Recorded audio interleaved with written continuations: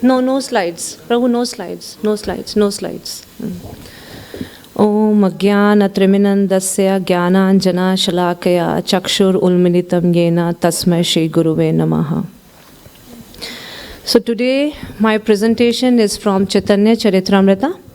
It has two parts. One section is from Chaitanya Charitamrita and another section is from our VCC booklet written by His Grace Harivilas Prabhu.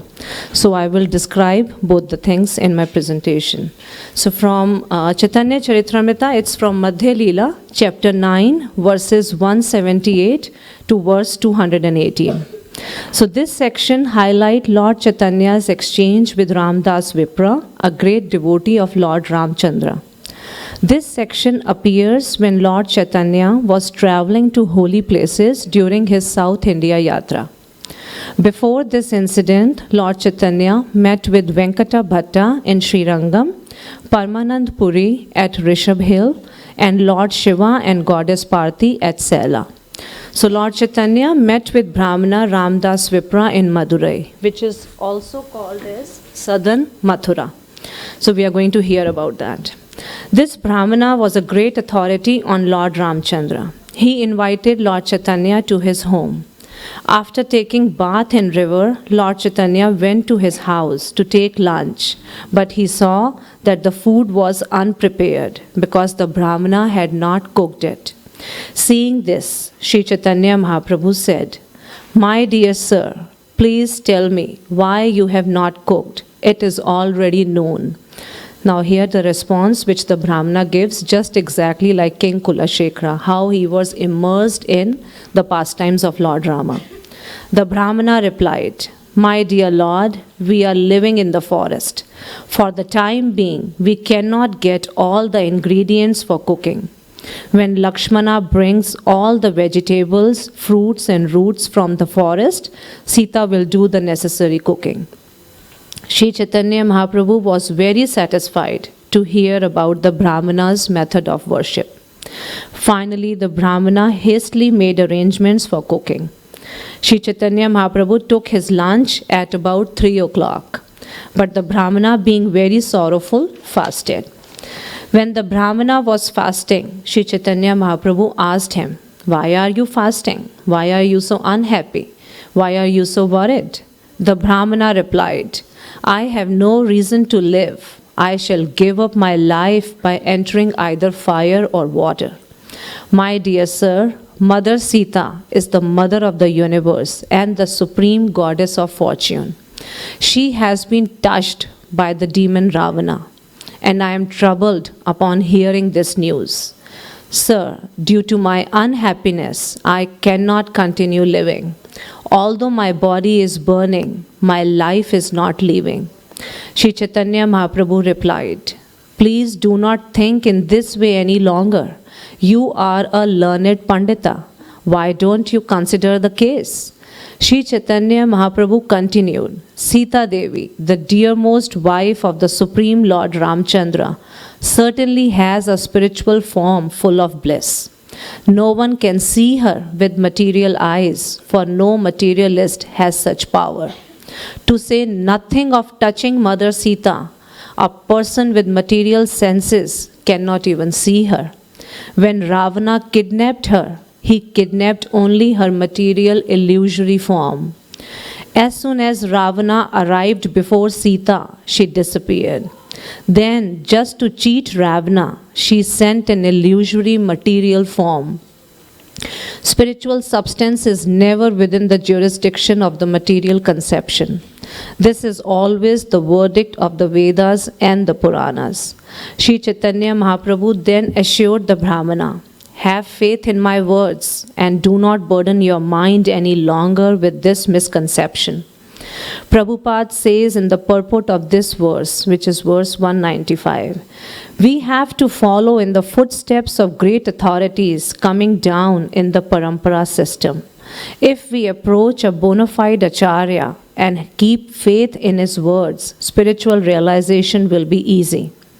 Although the Brahmana was fasting, he had faith in the words of Chaitanya Mahaprabhu and accepted food. In this way, his life was saved. After thus assuring the Brahmana, Sri Chaitanya Mahaprabhu proceeded further into southern India. He reached Setubandh, Rameshwaram, where among the Brahmanas, Sri Chaitanya Mahaprabhu listened to the Kurma Puran, wherein is mentioned the chaste woman's narration. Now, the following section is from Kurma Puran, which is mentioned in Chaitanya Charitamrita. Srimati Sita Devi is the mother of the three worlds and the wife of Lord Ramchandra. Among chaste women, she is supreme and she is the daughter of King Janaka. When Ravana came to kidnap Mother Sita and she saw him, she took shelter of the fire god Agni.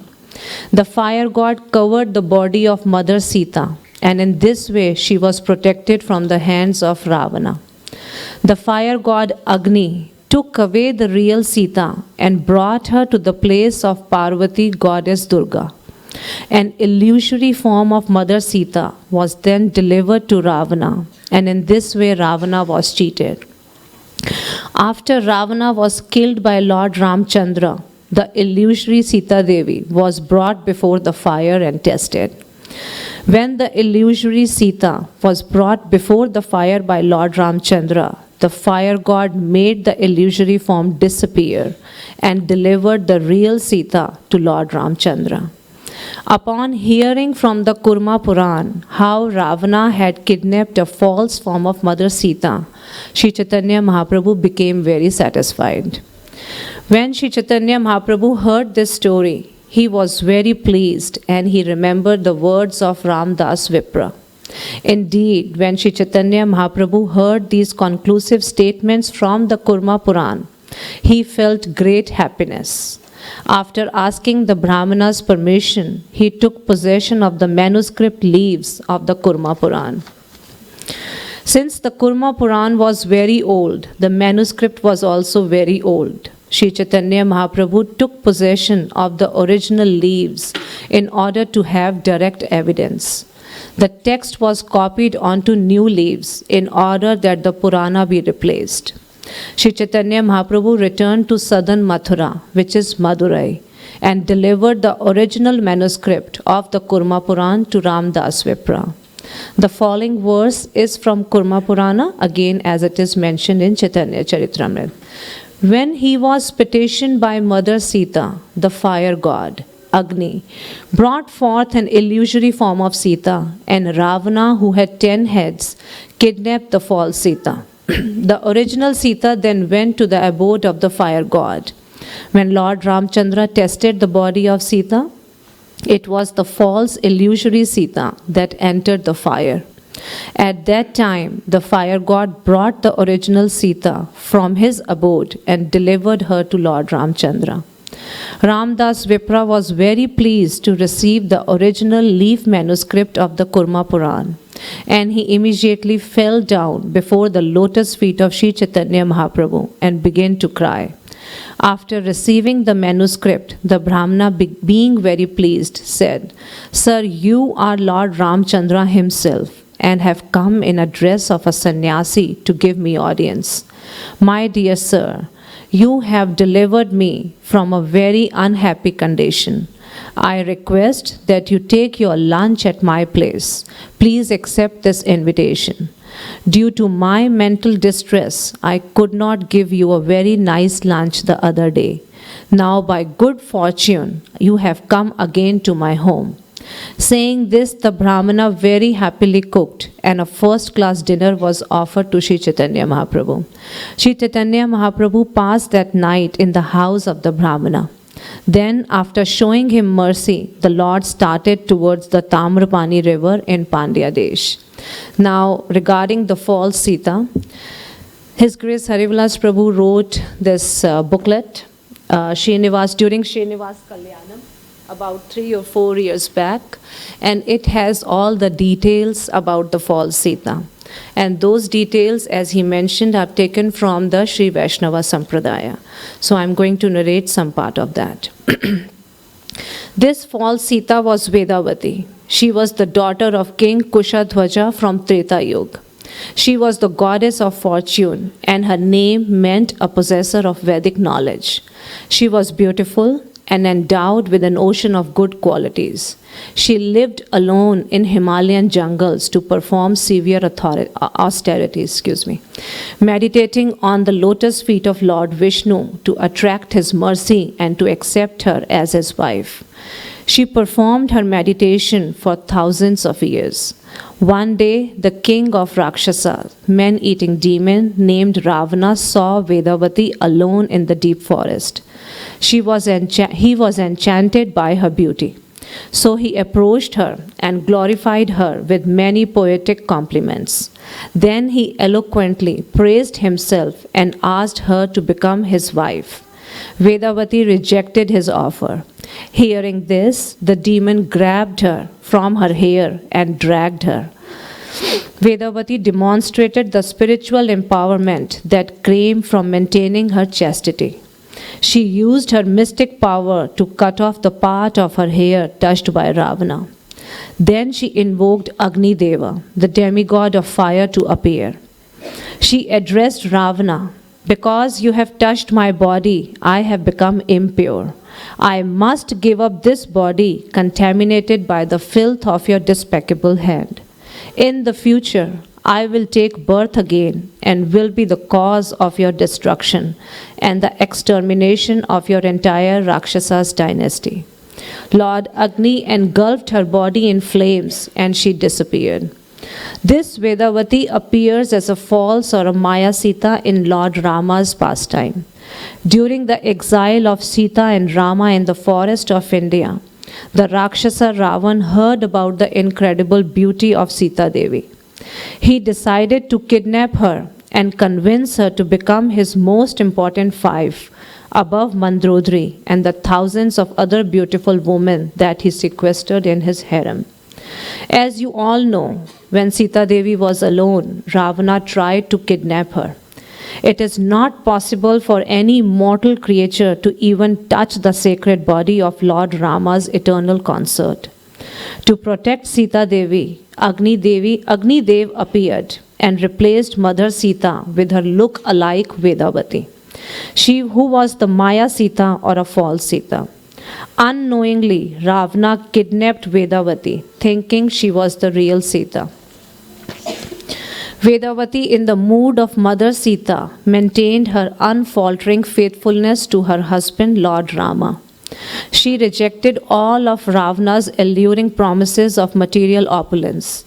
Vedavati's only desire was to obtain the eternal company of Lord Vishnu. Eventually, Vedavati was liberated by Lord Rama. Her curse on Ravana was fulfilled. This Maya Sita was brought back to Rameshwaram by Lord Rama, who expressed a doubt about her chastity while in the captivity of Ravana. The Maya Sita insisted on being tested by fire to prove her chastity. A great fire was lighted and Vedavati walked into it voluntarily, since she was absolutely sure she did not forget about her Lord Rama for even a second, while a prisoner of Ravana. Agni Dev took Vedavati and replaced her with real Sita Devi, who he handed back to Lord Rama from the flames of the blazing fire. In private, Sita Devi described to Lord Rama how Vedavati rendered such sincere service and sacrifice by being held captive by Ravana in his place. She beseeched the Lord to satisfy Vedavati's only desire to become his wife. The Lord explained in future incarnation he would accept Vedavati as his wife. This transpired during Treta Yuga. Vedavati patiently waited until the end of Treta Yuga and the entire Dwapar Yuga, until Kali Yuga, for the Lord to incarnate so that he would accept her as his wife. Vedavati appeared in Kali Yuga as Padmavati Devi, as a daughter of Aksharaj in the Moon dynasty. Her appearance was just like Mother Sita. When Aksharaj was plowing the ground around sacrificial fire, his plow was caught in a golden box in the ground which contained a golden lotus flower. A baby girl appeared on that golden lotus flower. Since she was found on the golden lotus flower, she was named Padmavati. This Padmavati married Lord Srinivas or Lord Venkateshwara of Sheshachala or Tirupati Balaji. A long story of how Padmavati marries to Lord Shivas is mentioned in this booklet, but I have not included due to the time consideration. So anyone is welcome to read this to get more information on that. Thank you. Hare Krishna.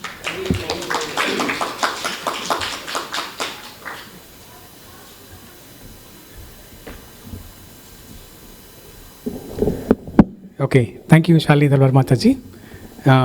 So a question to all of you to test your attention. So what is the name of the devotee who associated with Chaitanya Mahaprabhu, who invited him for lunch, and Chaitanya Mahaprabhu sat down waiting for lunch? So what is the name of that devotee?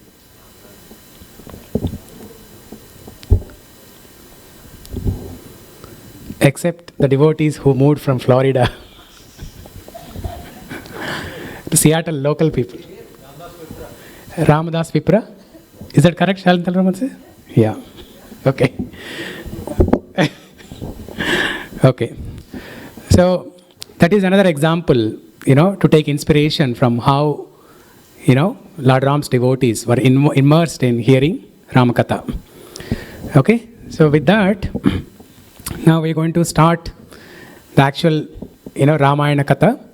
Kritika Mataji is going to give an overview of all the kandas. How many kandas are there in Ramayana? 7? Okay. Very good. So let's hear from Kritika Mataji. Okay.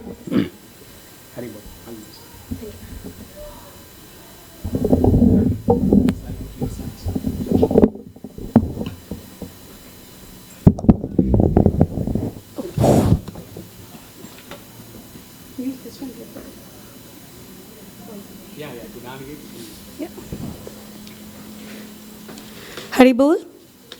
Welcome to the Ramayana Parayanam today. We are going to cover nearly everything. There are 24,000 verses, so technically we cannot cover everything in one session. We need at least a month to go through the 24,000 verses. And we have few hours, so we'll cover the highlights of Ramayana today. That's it. And even the 24,000 verses, there are so many things that are said and not said, and there are multiple layers of understanding. So we'll just cover the main bullet points, okay? And Prabhu, the slide.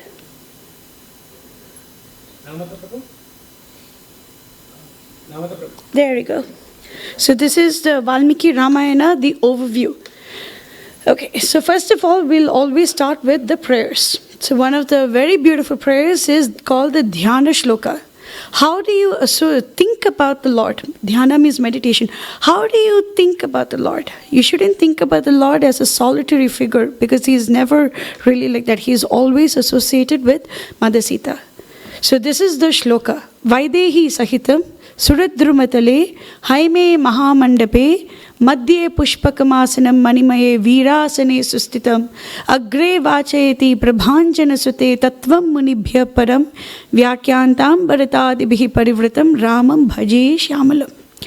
Ramam Bhaje Shyamalam, to the beautifully dark Rama, I pray. How is he situated? He is seated on a beautiful throne located in a wonderfully golden, huge hall.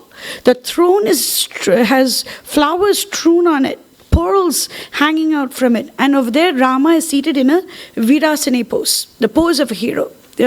And he is sitting with Mother Sita.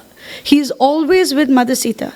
And in front of him, Hanuman and the other munis are saying, Hanuman is Prabhanjana Sute, the radiant son of Mother Anjana. he's saying, along with all the other munis, Rama, you are Param Tattva, you are the supreme absolute truth. And Bharata and others, Adibihi means others, and Bharata, Lakshman, Shatrughna, and all of them are surrounding him, and they're all singing his glories. So when you think about the Lord, we must always think about him in association with his devotees. And we are going to go through that in greater detail. So that's why I thought that this is very apt for us.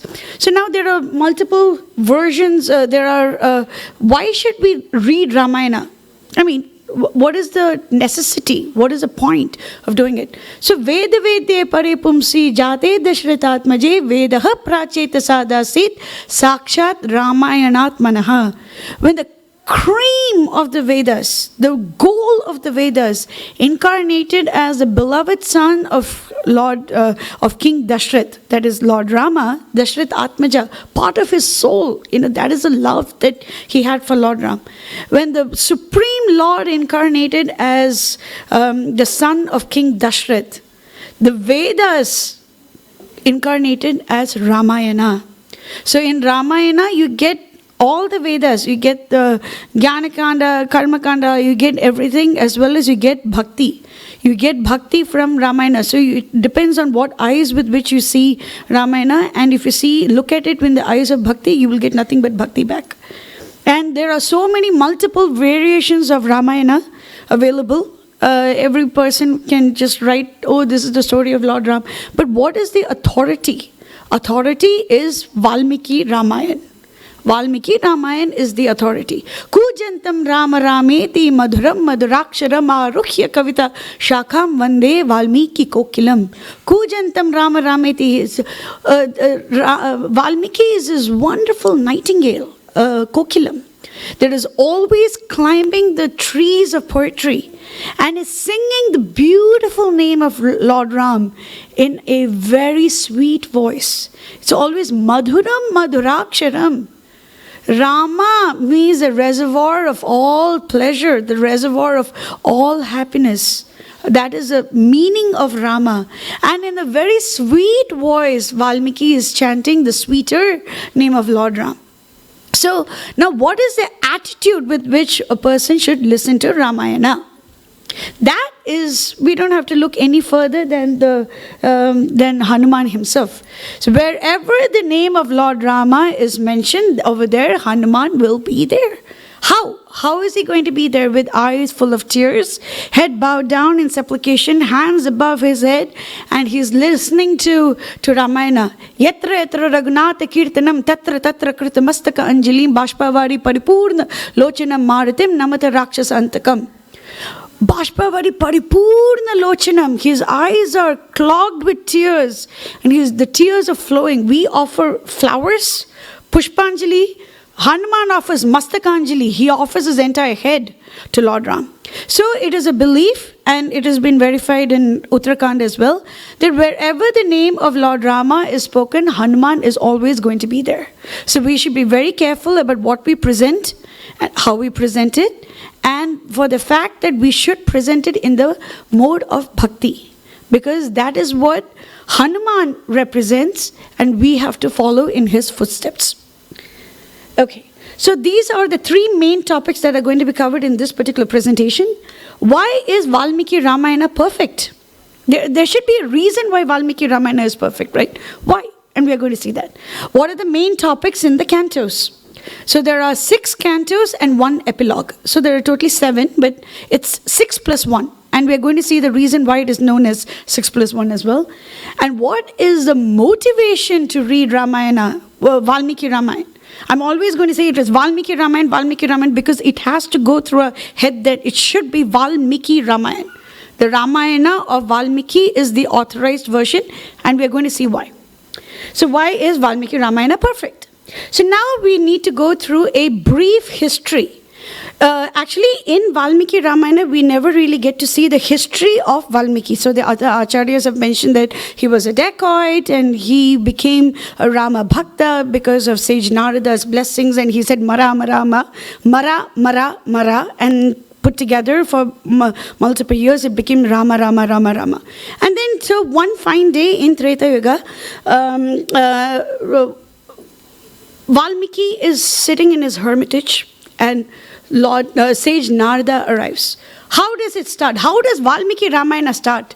Tapasvadhyaya niritam tapasvi vagvidam varam naradam paripapracha Valmiki muni pungavam. Tapasvadhyaya niritam. This is the description of Sage Narad. The one who is always meditating, the one who is always listening to the stories of the Lord, the one who is always an excellent speaker because he quotes only from the scriptures. That particular Narada arrived at the hermitage of Sage Valmiki. And then Valmiki has a question. Who is perfect? Who is perfect? But how does he ask that question? Kunvasmin sampratam loke gunavan kasya virivan dharmagnasya kritagnasya satyavakyo drudavrata charitrena chako yuktaha sarvabhutesha ko hitaha vidvan ka samartaha kaschaika priyadarshana atmavan ko jitakrodo dutiman ko nasuyakaha kasya bipati devasya jata roshasya samyuge. These are the 16 different qualities. Who in this world exists today? Who is perfect in every respect? Who is a dharma? Who follows dharma? Who is Atmavan? Who is Anusuya? Who has no envy in his heart? Who is the person whom all the living entities in this world like to see? Ekapriya darshanaha. Who in this world is always a well-wisher of all the living entities in this world? Who is that one person? Then Narada is prahashto hridaya. He's so happy. And he says, Bhavo durlabha. It is so difficult to find a single person who embodies all these qualities. But there is one person who does that. So for the first time in Valmiki Ramayana, the name of Rama is spoken. It is 1.1.8. What is it? Ikshvaku vansha prabhavo Ramo namo janaishvataha niyatatma mahavidyo dutiman drutiman vashi. Okay, Ikshvaku vansha prabhavo, the Lord of the Ikshvakus, is the person by the name Rama. Niyatatma mahavidyo dutiman drutiman vashi. Rama glows. There is a glow emitting from Rama. How? Because of the resplendent qualities that he has, it's almost like each and every quality of his is like a ray emerging from his body. So he is more powerful than 1,000 suns. And Sita is exactly that same way. Sita matches Rama in every single capacity. She goes head to head with Rama. Every single capacity, Sita and Rama are perfect. Perfect for each other. Perfect. And we'll see that one in Sundarakand and the other cantos as well. And then he goes on. Vipulamsho, broad-chested, Mahabahu, long arms, Kambugrivo. Rama's neck is like a conch. Kambugrivo, Mahahanu, his very prominent jawline. Then what is Sushira, beautiful face. Sulalata, beautiful eyebrows. So Vikrama, the way he walks, that is beautiful. So like this, Narada Muni gives about 70 different qualities.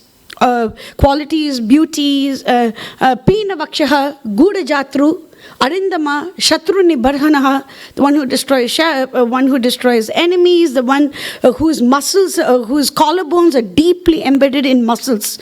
And yet he's so beautiful, like Padmalochana. He's so beautiful. So this, and then he continues on and he mentions the whole of Ramayana in a summary. This is the first chapter of Valmiki Ramayana. So it is called the Sankshepa Ramayana, or it is also known as Shatashloki Ramayana because it has got 100 shlokas. And then Sage Narada blesses Valmiki. He leaves. The next day, in the afternoon, Sage Bharadwaj and Valmiki go, and other disciples, they go off to river Tamasa for the midday bath. At that time, Valmiki is looking at the beauty of River Tamsa, and there are two Krauncha birds that are so in love that they're oblivious to the rest of the world. And there goes a Nishada who just shoots the male bird, and then the female just cries. It renders a huge cry, and compassion awakens in the heart of this great sage Valmiki, and he says, Man nishada pratishtuam tvam agama shashvata sama yat krauncham maithanar ekam avadi kama mohitam. Oh Nishada, why did you do this? Why did you kill the crown bird that was so in love? Why did you do this? And at the same time, he remembers that he is understanding that everything is in a perfect meter. Everything is so eloquently put. Then he comes back to his hermitage. He is still ruminating on this particular verse. Lo and behold, Lord Brahma appears. Lord Brahma appears and says that I am the one who inspired you to speak like this, O Valmiki. You have to write down the story of Rama the way you heard it from my son, sage Narad. And he gives a couple of boons, which we'll discuss in the next slide. Then Valmiki takes it up, and then he composes the epic, and he teaches that epic to who? Kusha and Lava. Kusha and Lava are the sons of Mother Sita and Lord Ram, who were born and brought up in the ashram of sage Valmiki.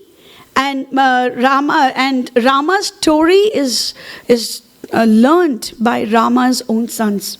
And Valmiki composes the epic. How does he compose? He is able to see how Rama moved, how Rama smiled, how he spoke. He is able to see everything right in front of his eyes. He is able to see everything, and he just jots down. Okay, Rama is like this, and tick, tick, tick, tick, tick. He just jots down exactly the way he sees it. Exactly the way. And what are the boons of Brahma? Brahma gives him 4 boons. The first boon is that he gives him the Divya Drishti.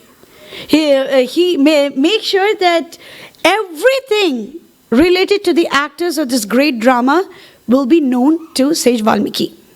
So there is nothing that Valmiki will not be able to know. Second point, whatever has already happened and whatever is going to happen will be known to him. So he is able to see the past, the present, and the future. So that is Trikal Darshi. So that is also there. The fourth one, not a single word emerging from Valmiki's mouth is going to be a lie. So that means that everything he has written is the absolute truth. Every single word that he has written is true, true, true, and true. The fourth one, it is so enduring that it will outlive the mountains and the rivers in this world. So rivers, there are a few rivers, that have just dried up right now. Few mountains, we have just sawed through them and constructed roads. So they are not really so everlasting. But Brahma says that Valmiki's epic is going to be everlasting.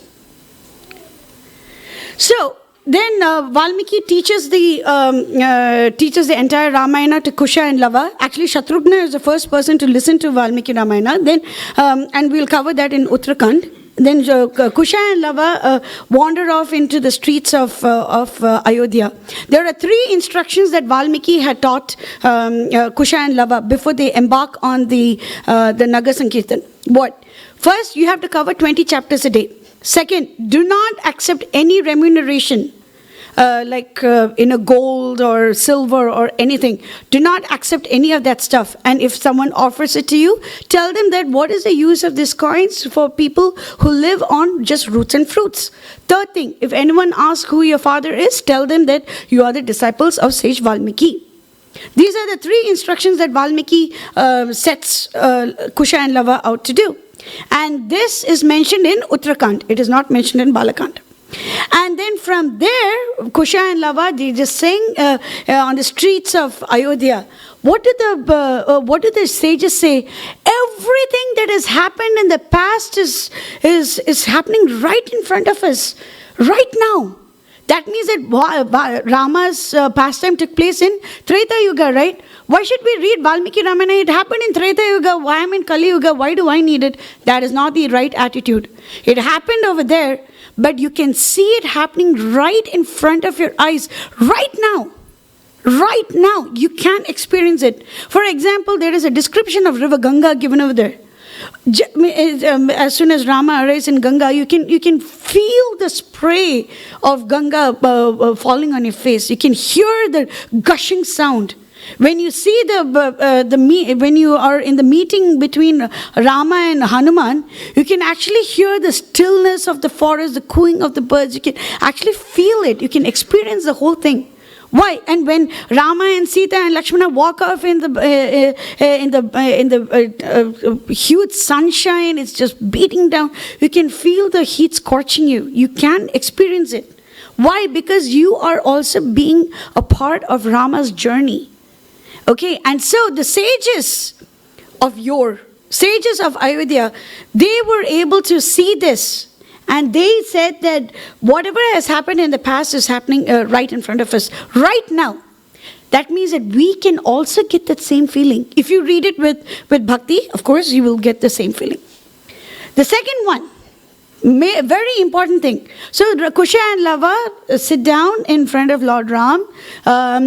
They're singing the glories. And then Rama asks all his friends and his ministers and his brothers, all of them to come a little bit closer to listen to Valmiki Ramayana.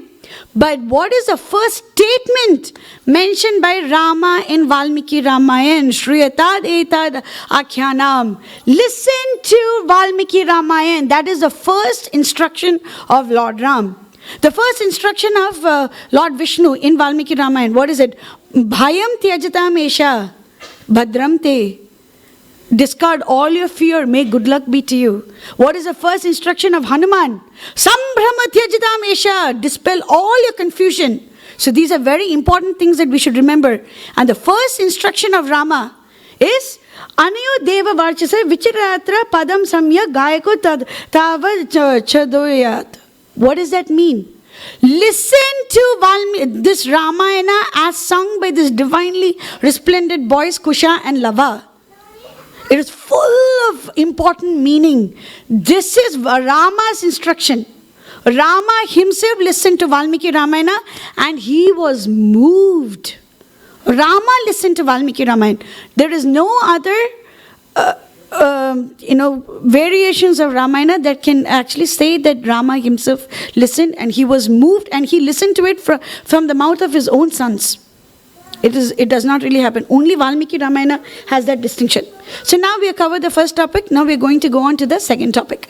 Main things that are covered in the cantos. So first of all, we need to understand the timeline. So on Ram Navami day, on Punarvasu Nakshatra, Lord Rama was born. The next day on Pushya Nakshatra, Bharata was born. And then on Ashlesha Nakshatra, Lakshmana and Shatrughna were born. And then Mother Sita was born 7 years later. Okay, and then on few days shy of his 13th birthday, sage Vishwamitra takes Rama and Lakshmana and they kill Tataka, Subahu, and Maricha is thrown a few miles away and all that. And then few days after his 13th birthday, Sita and Rama get married. So technically today is Sita Rama Kalyan Day. So on Tuesday we had Ram Navami. Today is Uttara Falguni Nakshatra. Today is when Sita and Rama actually got married. And look at how blessed we are that we get to glorify the Lord on Sita Rama Kalyan Day. You know, it's all the arrangement of the Lord. And then at 25 years, they spent 12 very happy years in Ayodhya. And that is mentioned in very short detail in Balakand, at the end of Balakand. And at 25 years, Rama and Sita and Lakshmana go off to the forest. And Mother Sita is kidnapped. After 13 years, at the beginning of the 14th year, Mother Sita is kidnapped. So that is about 38 years of Rama's age, Mother Sita is kidnapped. And Sita, mother, was 31 years old. 10 months later, Hanuman meets her in Ashok Vatika. Actually, 6 days after Rama goes off to the forest, Dasharatha is dead. At 39 years, Ravana is killed. 39 years, Rama comes back and he is crowned the king of the whole world. Ayodhya was the capital and Rama ruled the entire world. Next, after a few months, Mother Sita is about to become a mother. And so she's, at that time, she's sent off to the forest. It is at this time that Valmiki composes the epic, because Kusha and Lava were there in his hermitage at that time. At around 53 years, that is about 13 years after after she goes off to the forest, at about 53 years, Sita returns. Kusha and Lava sing. Sita returns. Sita goes off into the earth. And Rama continues to rule the world for 11,000 years. Okay, so and after 11,000 years, he takes the entire people, all the living entities go along with him to Ayodhya Dham. That is going to be covered at the end of Uttarakhand. So just be patient. So now the division of the epic. It contains 24,000 verses. We have already discussed that. There are 500 chapters.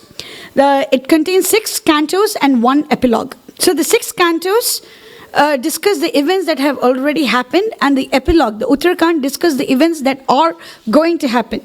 Okay, and then it can be sung and recited. Actually, Kusha and Lava sing it with the accompaniment of a stringed instrument, and it contains all emotions such as Shringara, Karuna, Hasya, Bhaya, Veera, Raudra. Bhaya is going to be discussed in great detail in Sundarakand. A person whom you would never think was frightened became frightened listening to the name of Ram. It's going to be very fascinating. And then now, what are we going to generally see? What is the layout? The first canto is called Balakant. It's the book of youth. Okay, so youth is full of promise, childhood promise. It's a very happy, fun time. And we hear the summary Ramayana, the inspiration of the composition, the prayers of Brahma to obtain the son, Putrakameshi Yajna, Ashwamedha Yajna and all that. Then Rama is born, then Vishwamitra arrives, takes them to kill Subahu, Marish, Tataka. And then they understand that a bow sacrifice is going to be conducted in Mithila, so they journey on to Mithila. Ahilya is redeemed. Then we see the bow sacrifice, Sita Ram Kalyan. Actually, the term Sita Swayamvar does not appear in Balakant. It is always the bow sacrifice. And then on the journey back to Ayodhya, the marriage procession encounters Lord Parashuram, and Rama curbs the pride of Parashuram. And this is the end of Balakant. Ayodhya Kant, it is a book of Ayodhya. Over here we see greed. In Balakant we see Rama as predominantly a son and a disciple. In Ayodhya Kant we see him as predominant quality is that of a brother and son. We see the preparations for Rama's coronation, the envy of Manthara and Kaikeyi. Kaikeyi demands the boons, the people lament. Rama, Sita and Lakshmana go off into the forest. They meet Guha and sage Bharadwaj, sage Valmiki. Then the death of King Dashrath is mentioned over here. Then Rama and Sita and Lakshmana go off to Chitrakuta. Bharata comes over there, meets him, comes back, do the Paduka Pattabhishek or the coronation of the Rama sandals. And then we close it with the meeting with Atri Muni and Mother Anasuya. And there is a very beautiful conversations between Mother Anasuya and Mother Sita. And she gives Nari Dharma. What is the dharma of a woman? Of actually a wife. And then in Aranyakand is the journey in the forest. Aranya means forest. So journey in the forest is what is mentioned over here. It starts with Viradvad. How is Virada destroyed? Then we have meeting Sharbhanga Muni, Sutikshna Muni, Agastya Muni's brother. All of them want to give Rama certain things, and the beautiful interactions between the Lord and these wonderful Munis are mentioned. We have Shurpnaka comes over, her nose is cut, she brings in Kar, Dushan, Trishira and 14,000 demons. Out of that, one particular demon, a very foolish one by the name Akampan, escapes. He goes and tells Ravana. Ravana induces Maricha to come over as a golden deer, and we see that Mother Sita is kidnapped. And then we see Jatayu trying to save Mother Sita, Rama laments, then Jatayu is given moksha. And then we see Kaband Rakshas. He had arms as long as 8 miles. And he is the one who gives Rama the information that he is supposed to meet Sugriva and become friends with him. And because he got that information from his guru, from his, the sage who cursed him, Rishi Stulshira. So he gives that information to Lord Ram. And then we see Shabri Moksham. A very sweet and very poignant chapter is Shabri Moksha. And then Rama and Lakshmana go to Pampa. Pampa Tire Hanumata. They're going to meet Hanuman. Over there, then we have the friends. This is the book of friends, actually. Over here, Rama as a friend is highlighted. Vali is killed, Sugriva is coronated, the search of Mother Sita commenced, and then Sugriva sends the monkeys in the 4 directions. The other 3 directions are, their efforts are futile, and then all the efforts are concentrated on the southern journey. And then Mother Sita is, the monkeys go to one cave of Swayamprabha. She takes them to the shores of the Indian Ocean. And then from there they meet Jatayu's older brother Sampati, who tells them that someone has to cross this ocean. And Jambavan inspires Hanuman to do that. And we're going to see all that stuff. It's going to be fun. Next, in Sundarakand, the book of beauty. Okay, this is an exceptionally wonderful book, one of the most popular books as well. And we are going to go through that, but I would advise everyone not to just limit yourself to Sundarakand. It has only 68 chapters. Even though we do get all the crucial points in this chapter, we should not just limit ourselves. There are 500 chapters. Take use of all 500 chapters to get to know the Lord. Don't just limit yourself to 68 chapters. And Hanuman flies to Lanka, search for Sita in the city. Hanuman is very dejected and he sees Ashok Vatika. He goes over there. He overhears the conversation between Sita and Ravana. And then Trijata has a dream that Rama is going to be victorious and Ravana is going to be killed. And then there is a Ramayana Parayanam. Multiple times Rama's name is mentioned, the Rama's glories are sung. And then there is an exchange of Rama's ring and Sita's Chudamani. Then the Hanuman destroys the entire garden. And then there is a capture by Indrajit. It is just a ruse for him to go and meet Ravana. Hanuman cannot be captured. And then the whole Lanka is burnt, and except for Hanuman, Sita and Vibhishan, the entire Lanka is burnt. And then there is another time Hanuman and Sita meet, and then Hanuman embarks on his journey. He climbs on Mount Arishta and he flies back. And there is a jubilant reunion with the other monkeys, and they inform everything to Lord Ram. Drishta Sita, Drishta Sita. I have seen Sita, I have seen Sita. And then it concludes over there, and the beginning of Yuddhakand is Rama Alinganam. Rama hugs Hanuman. It's a very poignant, a very moving story, and we will see that in the chapter of Yuddhakand. And then the army embarks to the southern ocean. Vibhishan comes as a refugee, takes refuge of Lord Ram. Rama is angry with the ocean. The Setubandhan episode is being conducted over here. The battle formation, the battle forms, who takes the western gate, the northern gate, the central gate, the eastern, southern, everything is going to be covered. And then the battle commences. So the first major incident is the Nagpash, and Indrajit puts in Nagpash on Rama and Lakshmana, and Garud comes and saves them. He does not save, he serves them. Then Kumbhakarna is killed. Mataji is going to cover that. Atika is killed. Indrajit is going to be killed. Hanuman journeys to the Himalayas twice. Then we have the killing of Ravana. The Vibhishana is being crowned the king. Sita and Rama are reunited. Then they fly very happily back to Ayodhya, and Rama is crowned the king. That's it. Then in Uttarakhand, the epilogue, we are going to see the history of Rakshasas. It's just a very brief thing. I'm not going to cover the entire history. Then Sita is exiled to the forest, and she lives in Sage Valmiki's ashram. Then there is a Shatrughna kills Lavanasur. We are going to see that one also very briefly. Then Ramayana recital by Kusha and Lava. It is very important. And then Sita goes into the earth. And then Shambhuka is killed. Shambhuka was a Shudra. We'll cover that one in little detail. Then Rama conducts hundreds and thousands of yajnas, Paundrika yajna, Vajpayee yajna, Ashwamedha yajna. At that time he'll call all his Vanara and Rakshasa friends. Come on over. They act as the host.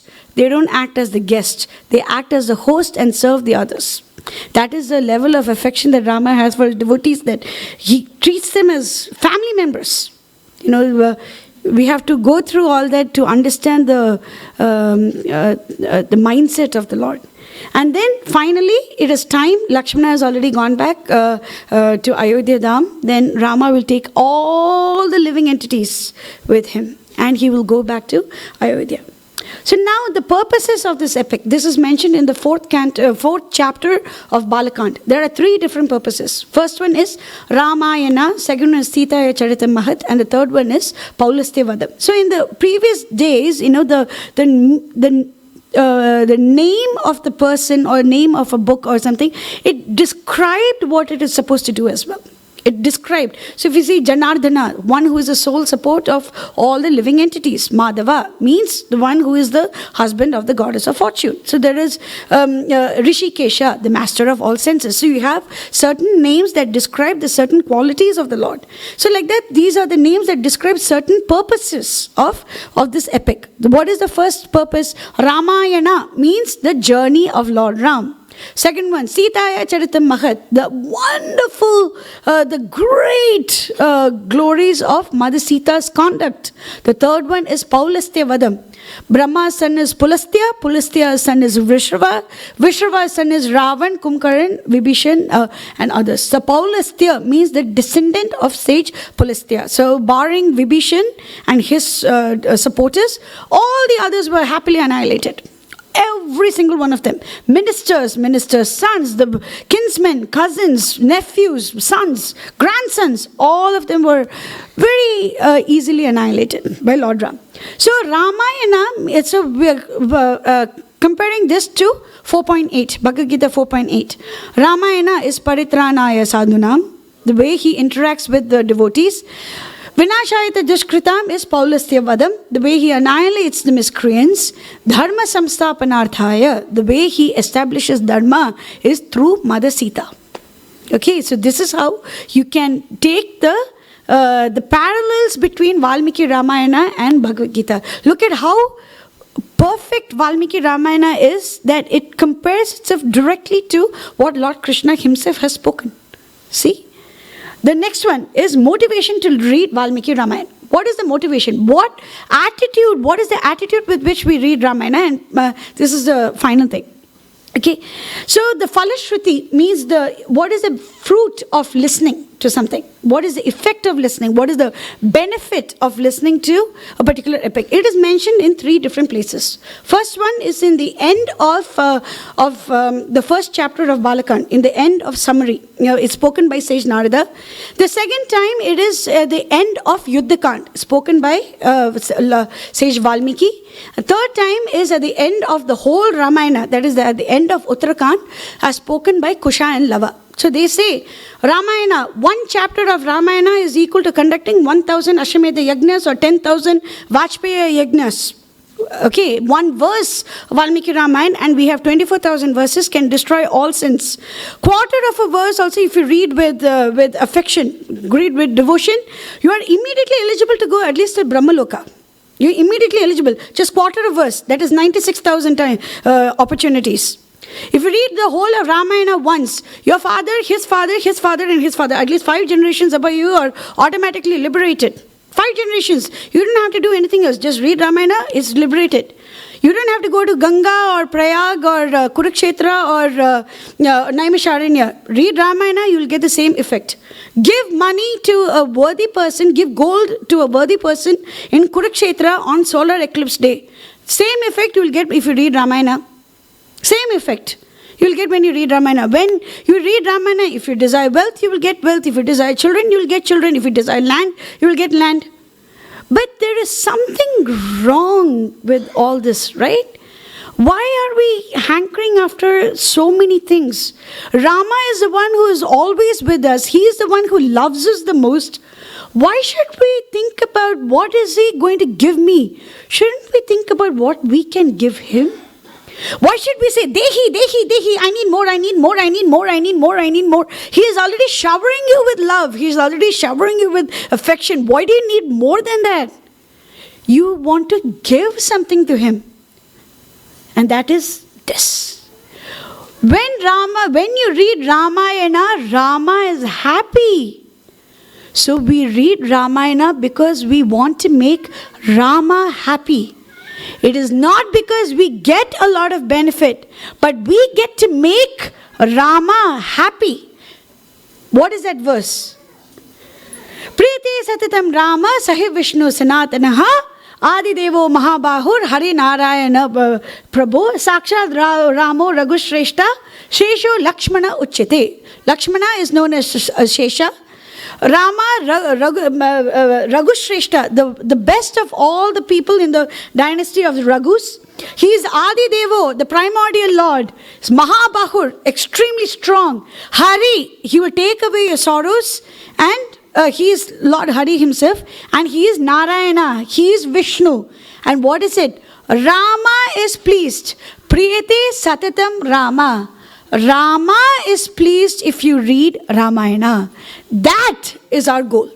To please Rama is our goal. And with this one, we have concluded today's overview. This is just the overview. And after every single presentation, we are going to say one thing. Mangalam Koshalendraya. Everyone please say with me. Mangalam Koshalendraya. Mahaniya Gunabde. Chakravarti Dhanurjaya. Sarva Bhaumaya Mangalam. Mangalam Koshalendraya, the Lord of Koshala or Ayodhya, is full of auspicious qualities. It's just reciting his name itself is very auspicious. Mahaniya Gunabde, he has unmentionable good qualities. Chakravarti, he is the emperor. Dhanurjaya, the one who wields the bow and arrow. Sarva Bhaumaya Mangalam, if you recite the story of this particular person, it is beneficial to this entire world. Okay, with this one, we'll start off with few lessons that we can learn from Ramayana as presented by Pravalika and Vaishnavi. Okay, let's give them all a very good hand.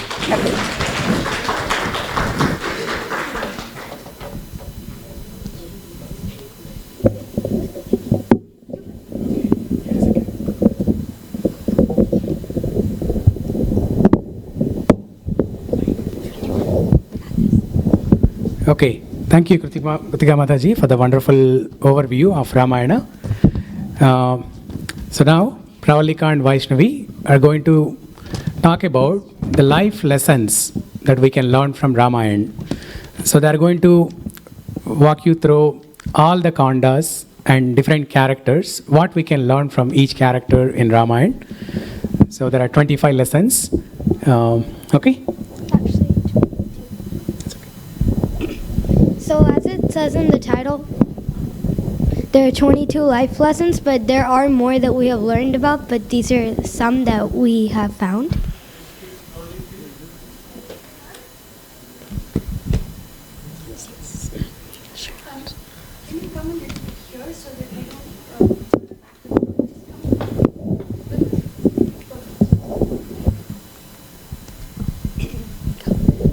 Power of bad association. It was a known fact in Ayodhya that Kaikeyi loved Lord Ram more than her own son Bharat. Then how could she become so evil? It is due to her bad association with Manthara. From this we learn that due to bad association with people, we can develop those bad qualities. Attachment to service and not to the position. Lord Rama was willing to become the king as a service to Maharaj Dashrath, and he was also willing to go to the forest as a service to his father.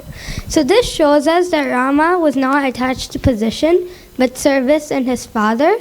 So we should be the same way and learn that we should not be attached to materialistic things and be willing to give them up for the Lord.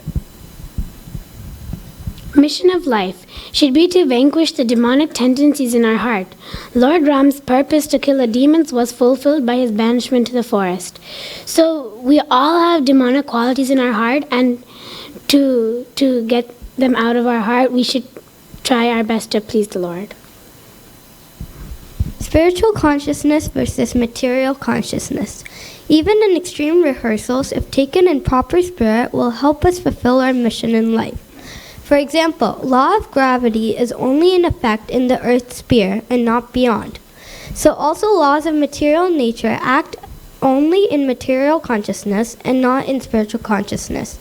So whatever material attachments and what we've learned in Hailas Prabhuji's class, material love, which is love from body to a body, will only stay between earth. It won't go any farther. Ram or Aram, a test for every seeker. The citizens of Ayodhya wanted to go with Lord Ram to the forest and leave behind all comforts, Aram of the city Ayodhya. So for this is a true devotee.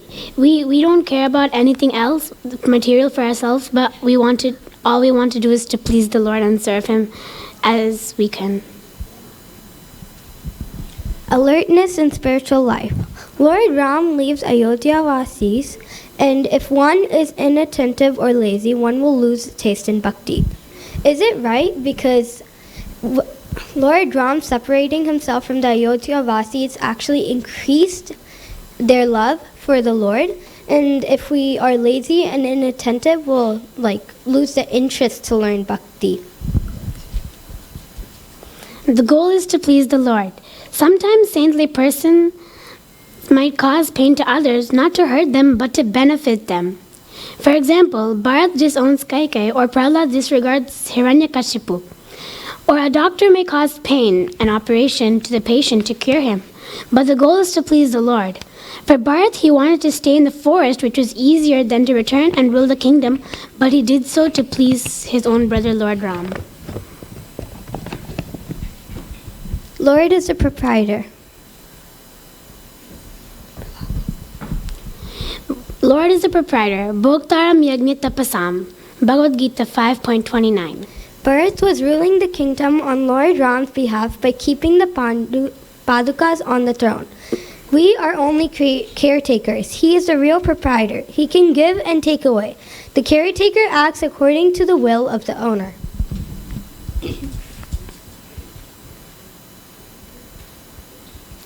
Anybody can make a show of greatness. The reversals test us who we are. When Lakshmana cuts Shurpanaka's nose, gone was the charming form, gone was the facade, and then the real ugly form facade, and then the real ugly form manifested. One's greatness is tested by one's ability to tolerate provoking situations.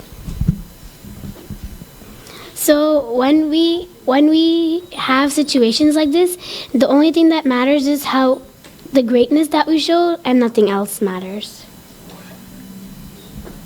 Bhakti. Sita cannot be achieved by deception. Ravana wanted to kidnap Sita Devi by deception, but he gets Maya Sita at the end. Greed and lust are never sentient. They lead to ignorance and envy. Attachments can create traps and make us suffer. Marichi takes up a golden form to which Sita Devi developed deep attachment to have it, and thus trapped Sita Devi. We should see the substance through the eyes of the scripture. Marichi was all about false promises. For example, spider web is most attractive to fly, but it's actually its trap. This shows us that if we believe in Maya and we have attachments, then we would get trapped.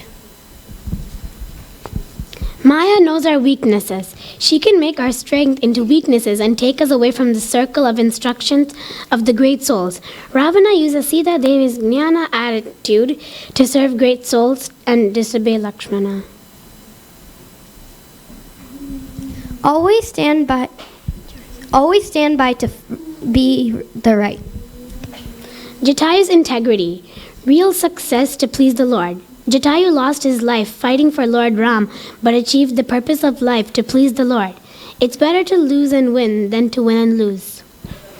So we should learn from Jatayu that whenever we try to please the Lord, because he fought for Sita, because he tried his best to get Sita, and he tried his best and he lost his life, but he did that to please the Lord as much as he could. And the thing to add is that Jatayu never achieved something that none of us can achieve, even with our life. He gave away his life, but he surrendered to the Lord, and the Lord was pleased. So it's a great achievement. Patience, determination, and enthusiasm. This is an example of Shabri. Long time ago, Guru asked her to wait for Lord Ram while all other disciples and Guru himself went back to Godhead. She showed her enthusiasm by working hard every day to clean the place, plucking fruits and flowers for the Lord. She had complete faith in the words of Guru and patiently waited with determination.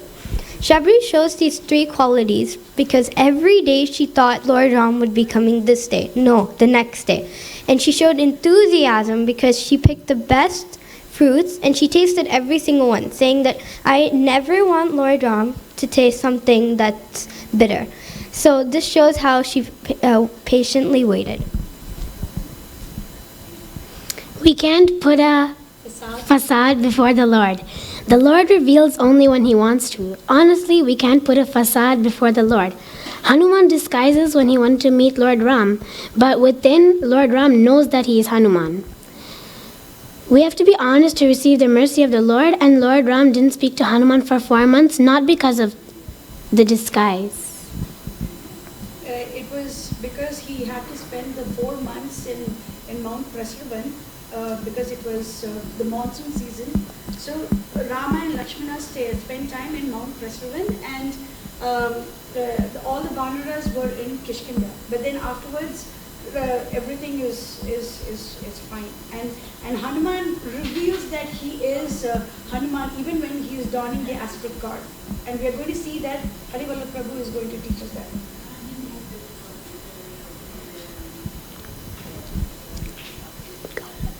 Obstacles on the path of bhakti.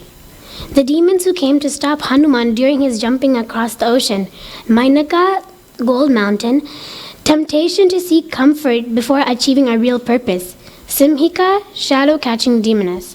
While striving for bhakti, people will chastise, criticize, and misunderstand us.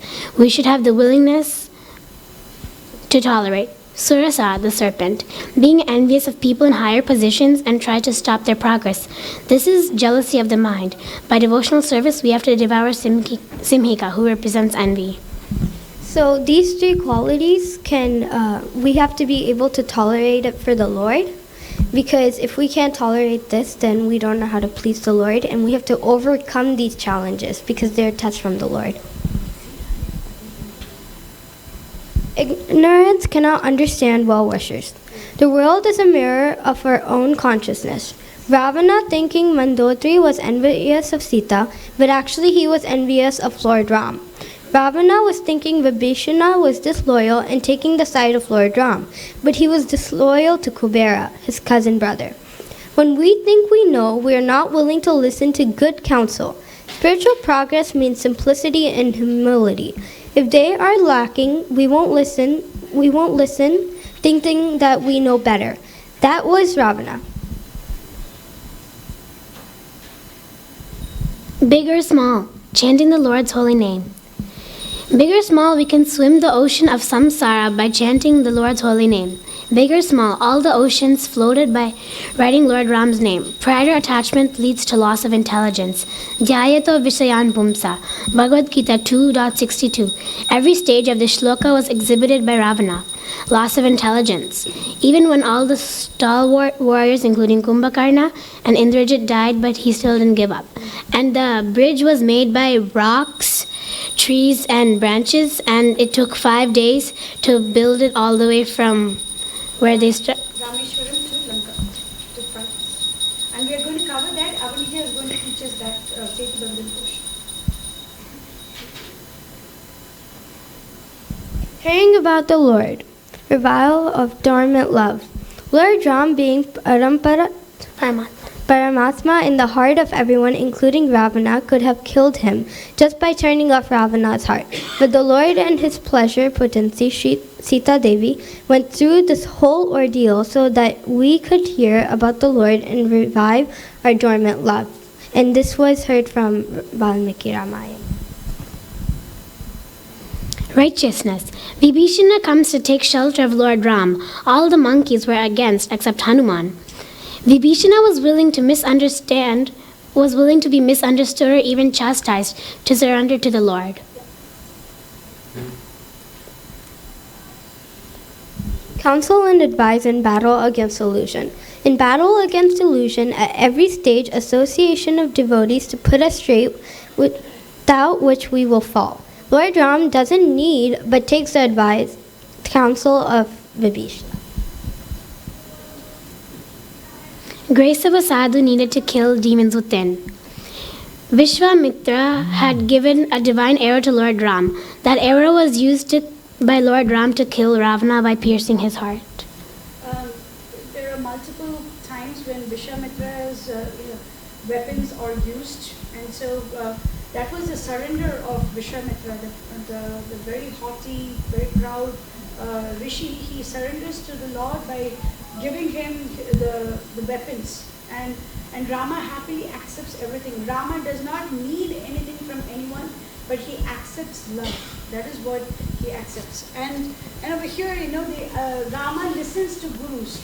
That he gives people the due respect, and he serves them, pretends as if he doesn't know anything, and he serves his own devotees. That is the mercy of the Lord.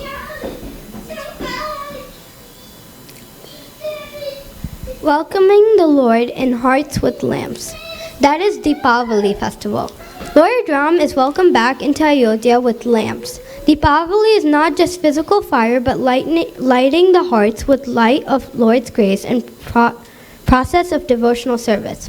When heart is fully illuminated, then we can experience Lord Ram within ourselves. When our love awakens, in that love, compassion for all living beings awakens. Then Rama Rajya is awakened within the heart.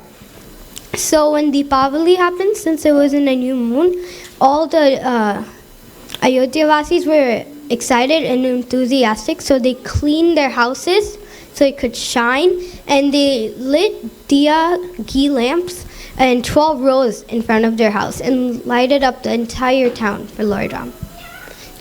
Jai Sitaram.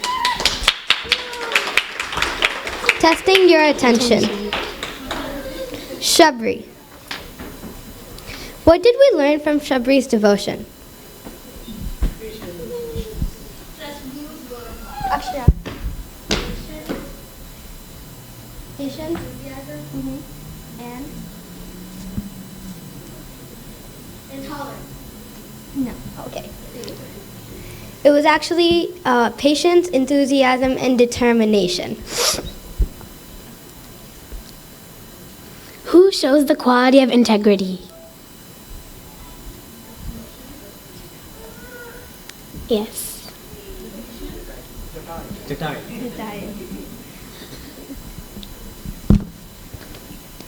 How long did Lord Ram not speak with Hanuman for, and why? 4 months. And why? And why? Why? Because he disguised himself. Haribol, Jai Sitaram.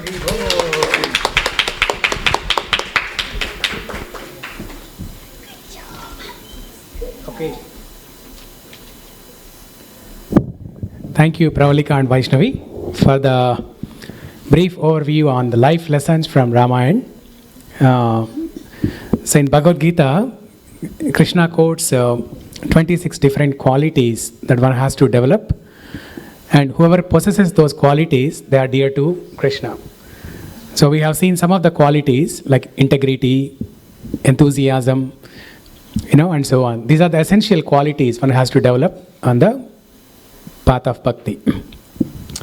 Okay, so now we're going to hear from Prasanna Mataji, Akshara, Arjun about Lord Rama's birth of Lord Rama, Lakshmana, Bharata, Shatrugna, and the naming ceremony, and arrival of Vishwamitra, and Tataka Vada, and so on. So a series of events.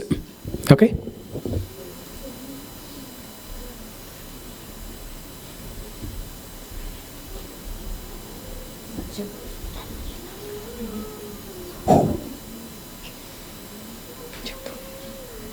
रामाय रामभद्राय रामचंद्राय वेदसे रघुनाथाय नाथाय सीतायाः पतये नमः.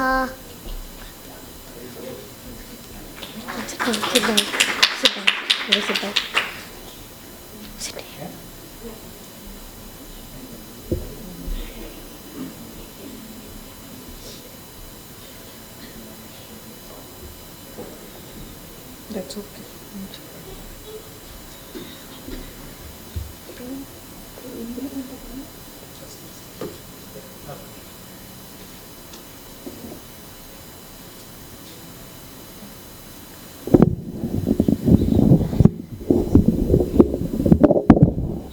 Hare Krishna, everyone.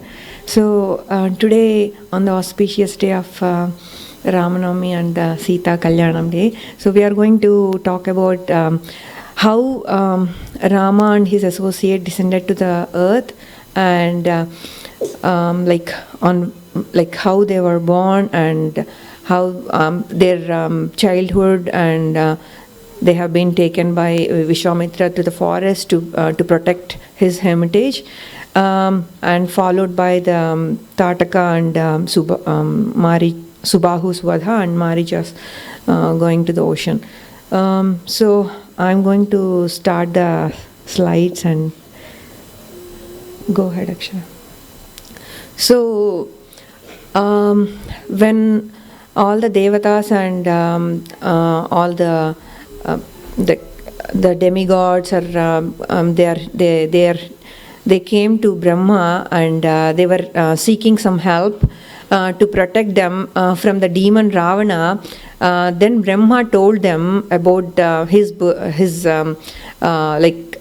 boons, and where, when, and how he can be killed. So at that time, Brahma said that it was true that Ravana was armed with the boons, and wondered in he was rendered with so many deathless boons, but he was always he never considered humans as his competence or his level. So he never mentioned about, when he was asking the boons, he never mentioned about human beings. So he says Ravana will die in the hands of a human being. So his death is he for sure be done in the hands of human being. So you need to go and talk, we all need to go and ask the same for to take shelter of the Vishnu, and Vishnu will descend himself as the four forms of Rama, Bharata, Lakshmana and Shatrugna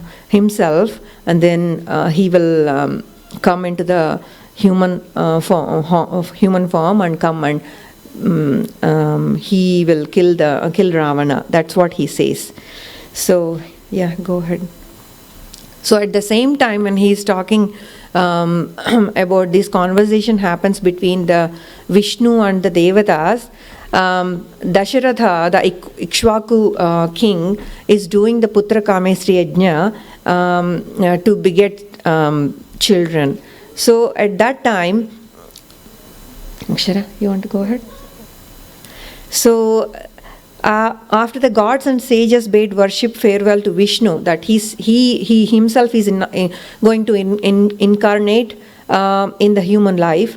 So he is going to take the form of the sons of Dasharatha, who at that very moment was conducting the Putra Kamesri Yajna for the sake of the progeny. Meanwhile, from the flames of the sacrificial fires rose a glowing form whose incomparable radiance pulsated with power and might. In his arms he held a patra of a vessel crafted with gold and silver lid. So he comes himself and he says, he gives it to that pot has a porridge which is like the payasa patra, and he gives it to Dasharatha, and he tells that please give this payasam as a because you have this sacrificial fire to get the progeny. So this is I am here from the Prajapati Brahma, so that if you give this payasam to your wives, you will get very fortunate and good sons. So so when he gives this payasam to Dasharatha, Dasharatha goes home, and then he distributes half of his payasam to Kausalya, and then in the rest of the half he gives 1/4 to Sumitra, and then in that remaining 1/4 he gives another half to Kaikeyi and to Sumitra again. So that's when these like his three wives Kausalya, Sumitra and Kaikeyi will be pregnant with Rama. Bharat and Lakshmana and Shatrughna to Sumitra. Yeah. So the birth of Rama is like when. So Rama was born. So Rama was born on the 9th day of Chaitra Masa to Kaushalya, and then the day after that, Bharata was born to Kaikeyi on Pushya star, and then on the day after that, Lakshmana and Shatrughna were born to Sumitra on the star of Aslesha, and Rama was born on Punarvasu.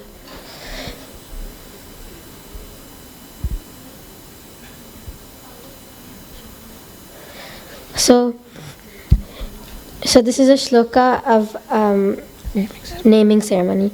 Jeshtam Ramam Mahatmanam Bharatam Kaikeyi Sutam Saumitrim Lakshmanam Iti Shatrughnam Aparam Tata. Okay, so Jeshtam Ramam Mahatmanam Bharatam Kaikeyi Sutam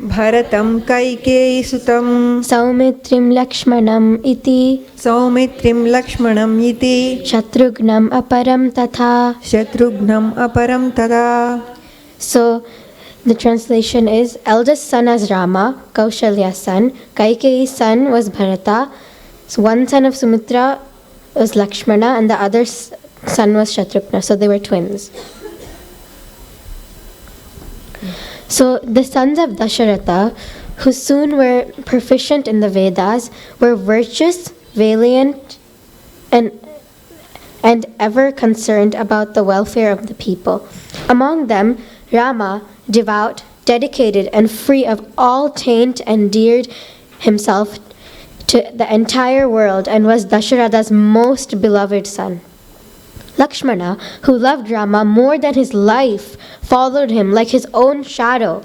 Rama too reciprocated with his brother's love. He could neither eat nor sleep without Lakshmana, who followed his brother with ready bow and an arrow to ward off any danger that might ensue. Bharata and Shatrughna also had a strong bond between them. Though Dasharatha took great pride in them, the princes never took advantage of his affection, but ever humble. They were always ready to serve him with love and reverence. Renowned for their great knowledge, wisdom, and virtue, they were yet modest and aware of the ways in the world. Dasharatha gave thought to the marriage of his sons.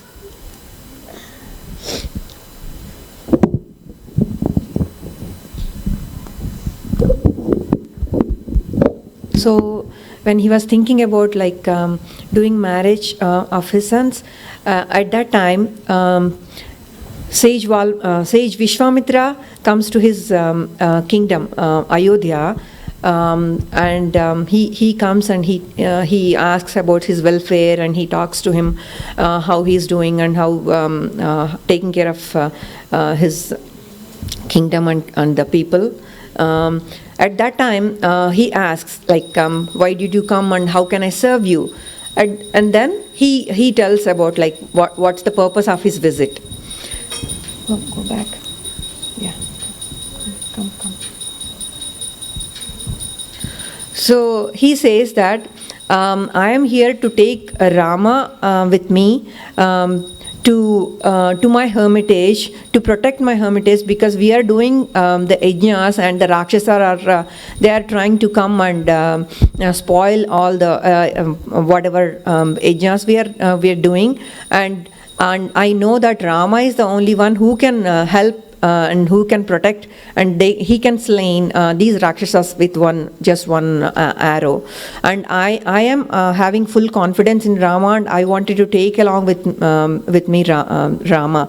Can you please send Rama along with me? Then Dasharatha was very upset, and he says, Rama is not even 12 years old, and he is very, very young, and he doesn't.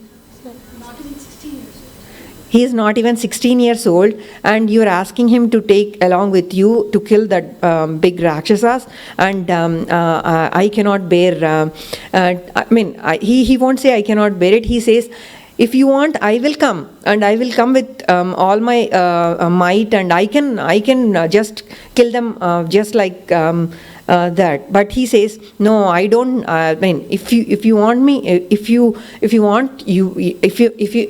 want me to come, then I can come. Then he says, Vishwamitra says, that is like dejecting what I'm asking you. So you are not honoring your word. And at that time, Vasishtha Mahamuni, he comes and he pacifies Dasharatha, King Dasharatha, saying that it is like Vishwamitra is he's very good, and you should send Rama with him so that he will learn all the good things from him. So you please don't hesitate to send along with Vishwamitra. So after hearing his words, he gets pacified, and then he makes up his mind and sends Rama. And as you all know that Rama and Lakshmana are inseparable, and they cannot live without each other. So Lakshmana also follows along with Rama. So go back. So when they reached the banks of the Sarayu river, then the Vishwamitra, full of grace and love, he says, Rama, dear boy, sip this water, let not the auspicious moment slip by. Accept from me all the mantras called the Bala and Atibala. Armed with these, you shall suffer neither fever nor fatigue, and nor will your beauty fade. No Rakshasas can harm you even if you are asleep or off guard. So he gives two mantras to kill the Rakshasas. So after giving these mantras, it will be dawn and they will go back to sleep. And the next day morning, when he is trying to wake up, he recites a very nice sloka. Kausalya Supraja Rama Purva Sandhya Pravartate Uttishta Narashardhula Kartavyam Daivamahnikam. So, oh beautiful Rama, please wake up and do your prescribed duties, and come and bless all the. What is that? Best among men. Yeah, you are the best among men, and you are here to do some prescribed duties. Please wake up. He wakes Rama and Lakshmana very gently, and that is a beautiful sloka where every single day, even till today, in Tirupati, when everyone wakes up the Lord with this first sloka, and this is part of the Venkateswara Suprabhatam. Go. Let us all repeat that. Yeah. Kausalya Supraja Rama Purva Sandhya Pravartate Uttishta Narasardhula Kartavyam Daivamahnikam. So this is when we are here to see like how Rama is killing the Tataka, and so Tataka, he was a Yakshini in her previous life, and then she was living in the forest of Malad and Karush. Malad and Karush.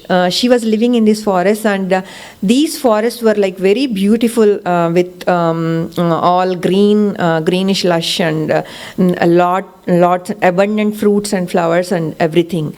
So these forests were made by Indra. There is a story behind these forests. When Lord Indra he killed Aristasura, at that time he was incurred with lots of sins, and to get rid of all these sins, he comes and what will he do? He will. The earth will accept those sins. Yeah. This way it becomes Malad and Karush. At that place, at that particular place. And then Indra will bless it, and it become a beautiful luscious forest. But then sage Agastya will curse. Yes, yeah, sage Agastya, he will curse the husband of Tataka, and then when it comes, when she comes to know that Tataka, when she was born with 10,000 elephant might, and she was blessed with all this might, and she was married to an Shunda. Okay, I don't remember that name. Sorry, even though I read it. So at that when they were living in this forest, they did some offense to Agastya Muni, and at that time Agastya Muni curses Shunda. So with the rage, Tataka and her sons comes, and they try to attack Agastya Muni, and at that time Agastya Muni curses Tataka and her sons to become Rakshasas. So and from then onwards, they were they were killing all the humans and eating human flesh, and doing all nonsense, and not allowing anyone into that forest. And that forest is very thick, and no humans can enter into that forest. It's like that. So at that time, Rama asks all these questions, like how come there is no human being in this forest is living, and then Vishwamitra gives all these stories behind the scenes, and then he says, and then he hesitates because Tataka is a woman, right? And Kshatriya, how can I kill a woman as a like Kshatriya? I have he will think, but he will never express what he is thinking. But Vishwamitra says that do not think that you cannot kill a woman. So Tataka is not like a normal woman, and you have to kill her to protect your kingdom and to protect your people. So there is no harm in killing her at all. So you are the only one who can kill Tataka, because she has like a lot of might, and so Rama, you alone can end Tataka's reign of terror. Diabolic of nature, malignant by the curse, she is a threat to this very earth. Kill her for the welfare of the Brahmanas and the cows. You need not show her either pity or compassion that is usually shown to women. Frustrated. So there is after this conversation, there is a big, so he pulls his thread of his bow, and with that it gives a lot of sound which frustrates the Tataka, and then she comes, and she is so confused. What's going on? So far nothing is happening, and all of a sudden where this sound comes from, and she hears this sound, and she frustrates, and then she comes frustrated to that sound. Her being invisible and proved fertile, Tataka hurled herself at Rama, and then with one single arrow, Rama kills Tataka, and she falls like a lifeless body with like that huge mountain-like body. So after Tataka is dead, all the sages and devatas and everyone comes and gives lot of boons and astras to Rama and Lakshmana. So there are like so many I can read from here. So you don't need. Yeah. So I think along with these astras, they also get the Brahmastra and the Nagastra and the Pasupatas, which are very powerful. So all these astras, they are very bound to Rama, but Rama never takes okay, you have to be always with me and you cannot go anywhere. He says, you can go anywhere you want and you can do, he gives all freedom to those astras. Whenever I call you, you can just come and serve me, he says. So he is very kind even to the astras. So Rama, so after Tataka's Vadha, Tataka has two sons, Maricha and Subahu. So those also comes and attacks the hermitage. So Rama and Lakshmana, without having any food and sleep, they protect the hermitage for 6 days and nights. So I think on the 6th day, they get to know that Tataka is no more, and Maricha and Subahu tries to attack the hermitage. So at that time, Rama shot a weapon called Manava, and he attacks Maricha, which he fell into the ocean with like hundreds of yojanas away, and he was like lay unconscious. And the Subahu he puts the Agneya Astra, and then he kills, and he's dead.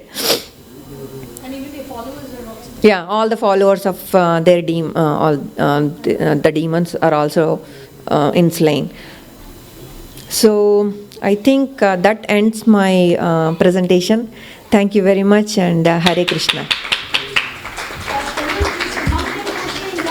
Mangalam Kosalendraya Mahaniya Janatmane Chakravarti Tanujaya Sarvabhaumaya Mangalam. Hare Krishna Krishna Krishna Hare Hare, Hare Rama Rama Rama Hare Hare. Thank you.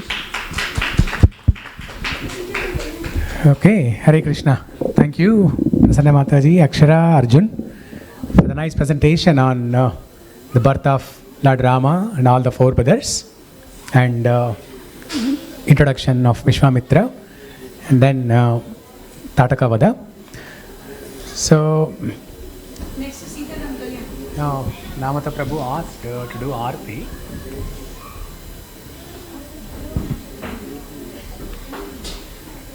Okay, we'll do silent Aarti then. No, Cheddama? Ara cheddama? Huh? Okay, so we'll have Aarti now, and then we'll continue after that.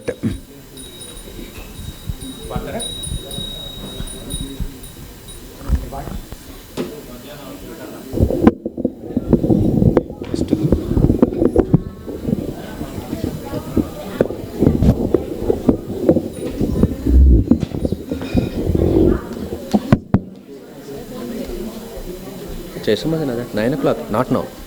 That's not now. That's not. That's Shangarati.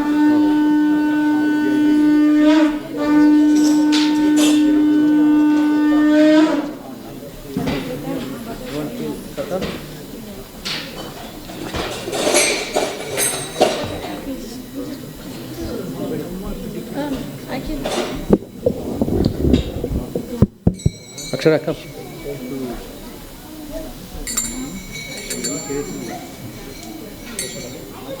You want to sing that?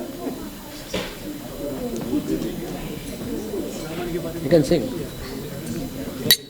Anybody can play Madana in your batch? No. Yashomati Nandana Brajabara Nagara Gokula Ranjana Kana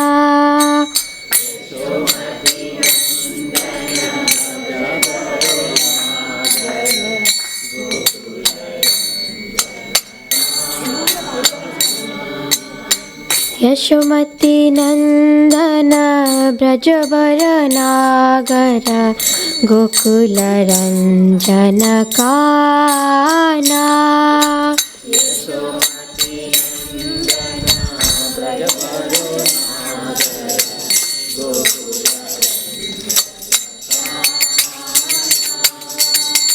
Gopi Paranadana Madana Manohara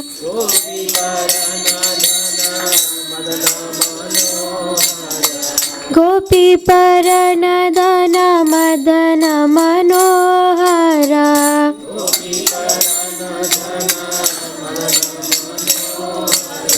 Kaliya Dhamana Vidhana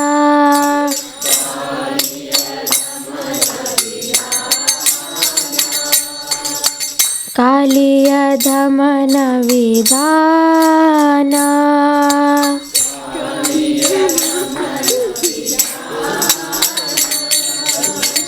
अमल हरि नाम अमिय विलासा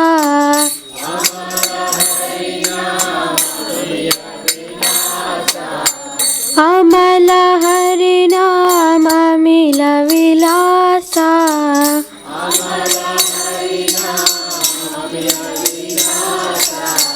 विपिन पुरंदर नवीन नगर वर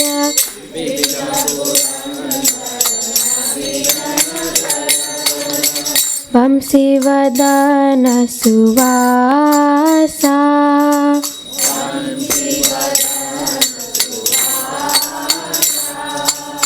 ब्रजजन पालना सुरकुल नाशना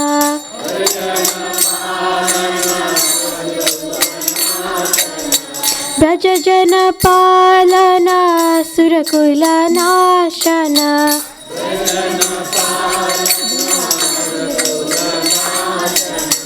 नंद गोधन रखुआला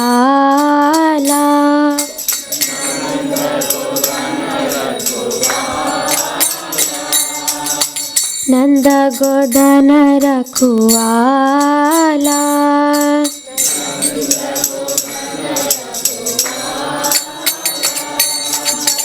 गोविंद माधव नवनीत तस्करा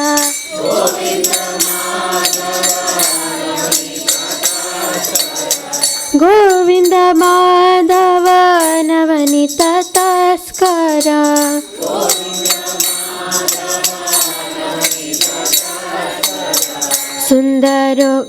सुंदर नंद गोपाला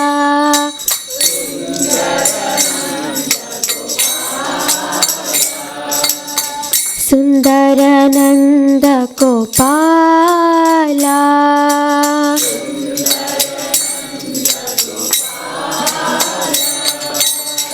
यमुना तट चरव गोपी बसनहरा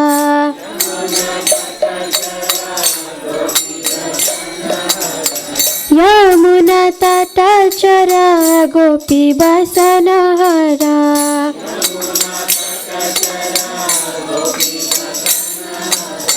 रास रसिक कृप मोया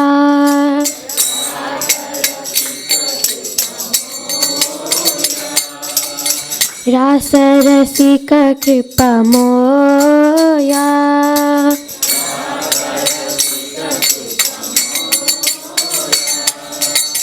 श्री राधा वल्लभ वृंदावन नटबरा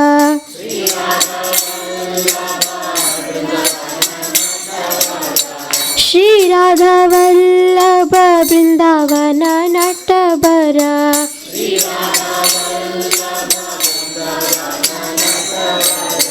भक्ति विनोदाश्राया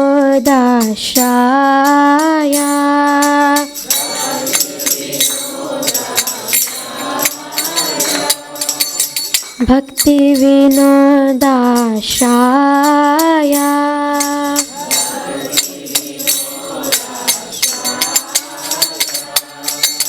यशोमती नंदन व्रजवर नागर गोकुल रंजन काना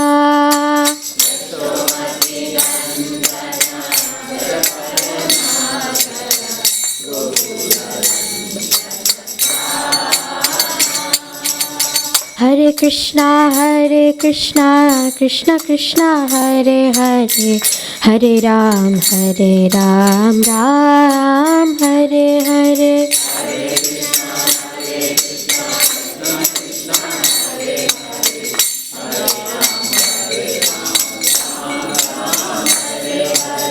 हरे Krishna Krishna Krishna Hare Hare Hare Ram Ram Hare Hare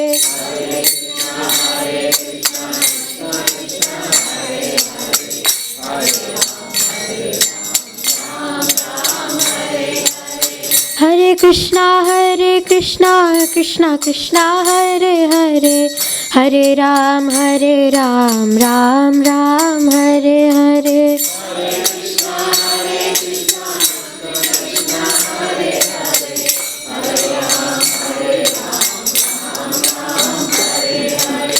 Hare Krishna Krishna Krishna Hare Hare, Hare Ram Ram Ram Hare Hare.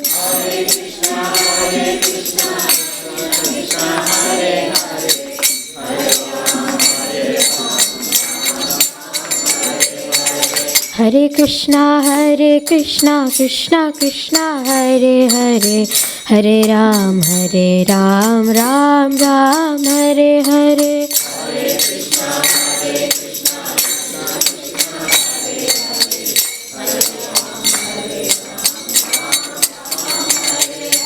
Hare Krishna Krishna Krishna Hare Hare, Hare Ram Ram Ram Hare Hare.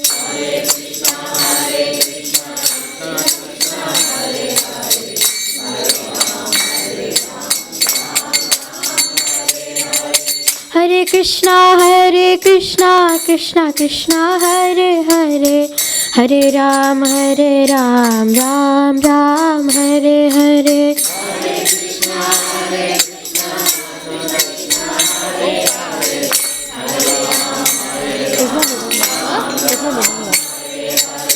Hare Krishna Krishna Krishna Hare Hare, Hare Ram Ram Ram Hare Hare.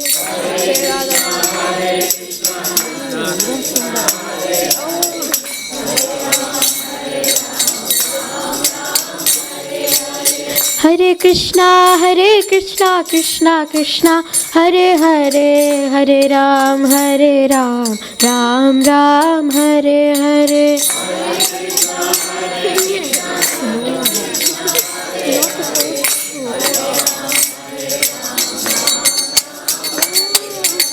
Hare Krishna Krishna Hare Hare, Hare Ram Ram Ram Hare Hare.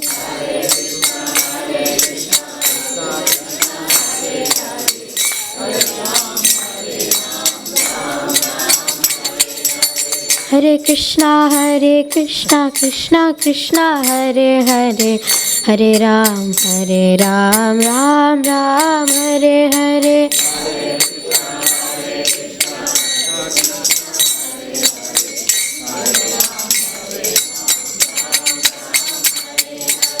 Hare Krishna Krishna Hare Hare, Hare Ram Ram Ram Hare Hare.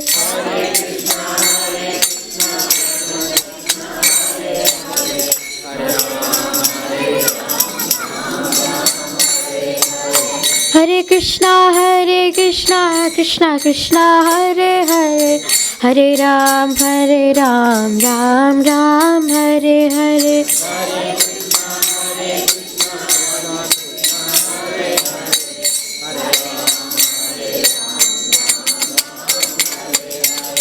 Hare Krishna Krishna Hare Hare, Hare Ram Ram Ram Hare Hare.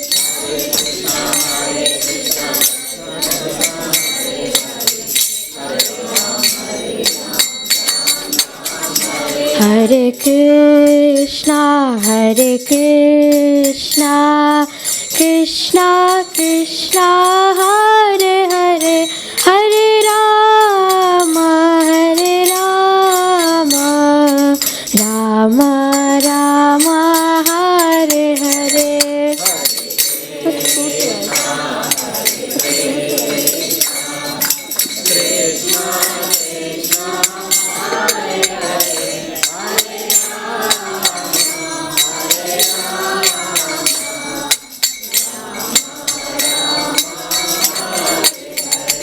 Hare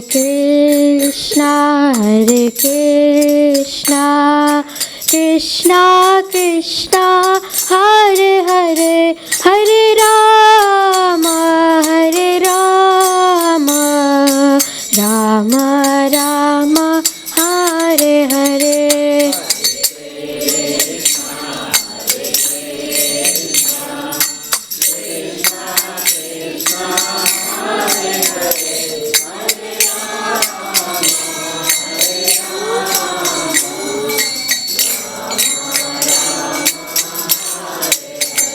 Hare Krishna,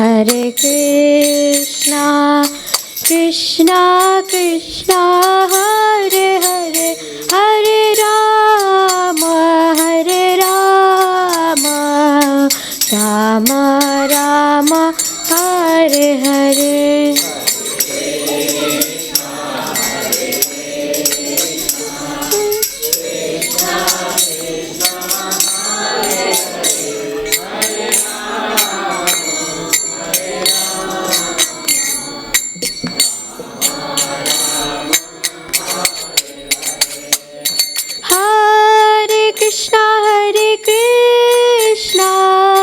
Krishna Krishna, Hare Hare, Hare Rama, Rama Rama, Hare Hare.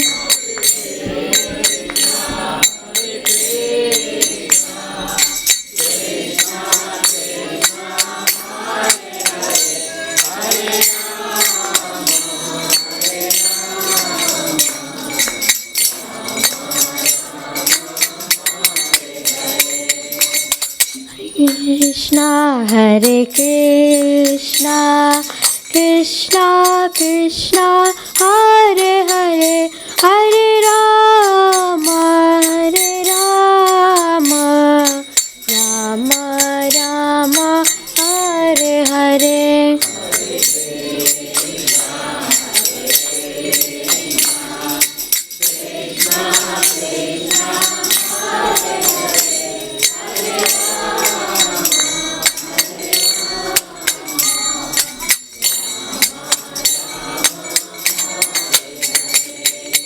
Hare Krishna, Krishna Krishna, Hare Hare, Hare Ram, Ram Ram, Hare Hare.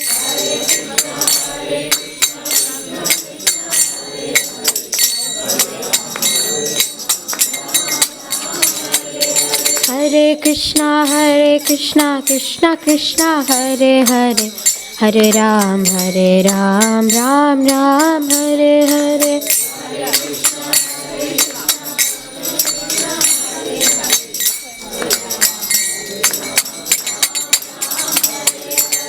Hare Krishna, Krishna Krishna, Hare Hare, Hare Ram, Ram Ram, Hare Hare.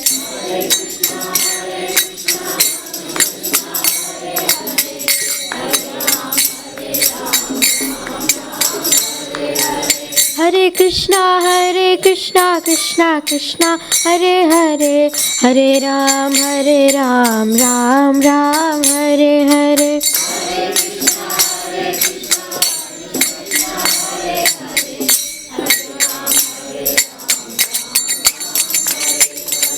Hare Krishna, Krishna Krishna, Hare Hare, Hare Ram, Ram Ram, Hare Hare.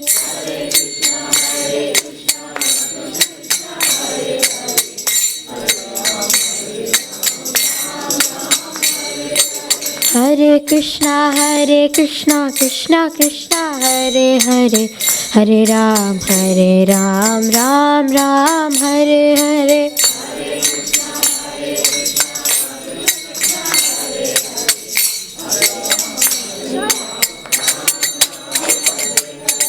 Hare Krishna, Krishna Krishna, Hare Hare, Hare Ram, Ram Ram, Hare Hare.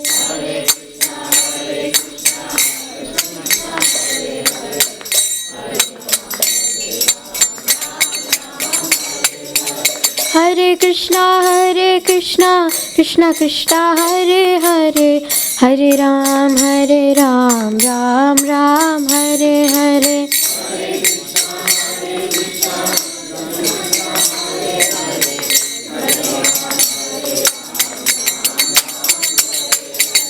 Hare Krishna, Krishna Krishna, Hare Hare, Hare Ram, Ram Ram, Hare Hare.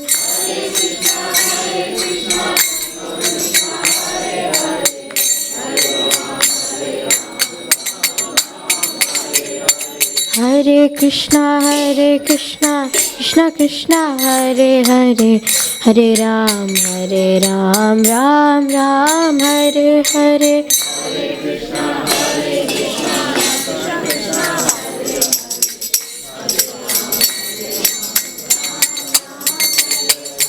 Hare Krishna, Krishna Krishna, Hare Hare, Hare Ram, Ram Ram, Hare Hare.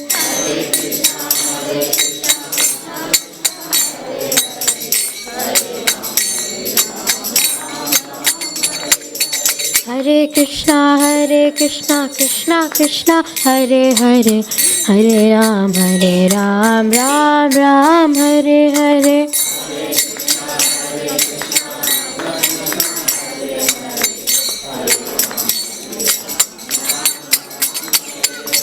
Hare Krishna, Krishna Krishna, Hare Hare, Hare Ram, Ram Ram, Hare Hare.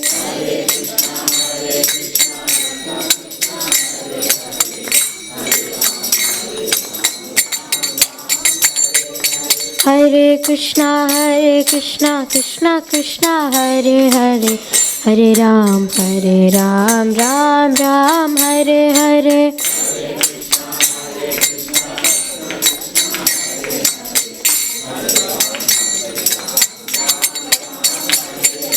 Hare Krishna, Krishna Krishna, Hare Hare, Hare Ram, Ram Ram, Hare Hare.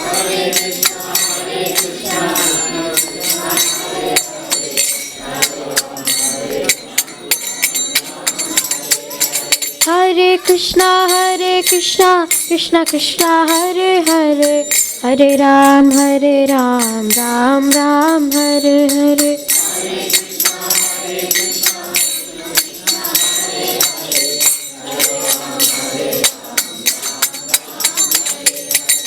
Hare Krishna, Krishna Krishna, Hare Hare, Hare Ram, Ram Ram, Hare Hare.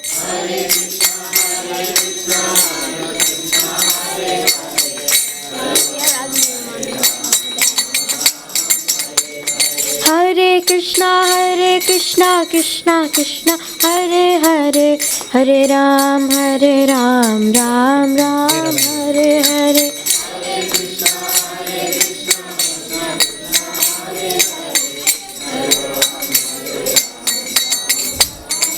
Jaya Radha Nila Madhav, Radha Nila Madhav, Radhe.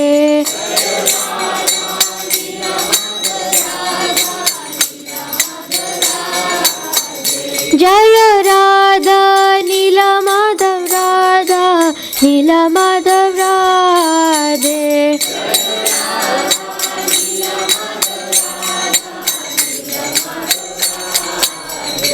Jaya Gauranitai, Jaya Gauranitai, Gauranitai, Jaya Gauranitai.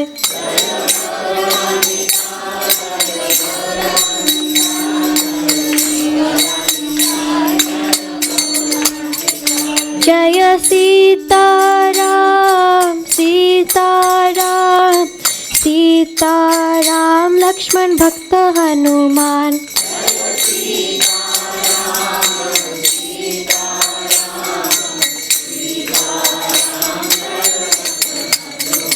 Jaya Jagannatha, Jaya Jagannatha, Baladeva, Jaya Subhadra.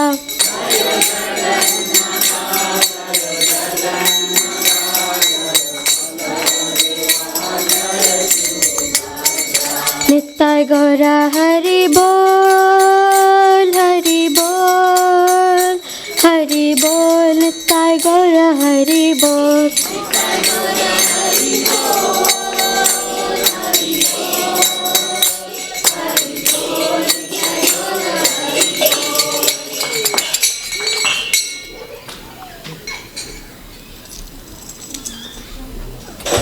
जय ओम विष्णुपाद परमहंस परवैदिकाचार्य अष्टोत्तर शतश्री ऐसी भक्तिवेदांत शील प्रभुपाद गोस्वामी महाराज की, अनंत कोटि वैष्णव वृंद की, नामाचार्य शील हरिदास ठाकुर की, तुलसी महारानी की जय, सामवेद भक्त वृंद की जय, निताय गौर प्रेमानंदे. All glories to assembled devotees, all glories to assembled devotees, all glories Shri Guru and Srila Gauranga Srila Prabhupada की जय.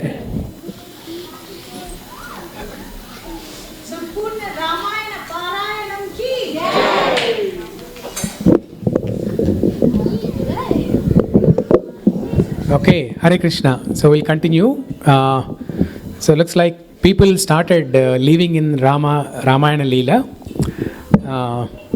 So someone was asking, what is next session?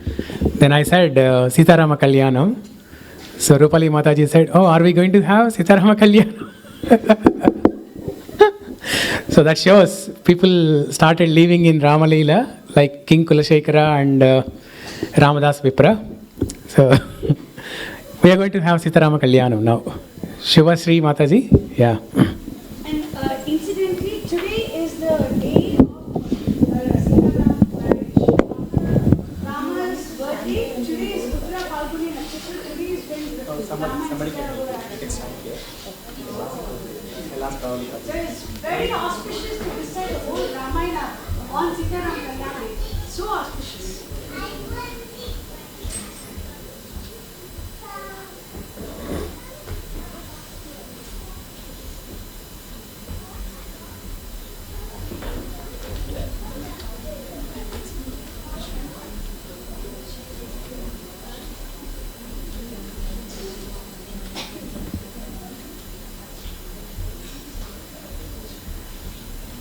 Can't see. You just say what we're going to speak about.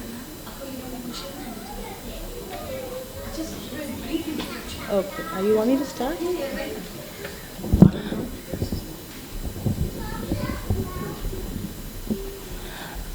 Hare Krishna to all the devotees. I thank you for giving me this opportunity to speak about Sita Rama Kalyanam. Actually, I was very reluctant to do this presentation, but Kritika Mataji insisted that I do. I've done a lot of presentations in my life, but nothing so intense, and I'm kind of little nervous about it, but whatever, little I know about it, I'm just going to share it with you all. And I'm just going to do a very short presentation, and my presentation is just about two stories. One is about the Ahalya legend and the redemption of Ahalya, and then how Rama and Lakshmana go to Mithila, and then the breaking of the bow, and finally their marriage, and how they leave back to Ayodhya. So it's a very short presentation, and that is what I'm going to do.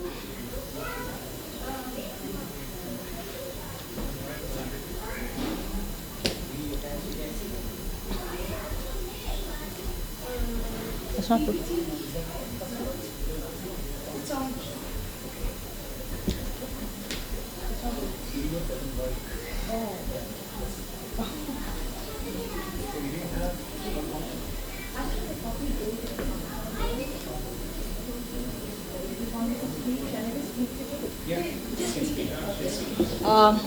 Unfortunately, my presentation is not working because I got the PDF form. So I'm just going to speak of, whatever I know.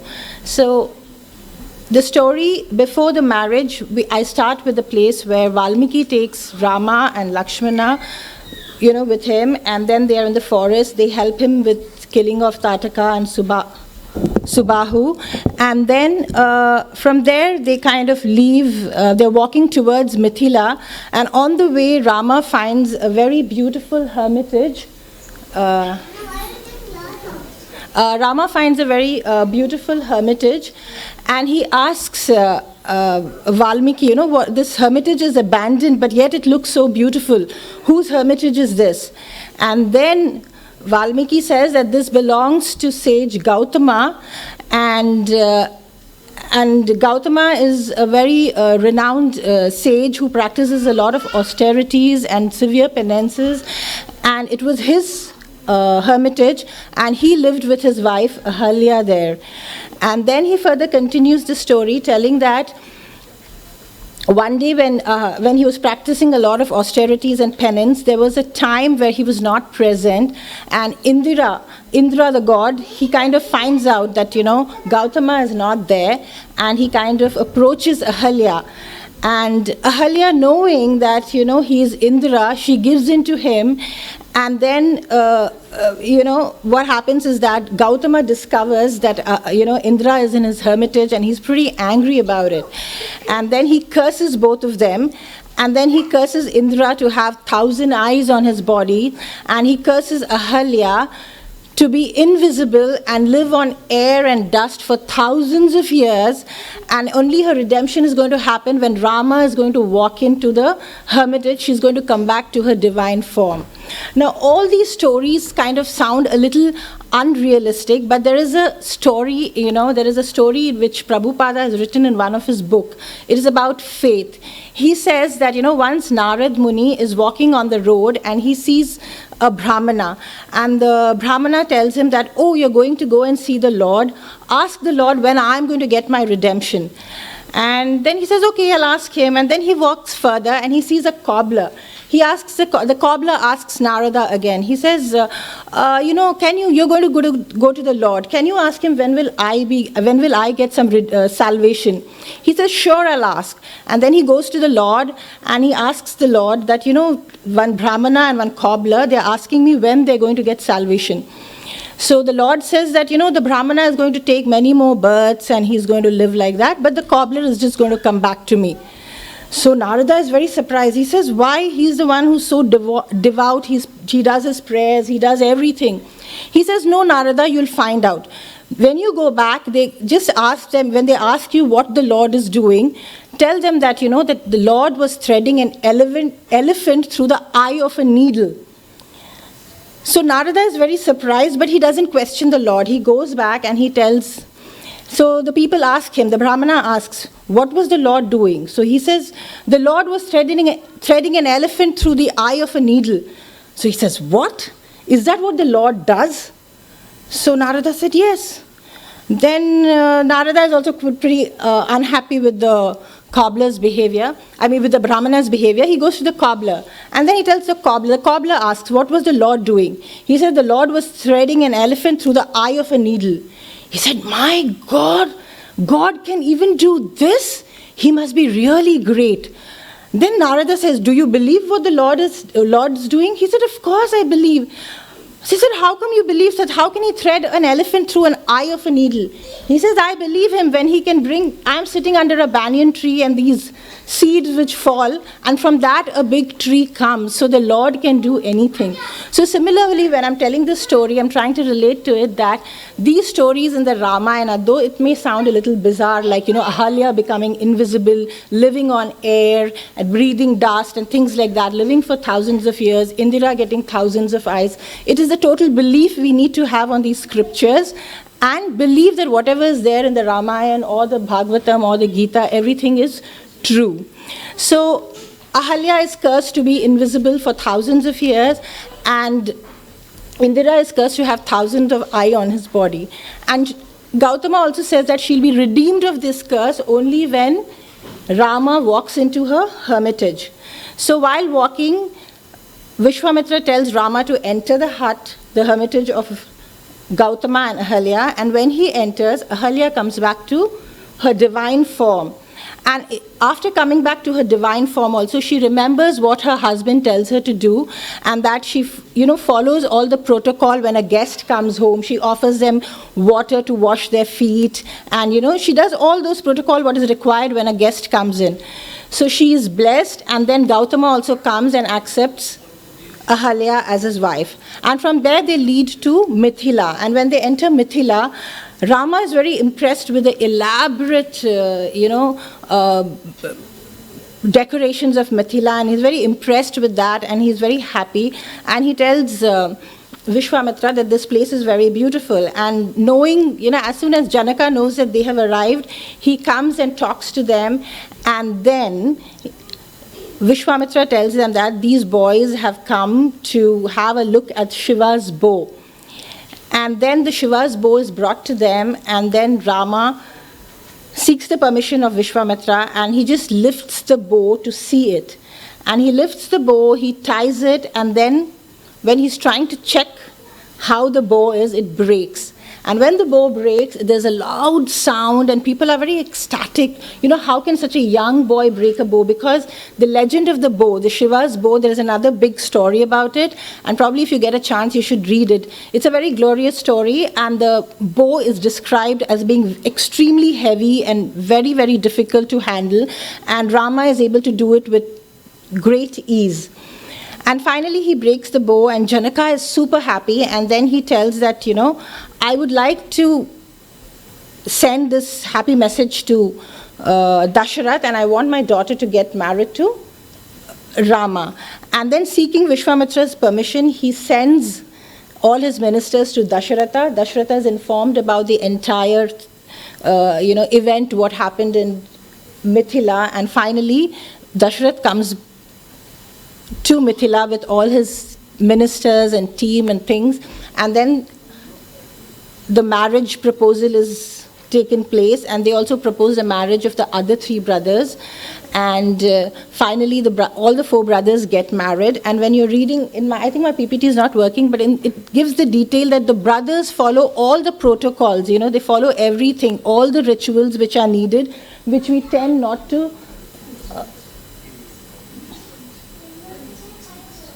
It's almost in the end.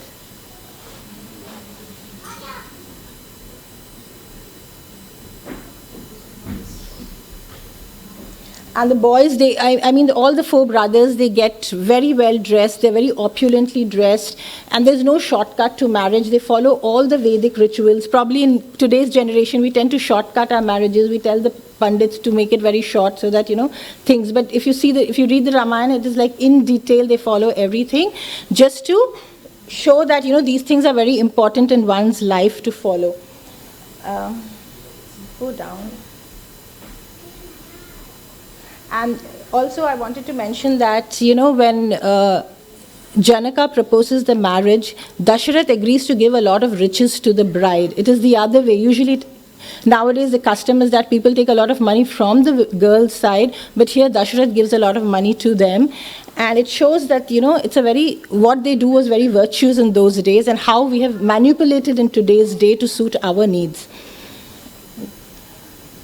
Now we see that Rama arrives with his father and his brothers, and they're all adorned with all the jewelry which I told. Go to the next slide. And then Sita was given in hand to Ram, Urmila to Lakshman, and Mandavi to Bharat, and Shukriti to Shatrughna. Now, Mandavi and Shukriti are daughters of Janaka's brother, Kushadwaja, and even that proposal is kind of proposed by Vishwamitra at that time. So, all the four brothers get married at the same time, and then they all go back. And then Janaka over here, this is a very important shloka which describes Sita, her, so Mataji will... So this is the shloka with which King Janaka does the panigrahan. He does the kanyadan actually of Mother Sita to Lord Ram, and I want every single one of you to repeat it. Iyam Sita mama sutta sahadharma charitava pratikshachanam bhadram te panim grahanisha paninam pativrata mahabhaga chaye mam anugata sata. Iyam Sita mama sutta. Everyone please repeat. Iyam Sita mama sutta. Sahadharma charitava. Sahadharmas charitava. Pratichachanam bhadram te. Pratitachenam bhadram te. Panim grahanisha panina. Pranin grahanisha paninam. Pativrata mahabhaga. Pativrata mahabhaga. Chaya eva anugata sada. Chaya eva anugata sada. Iyam Sita mama sutta means this, my beloved daughter Sita, Sahadharma charitava, she is going to partake in every single dharmic activity of yours. Pratichachana bhadramte, all goodness betide you, and with happiness take her. Pani grahanisha paninam, take her palm into yours, take her hand into yours. Pativrata, she is always going to be devoted to you. Mahabhaga, she is the goddess of fortune. But Janaka says that she is the most fortunate one. Why? Because she gets to follow Ram. She is going to be Rama's wife. Rama is always going to carry her in his heart. That's why she is Mahabhaga. Chaye iva, like a shadow. Anugata sada. She will always follow you like a shadow. This is King Janaka's promise. And when Sita tells Rama that she is going to follow him into the forest, she says that my father said that that is what is going to happen. I am going to follow you into the forest. She uses this word, Chaye iva anugata sada. Sita is a shadow of Lord Ram. She will always follow him. Rama and Sita can never be separated, and it's impossible to separate them. And Rama and Sita are always together. Ananya ragavenaham bhaskarenam prabhayata. They are like sunshine and the sun. They can never be separated. And this is the precursor. Janaka promises Rama that Sita is going to be his shadow. So it is a very important verse. And saying this, he pours water and officially gets them married. Go to the next slide.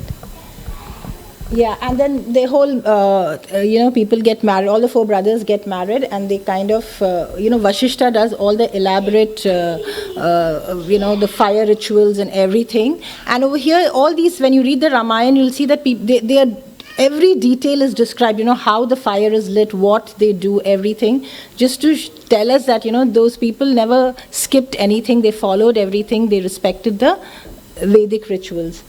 Go to the next slide. And, after the ceremony, they all went back to their home with their families and ministers, and that's all about it. And then we end this presentation with Mangalam Koshalendraya, Mahaniya Gunabdiye, Chakravarti Tanujaya, Sarvabhaumaya, Mangalam. Hari Bol. Thank you so much. Thank you very much. And then after this one, after the Sita and Rama are married, they go back to Ayodhya. So, there's a huge procession and they go back to Ayodhya. And en route, they meet sage Parashuram. Lord Parashuram is extremely furious that the bow of Lord Rama, bow of Lord Vishnu or Lord Shiva is broken. And therefore, he is very furious and so he says that this is not right. Dasharatha immediately comes forward and says, "Oh, Lord Parashuram, do not hurt my son. Without him, none of us can live. Without Rama, none of us can live. So please do not hurt him." Then Rama, seeing that his devotee Dasharatha is so sad, he comes forward and he says that I'm the one who broke Lord Shiva's bow. What do you want me to do? So Lord Parashuram, he gives him the bow of Lord Vishnu. It was given to him by Vishwakarma had given it to his grandfather Richik. Richik gave it to his son Jamdagni, and Jamdagni gave it to his son Parashuram. And Rama says that you are Vishwamitra's sister's grandson, so I'm not going to do anything to you. Tell me, what am I supposed to do with this arrow? So there are two choices. If you want, I can destroy all the punya lokas that you have accrued, or I can destroy your power of traveling by the speed of thought. What do you want me to do? So Parashuram says that he gave his entire land to his guru Kashyapa, and Kashyapa said that he cannot reside in the land at night. So traveling at the speed of thought, he has to reach Mahendragiri as soon as possible, and therefore he will ask Rama to destroy the punya lokas that he has accrued. Because of that, his ahankar will go. Because of that, his anger will go. So he'll ask Rama to do that. And then Rama will shoot the arrow in the northern direction. All the punya lokas are gone. Parashuram will say that this is the most fantastic thing that has ever happened, and everyone is very happy. All the devatas pour down the showers of flowers. The kettle drums are heard everywhere. And then they go off to Ayodhya. Everyone is extremely happy. And then Valmiki says that in the 12 years that Sita and Rama spent together in Ayodhya, they are very happy, very joyous. And the most important thing is that Rama and Sita did not have to verbalize their thoughts. They didn't have to speak. They understood each other through just their hearts. The deepest secret of their heart was known to the other person. That is the level of affection that Rama and Sita have for each other. And this is the conclusion of Balakand, the book of youth. Iti Shri Valmiki Ramayane Adikavye Balakande Parayanam Samaptam. This is the conclusion of the recitation of Balakand. Mangalam Koshalendraya Mahaniya Gunabde Chakravarti Dhanurjaya Sarvabhaumaya Mangalam.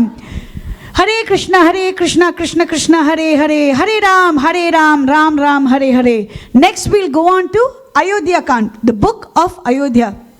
Iti Shri Valmiki Ramayane Adikavye Ayodhya Kande Parayanam Arambham.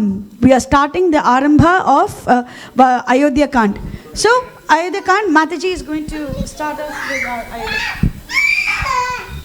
Okay, so before we start Ayodhya Kanda, a quiz question.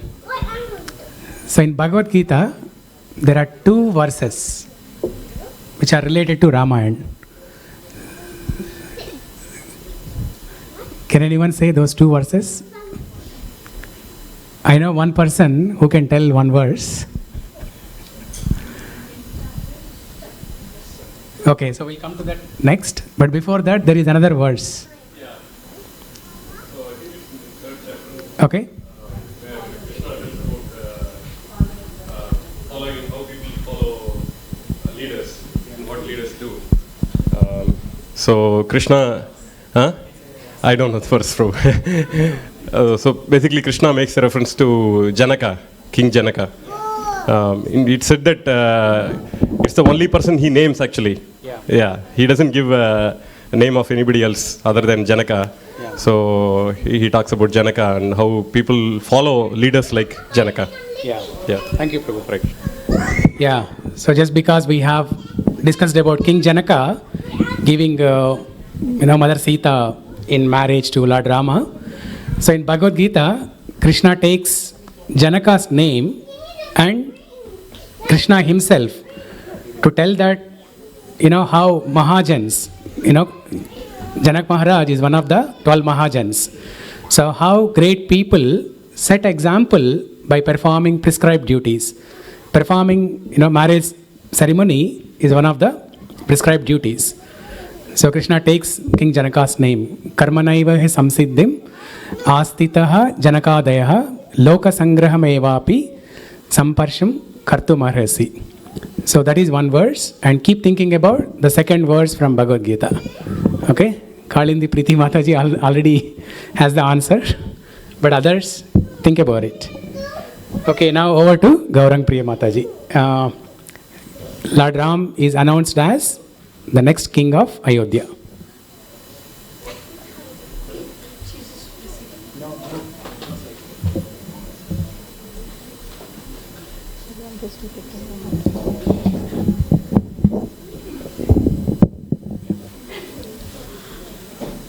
Hare Krishna, thank you for giving me this opportunity for giving the presentation about Lord Rama.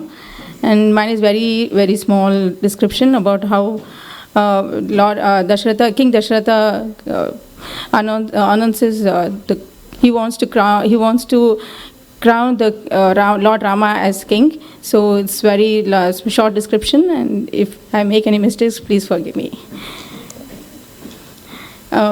This King Dasharatha was very... King Dasharatha, along with his 4 sons, returned to Ayodhya after the grand wedding ceremony, and the king was very happy, and he wants to be relaxed once he is returned, after the sons have been returned to the kingdom. The king was thinking if it is now his time for him to retire and give all his responsibilities to Rama to rule the Ayodhya. Then King Dasharatha wants to coronate Rama as the crown prince after taking the approval of his citizens and ministers and his queens. Then the king invites all the citizens and various important people from all the villages and cities in his kingdom. Then in the meantime, Bharata Bharata, while going to his maternal uncle's house, he takes his Shatrughna along with him. Then King Dasharatha was actually the King Dasharatha is very, very loving to all his sons, and Rama is very virtuous, and he's very mightiest of his brothers, and he is the mightiest because he is the source of joy to his father. And Rama is always peaceful in mind and spoke softly, and he did not even react to any hard words spoken by others. And Rama was beautiful in form, and a hero of valor and without envy. By virtues, he was like Dasharatha, and he was an incomparable son on earth. Rama was compassionate, he conquered anger, he was a scholar, and Rama was better than his father in the use of bow and arrows. Rama was straightforward and properly trained by elderly men that knew righteousness. Rama had good memory power and spontaneous wisdom. He was humble and always helped others. Rama had a firm devotion and steadfast mind. Rama could judiciously discriminate whom to protect and whom to punish. He had no jealousy, and he had no arrogance and envy. He had not humiliated any living being, and he was agreeable to the three worlds. And by patience, he was equal to earth, by wisdom to Brihaspati, and by valor to Devendra. He was a source of happiness to all the people. As the sun shines with his rays, Rama was shining with his virtues. Dasharatha, after observing his son with many incomparable virtues, King Dasharatha thought, will Rama become king while I am still alive? Shall I attain heaven after seeing in this age my son ruling the entire earth? The wise Dasharatha said that there was a sign of great alarm being forecast because of comet-like things found on earth and on heaven and in the sky. He told the ministers that his body was getting aged. He recognized that if Rama be crowned as king, then he welcomes all his ministers, and the entire hall was eager to hear. The King Dasharatha calls on his ministers to have a discussion. And he says that then he welcomes his ministers, and the entire hall is very eager to hear King Dasharatha's state, like what he is going to give the instruction. Then he says all my sons are married, and I think it's the time for me to crown Rama as the king. And the minister says, as you wish, your wish will be fulfilled, and your decision is always perfect. And Rama has high qualities, and the ministers and citizens know that since the Rama is very eligible, and he has high qualities, should be crowned as king. And Rama is highly responsible, and the entire kingdom will rejoice in his kingdom. Rama will be a great king, without a doubt. And but you can The ministers replies, as we supported you in your, we will support, the ministers replies that we will extend our support to Ram and we will be ever loyal to the kingdom of Ayodhya. And this spreads the entire, and the news of the news of Lord Rama being crowned will spread the entire kingdom, and everyone rejoices that Rama will be crowned as the king, and everybody is very happy. So, and the king, all the people are very rejoices that Rama will be crowned as king, and the queens are very happy that Rama will be given all the good virtues, and he'll be crowned as a king. Thank you.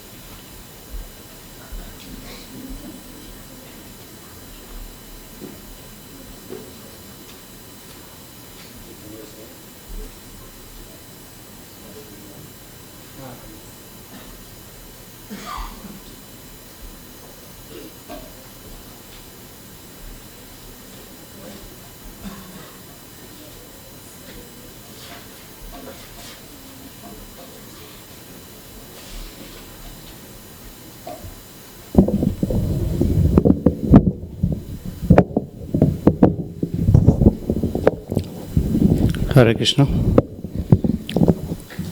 So I'm going to speak on two topics from Ayodhya Kanda. So first of all, so this is based on His Grace, Sri A.C. Bhaktivedanta Swami Maharaj Prabhupada Ki Jai, and obeisances to Harivilas Prabhu, and thanks to the health of Kritika Mataji. So before I start my presentation, let's recite these two shlokas. Shuklambaradaram Vishnu, let's all do together. Shuklambaradaram Vishnum Shashivarnam Chaturbhujam Prasannavadanam Dhyayet Sarvavignyopashantaye Apadamavartaram Dataram Sarvasampadam Lokabhiramam Sriramam Bhuyo Bhuyo Manamyam. So we feel auspicious to recite these before any work start. So topic 1 is given to me is Mandara turns Kaikeyi's mind. Kaikeyi demands 2 boons. Dasharatha begs Kaikeyi to rescind the boons. So before this, I want to just set the scenario before that. So Kaikeyi is the most loving mother to Sri Ram. So before this incident happened, more than Kausalya, Kaikeyi used to take care of Sri Ram very well in day to day. And she imparted more than Bharata.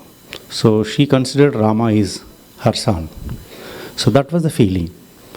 But as just Mataji told that Sri Ram is ready for the coronation, and Dasharatha announced in the assembly that tomorrow morning Sri Ram is going to be coronated. So before that night, what happened? So that is the incident. This is the key point where the total Ramayana has took a different turn. Otherwise it would have been different.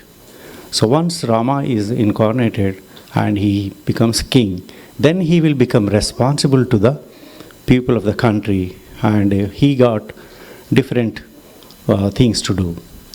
So before that responsibility is given to Rama, he took Janma for a different purpose. You know that. So our devotees already explained that why Rama took birth on this earth, to basically eliminate the Rakshasas. So he already done with Vishwamitra. You know that he helped Vishwamitra to perform his yajna. So he did part of the job, but the major part is left. What is that?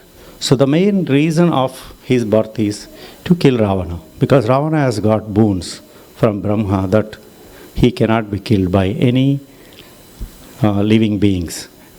So except Nara. Nara means he ignored Nara. He ignored the capacities of Nara to show the power of the human being like Nara. So Rama took birth as Nara. So now, what happened that night? So Mandara turns Kaikeyi's mind. So there is a background story, but I'm not going into details. Given 10 minutes, I have to finish my. But the Mandara's mind acted. So in our world, the Maya started. So the Yogamaya or Mahamaya or Supermaya, some Maya affected Mandara's mind, and she started. So Mandara with her wicked thoughts tried to convince Kaikeyi of the possible misfortune that could occur to Kaikeyi and her family if Sri Rama becomes the king. Although Kaikeyi's initial reaction is to praise Rama's qualities, her mind is slowly but surely poisoned by Mandara's sinful words. So this is what the turning took place based on the Mandara's teachings, Mandara's advices. So I am just giving the reference of the chapter 8 where this information is available. I took from Valmiki Ramayana, so I am not adding anything. As Prabhupada said, so we are just showing as is, as Valmiki said. So that is the reason in every one of my slides I am just referring to Valmiki Ramayana only. I am not speaking from my mouth. So, O Queen, though stricken with grief, I mentally laugh at you in that you are rejoicing at the time when a great calamity is befalling you. So in the next verse she says, O Queen, though stricken with grief, I mentally laugh at you in that you are rejoicing at the time when great... Sorry, it's repeated again. So Rama has a fear about Bharata because Bharata has equal rights over the kingdom. In thinking that about this matter, I am getting anguished. Do we not get disasters from those who are afraid of us? So this is the background. Basically, she was giving explanation.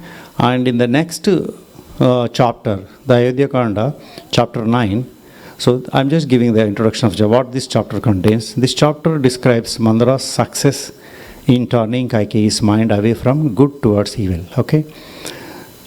So what Mandara says?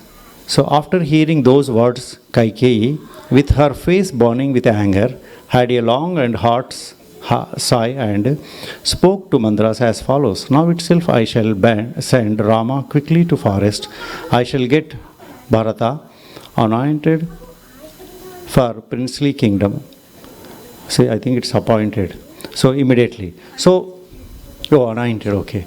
So, based on the Mandara's words, and Kaikeyi changed her mind, and she come to a conclusion that I should do this, like quickly I should send Rama to forest. So, then she thinks of how to do this.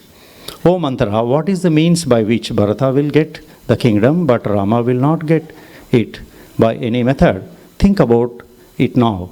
So after hearing her words, the sinful thinking Mandara spoke thus to Kaikeyi to destroy Rama's benefit of kingdom. So this is the scenario they are just creating. So till then Kaikeyi forgot everything. He doesn't even know. Excuse me. Can you please keep quiet? Guys. So Kaikeyi just forgot. Until then she doesn't know that she has to ask the boons with the king. But the scene is getting created here in the discussion between Mandara and Kaikeyi.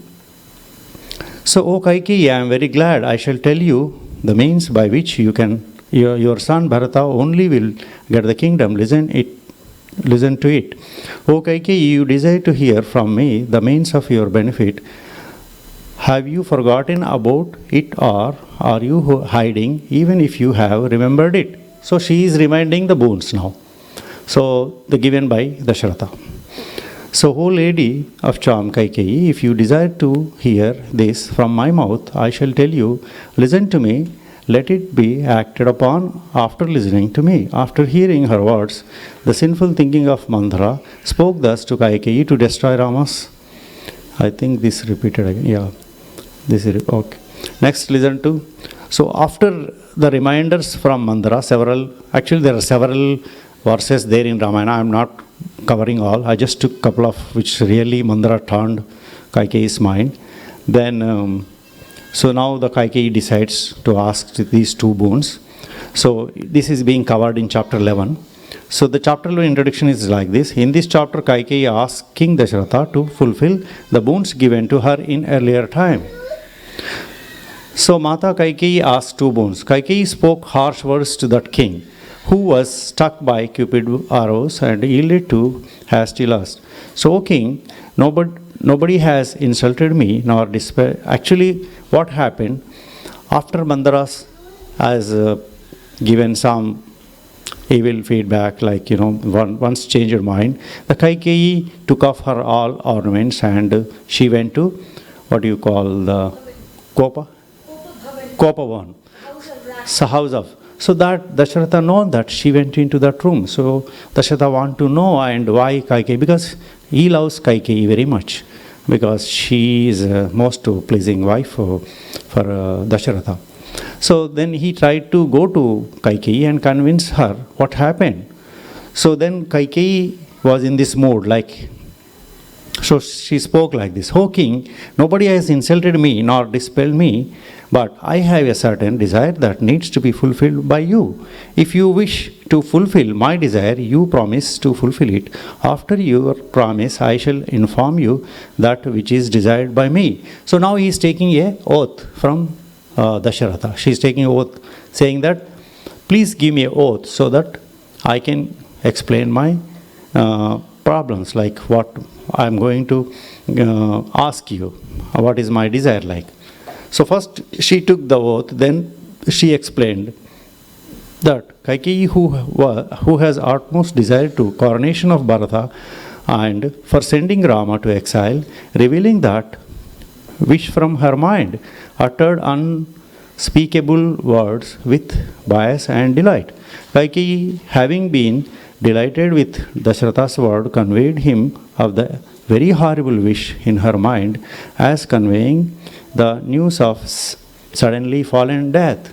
So after listening these from Kaikeyi, Dasharatha got fainted, and he surprised to hear these, and he could not, after the scenery also, Rama never conveyed, Dasharatha never conveyed Rama to go to forest. Actually, these beings are conveyed through Kaikeyi's mouth. So we'll see in the next coming slides how Kaikeyi has been communicated to Rama. But Rama never actually Dasharatha never asked Rama, you go to forest or you leave the capital. So all arrangements have been made to undertake Rama's coronation. Let my Bharata instead be coronated on this occasion itself. Rama has to take refuge in the forest of Dandaka for 14 years, and let him become an ascetic wearing rags, deer skin and matted hair. This is the wish. It is being explained in Ramayana. The Rama has to perform this, his 14 years with these conditions. Now itself Bharata has to get rights of succession to kingdom which is free of enemies. Why Rama is being sent to forest? The reason is, in case Bharata becomes king, then he will have enemy within the country. So to exile the enemy, that's the thinking of Mandara. It's not thinking of Kaikeyi. Over a period, Kaikeyi is being influenced, and she told these words basically to exile Rama from the country. So that was a topic one. Topic one is basically turning the Kaikeyi's mind and asking two boons. The next topic is Kaikeyi tells Rama about the boons, and Rama tells Kaushalya and Lakshmana and Sita also. So actually in entire Ramayana, this is the sad part. After the Balakanda, happily we had Rama's birth and Rama's Sitaram Kalyanam, and after that very good era, golden era, then this is the first saddest part in Ramayana. I know you have more episodes going forward, but this is the first part of that. Like Kaikeyi tells Rama about these boons, how she communicated. So this is being communicated in this chapter, like 18th chapter. So 18th chapter is just explains how Kaikeyi communicated. I'm not going to read. So Rama saw his father sitting on a beautiful seat, but with his face looking completely parched up and miserable. Kaikeyi was at his side. So Rama got a news saying that his father is not well, and he got a communication that Rama came into the court hall where Dasharatha was sitting. So Rama saw his situation of his father. Then Rama, being humble and well composed, first reverentially situated at his father's feet, and then saluted Kaikeyi's feet. So Dasharatha spoke only one word, Rama. That's only the one word he spoke with Rama before Rama went to forest. So he never asked his son to go forest or leave the country. Okay. So with his eyes filled with tears and dejected, being not able to see or to talk any further words. So Dasharatha was totally in a different mood. He could not speak anything else. All communication is being given by Kaikeyi. So Kaikeyi tells Rama about these bones. Okay.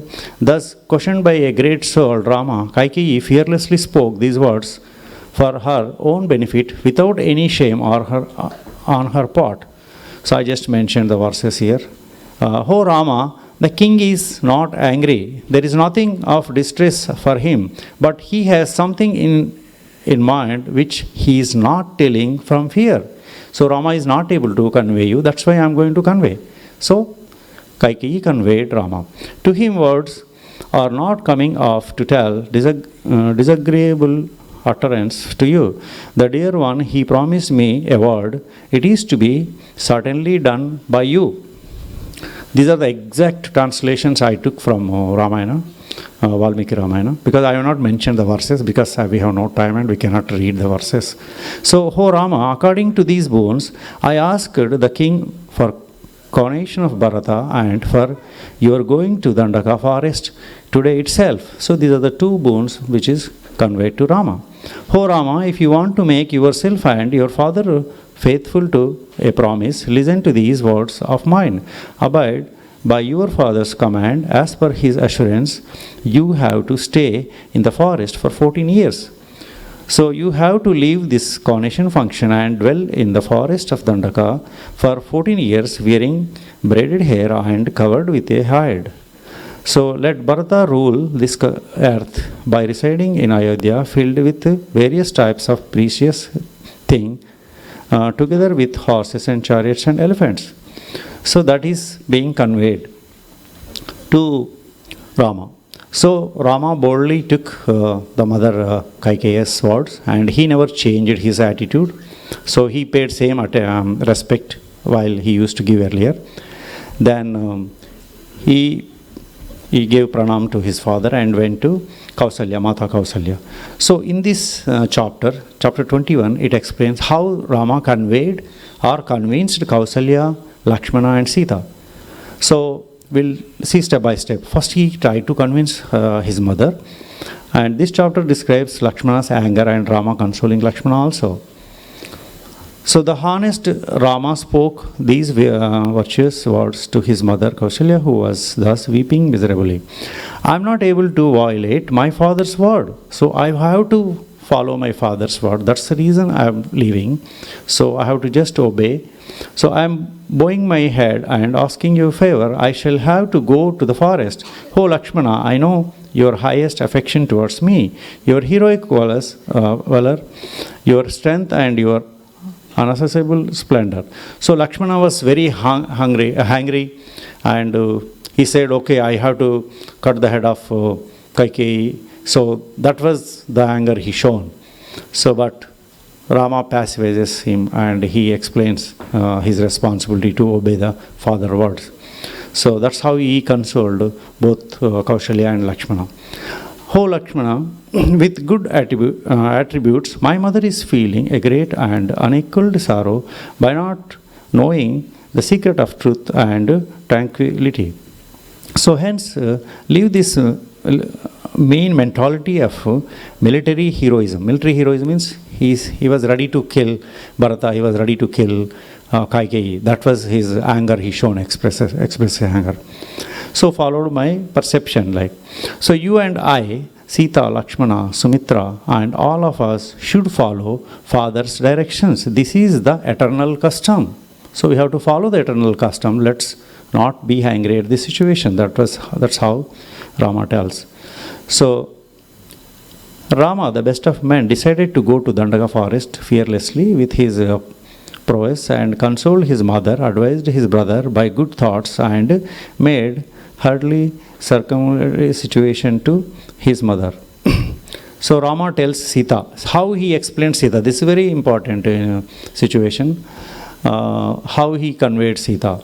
So far he conveyed Kausalya and Lakshmana. Then he went to Sita. So this is being discussed in chapter 26. So seeing Rama being sad, Sita wants to know the reason. Rama then lets her know his father's wish and his decision to go to forest.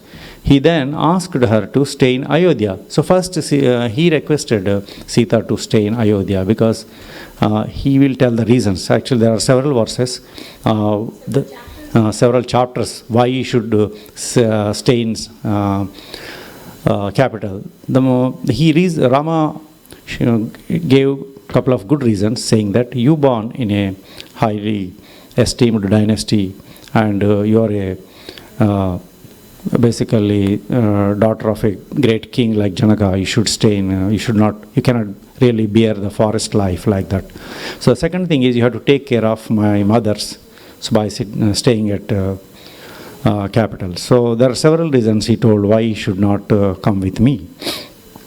So the Prince Rama, having been invoked blessings by his mother, after having salutation to Kausalya and remaining firmly in his virtuous path, set out journey to the forest. Entering to the road filled with people, he made it shine with his splendor and stirred the hearts of the people because of his excellent qualities.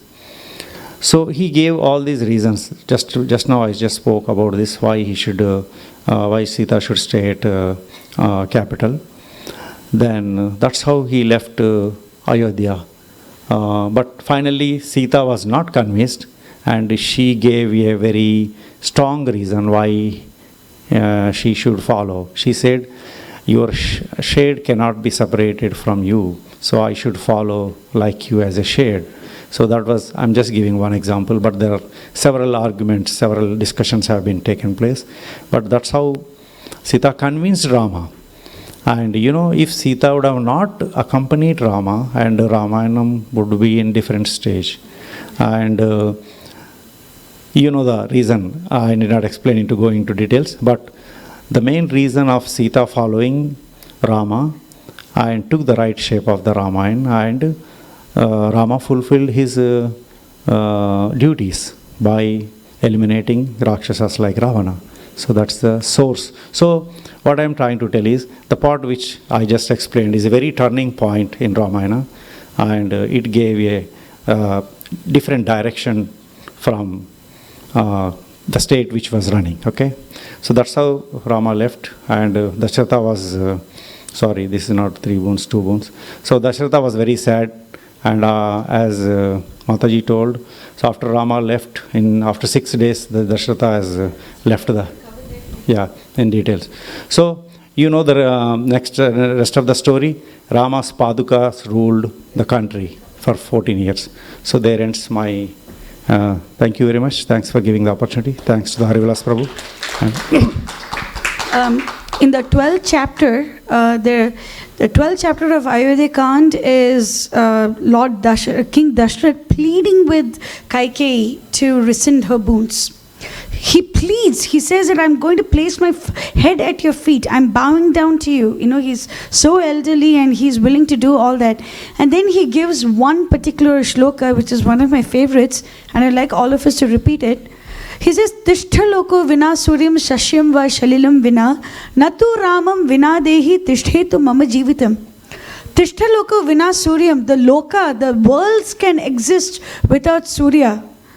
Shashyam va shalilam vina, the crops can exist without water. But natu ramam vina dehi, without Rama in my body, tishthetu mama jivitam. The air cannot exist in my body without Rama. And he was so true to this particular verse that he casts off his body 6 days after he gets the news that Rama has crossed the river Yamuna and Ganga and gone off deeper into the forest. He just cannot stand it. and he was alive for such a long time because he had that hope that Sumantra might convince Rama, and Rama will come back to Ayodhya. So that's the reason why he held on, barely held on to his life. And then the moment he hears that Sumantra tells him that Rama has gone off deeper into the forest, his health is completely deteriorated, and he will die.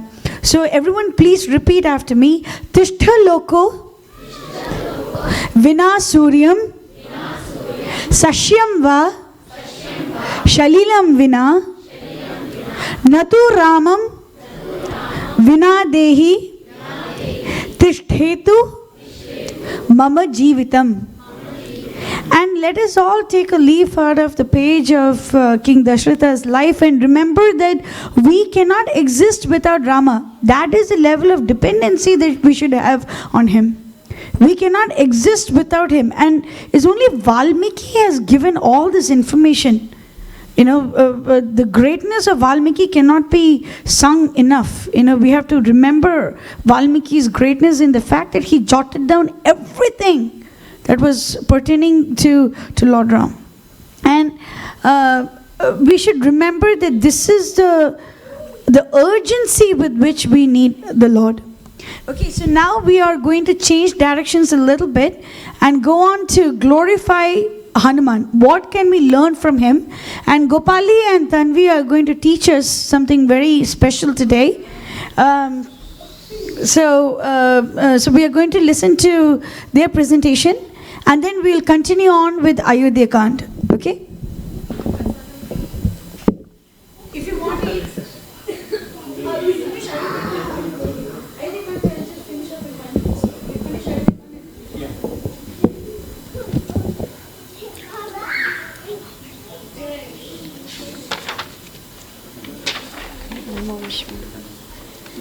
After this, I'll ask a question.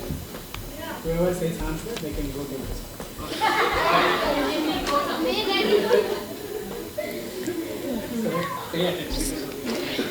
Namo Vishnu Padaya Krishna Prasthaya Bhutale Srimati Bhaktivedanta Swami Niti Namini Namaste Saraswati Devi Gauramani Prachayane Nirvishesha Shunyavadi Pashyati Deshatayane.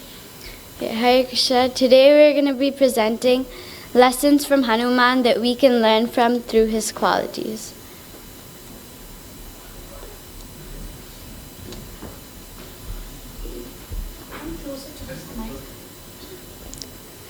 Who is Hanuman? Lord Ram has innumerable devotees, but when anyone thinks of a person who renders service to Ram, he will think of Hanuman. Hanuman is born to Anjana and the Vanara king Kesari. He is known as Maruti. The son of wind god Vayu. He is one of the main characters in Ramayana and is depicted with extraordinary strength and powers similar to that of the gods.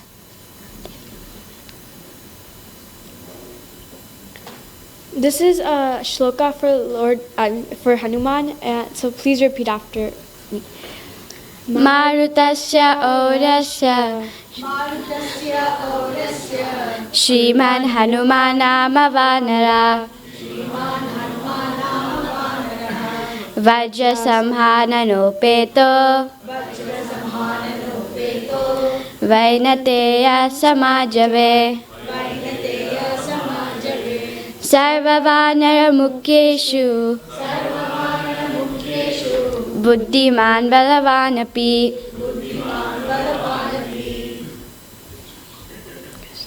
The direct son of air god is marvelous Hanuman. He has indestructible body and is identical in speed to Lady Vinata's son, namely Garuda, the divine eagle vehicle of Lord Vishnu. He is the chief among all monkeys. He is intelligent and strong.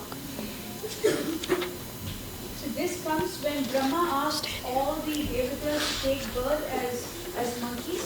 So Valmiki specifies the glories of Hanuman in that chapter itself.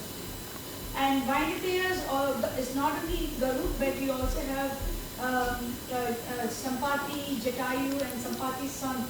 and all of them serve the Lord. And the way in which Hanuman serves the Lord is akin to how the vinyl players serve the Lord. And I'm here mainly is Garuda. So it's a very important verse, and that's why it's very important for us to go ahead. One quality of Hanuman that we can learn from is to never give up. He was never afraid of taking up new challenges, even if it had some risks, as long as it was for Lord Ram.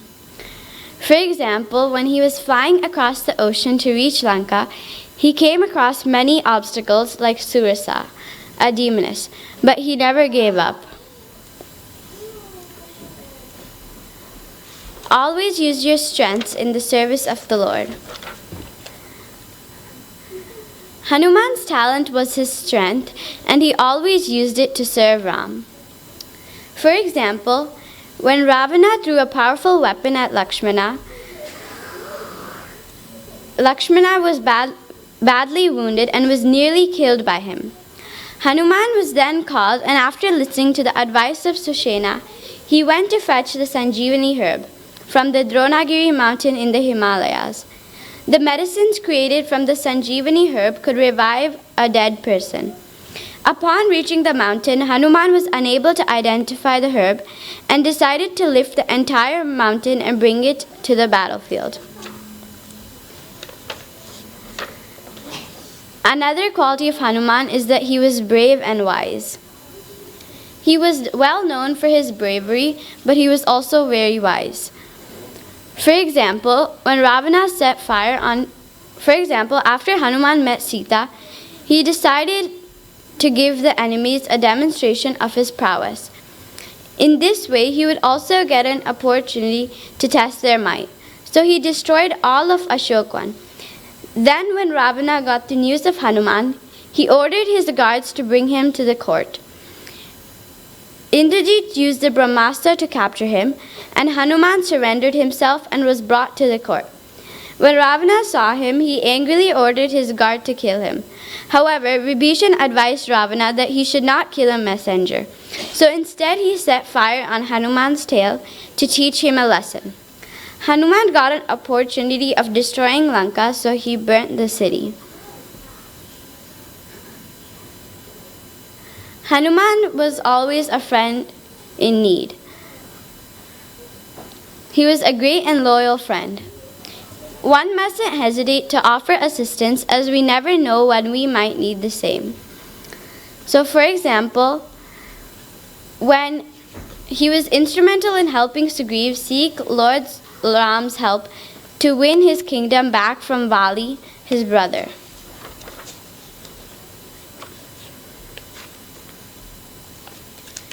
Another quality of Hanuman is to stay polite and humble among elders.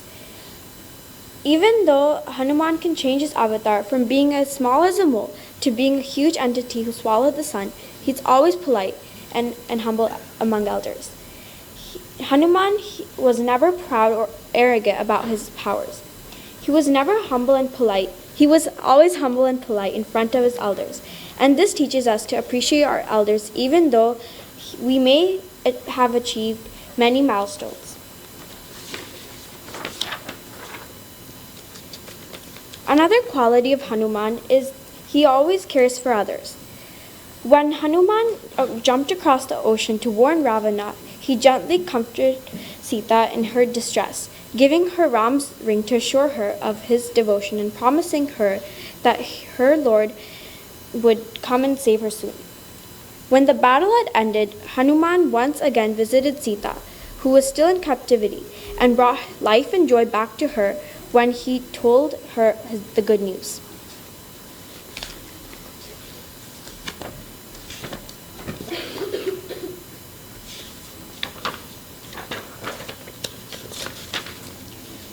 Another quality is always conduct selfless service. Hanuman would always serve the Lord, and some services are medical services, which by treating Ram's battlefield wounds, and by for the Lord's pleasure singing beautiful songs. For example, Hanuman used his huge white tail to provide the Lord with a white umbrella. sunscreen canopy, a fan, and when Hanuman was serving the Lord as the Lord's vehicle, a flag. Since Hanuman does so many good services, Ram would always give him liberation as a reward, but Hanuman does not accept it. He did not want anything in return other than more service. Knowing about all these incredible feats by Hanuman, we may feel insignificant. But this story explains no matter how small your service can be, just be as pleasing to the Lord. While Hanuman was carrying heavy rocks into the sea to build a bridge to Lanka, he noticed that there was a small squirrel brushing some particles into the water with his legs to help Lord Ram. Hanuman was about to brush the small spider away, but Lord Ram stopped him while saying, "Give up your pride. This spider's devotional service is just as satisfying to me as yours. You are serving me according to your capacity, and he is serving me according to his capacity. Whoever we are, we always have something to offer to the Lord. And if we serve to our fullest capacity, with all our heart and soul, it will be accepted by him as first-class devotion."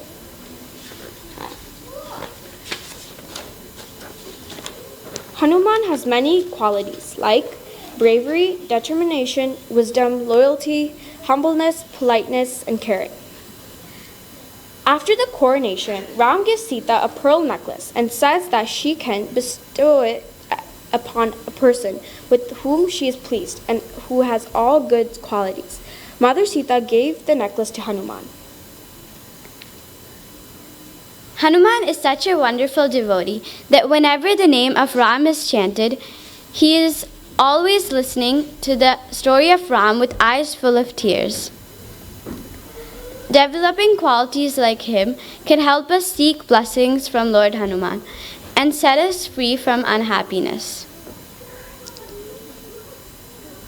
Hare Krishna.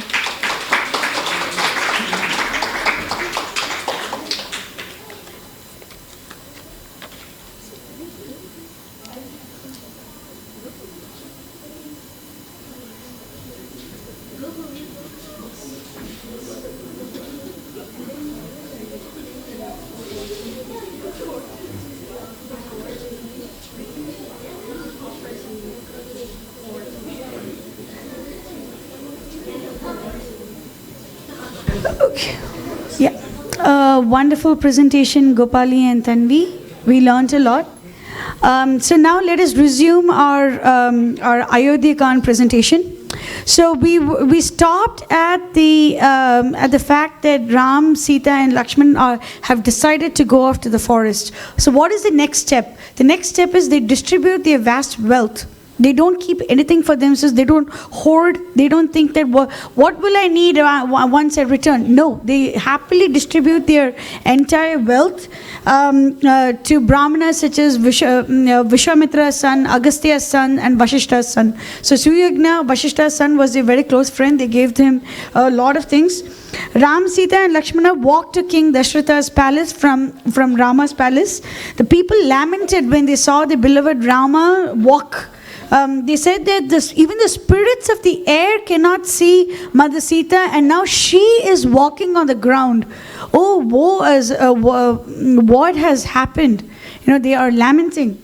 So Rama took leave of King Dashrath. As soon as Dashrath knew that Ram, Sita, and Lakshmana are standing over there, he asked Sumantra to bring all his 350 wives. So all of them appear over there. All of them are sobbing. Dashratha does not have 3 wives. He has 350 wives.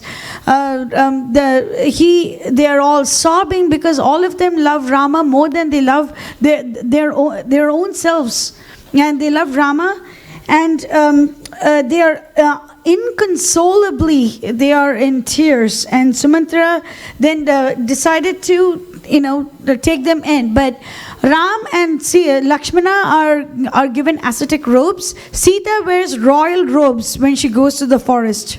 This is mentioned in multiple places that she wears royal clothes. She does not wear ascetic robes in the forest. A very huge misconception, but this is what is mentioned in Valmiki Ramayana. And Valmiki also says that they calculated the number of clothes and ornaments and cosmetics that Mother Sita would need for the rest of 14 years, and they put everything in the chariot. They take shovels and baskets and the swords, the armor, golden armor, iguana gloves. They take all of that with them, and everything is put in the chariot, and Sumantra takes them off. But the people of Ayodhya say, "Oh horses, how are you so cruel that you're taking Rama away from us?" That is how they lamented. The people, all the devatas could not believe that Rama is going off to the forest. The devatas could not believe. The sun decided to set prematurely. The moon could not really look over there. They just couldn't. The winds could not blow. Nothing could happen because they were all shell shocked, and everything was so. It was very difficult for them to assimilate a whole lot of things. The whole of Ayodhya was submerged in an ocean of grief, and every living entity, the elephants refused to eat, the birds refused to go search for food. All those things I mentioned there, and they were trumpeting loudly because Rama was a trainer of elephants and horses, and they couldn't believe that they were not going to be in association of Rama for a long time. So even the animals were plunged in grief. Imagine that. Right? The people ran behind the Lord's chariot asking him to return to Ayodhya. So there is a story that aged Brahmanas, they ran behind him. They didn't have anything with them. All they had was a white canopy because they were using that for performing Vajpaya Yajnas. So they say that Rama, they were so old that their head was teetering and tottering. The head was not even straight. It was shaky. And they say that Rama used this canopy so that the sun will not scorch you. So Rama gets down from the chariot. He walks slowly so that he can keep a pace with the Brahmanas. This is the kindness of the Lord. In every verse of Valmiki Ramayana, you can see the kindness of the Lord. That is the only thing that you can see.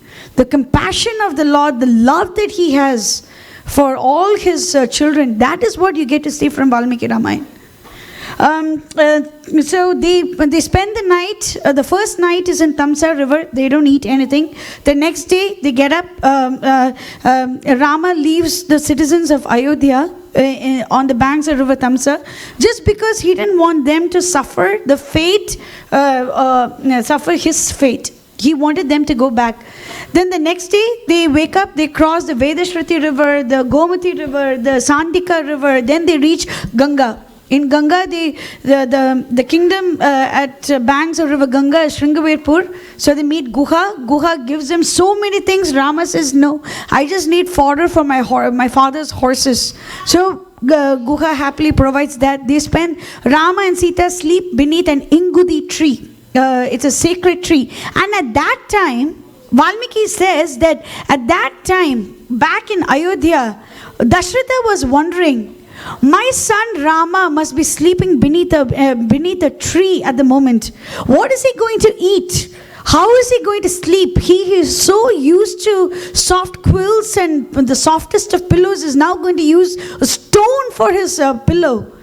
He is now going to sleep on a bed of straws. He is now going to eat just fruits and roots. This is the level of agony that King Dasharatha underwent. It was not that how is Rama going to manage? Is he powerful enough? No, that was never the question. Is Rama going to be comfortable? That was the only question that King Dasharatha had. And we can all learn from him, so much to learn from him. Then the next day, Guha wakes up. Everyone is awake. Guha gives them some latex to put on their hair to mat it up. And then we see Ram, Sita and Lakshman cross river Ganga, not with Guha, but with one of the kinsmen of Guha. Guha and Sumantra stay back on this side of Ganga. Very common misconception, but Guha does not ferry them across. It is Guha's friend, showing that if you take a shelter of a devotee of the Lord, you get to serve the Lord. You don't even have, it's not even necessary to take shelter of the Lord, but take shelter of a devotee, true devotee of the Lord, you will get some service. That is what is shown over here. And then they went to Prayag, which is a confluence of Ganga and Yamuna. They went to Prayag, then they meet a sage Bharadwaj. Bharadwaj tells them to go and live in Chitrakuta. They cross river Yamuna. Rama and Lakshmana build the raft. And they go to Chitrakuta. They meet sage Valmiki, and Lakshmana constructs a very sweet and beautiful cottage for Ram and Sita. So in the meanwhile, let's come back to Sumantra. He returns to Ayodhya. The people lament that Rama was not with him. Then Sumantra conveyed the message of Rama to the sad and despondent king. Dasharatha begged to be taken to the forest, and he says that my Rama is my life. Reunite me with my life. I cannot live anymore. I cannot do it. You have to read that shlokas, you have to read that chapter to even begin to understand the level of love that Dasharatha had for Ram. And later he recalled the events pertaining to the death of Shravan Kumar and the concomitant curse that he too would die of grief from the separation from his son. Dasharatha breathed his last, thinking about only Rama. Rama's moon-like face, that's what he was concentrating on. Ramachandra on his moon-like face. The whole city was plunged in grief. In the meanwhile, we have already seen that Bharata and Shatrughna were in Bharata's maternal grandfather's home in Girivraja. So sage Vashishta sent messengers to Girivraja to ask Bharata and Shatrughna to return to Ayodhya. Bharata had a dream signifying the death of the king. You know, these great people, when they dream something, it has a lot of meaning to it. So Bharata dreamt that his father was wearing red robes, drinking oil, and just he had fallen in a pit full of cow dung, and he's just been dragged and dragged and dragged. And so he knew that something terrible has happened to Dasharatha, and lo and behold, the messengers from Ayodhya come over. And so the Bharata and Shatrughna take leave of their uncle Yodhajit and grandfather Ashwapati, and they go off to Ayodhya. And they see that the usually hustling, bustling kingdom is full of grief. It is completely plunged in grief. So Bharata reproached, so it takes them 7 days to travel from Girivraja to Ayodhya. You know, that detail is also given in Valmiki Ramayana. He was surprised to see that that vibrant city was so dejected. Kaikeyi informed the prince that his father was dead and that Ram and Sita and Lakshmana have gone off to the forest.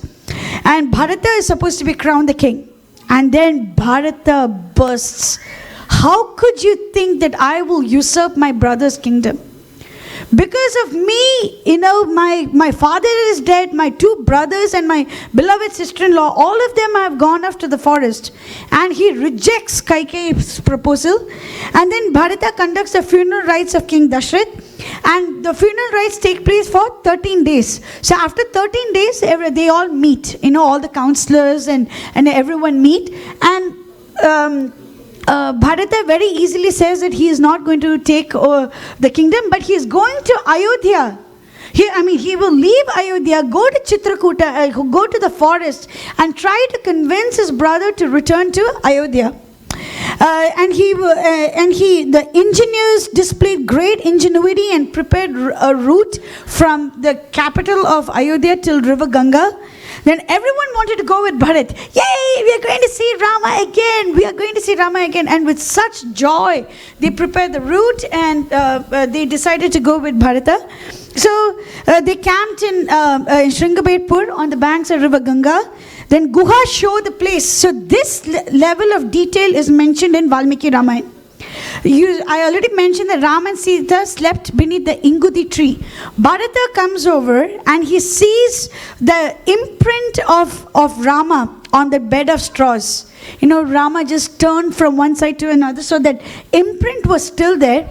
Mother Sita sleeps with heavy jewelry. She does not discard her jewelry at all. The only time when Mother Sita discards her jewelry is when she was in Lanka. She does not discard her jewelry at all. She wears heavy jewelry.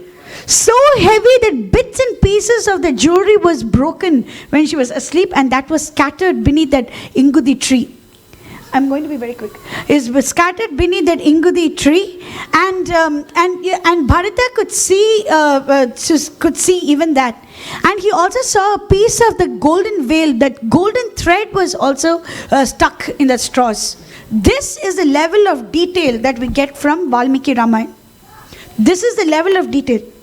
Then after that they go to Prayaga, they go to Bharadwaj Muni's ashram, and then finally they go off to Chitrakuta. And now we are going to see the meeting between Rama and Bharata.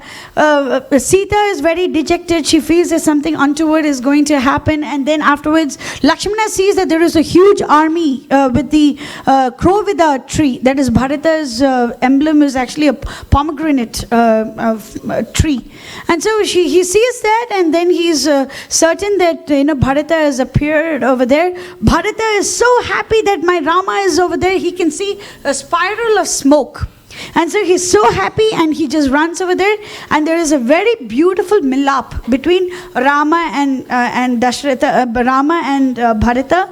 Bharata informs the death of King Dashrath. Rama is plunged in grief. He also conducts the funeral rites of his father, and then we see that there is a huge situation. They sit down, and Bharata asks, he pleads with his brother to return to Ayodhya, but Rama refused, and he said that I have to protect the word of my father, no matter the consequences. But thanks to that particular meeting, Rama agreed that after he returned to Ayodhya after 14 years, he will take over the kingdom. So Bharata asks for the sandals of the Lord. The sandals of the Lord are representative of the Lord himself. So Rama very lovingly gives the sandals to his brother. Bharata carries it on his head, and they go off to Nandigram. Not even Ayodhya. They go off to Nandigrama, and the Paduka is installed on a throne. And it is also mentioned that Bharata did not do anything without taking the permission of the Paduka.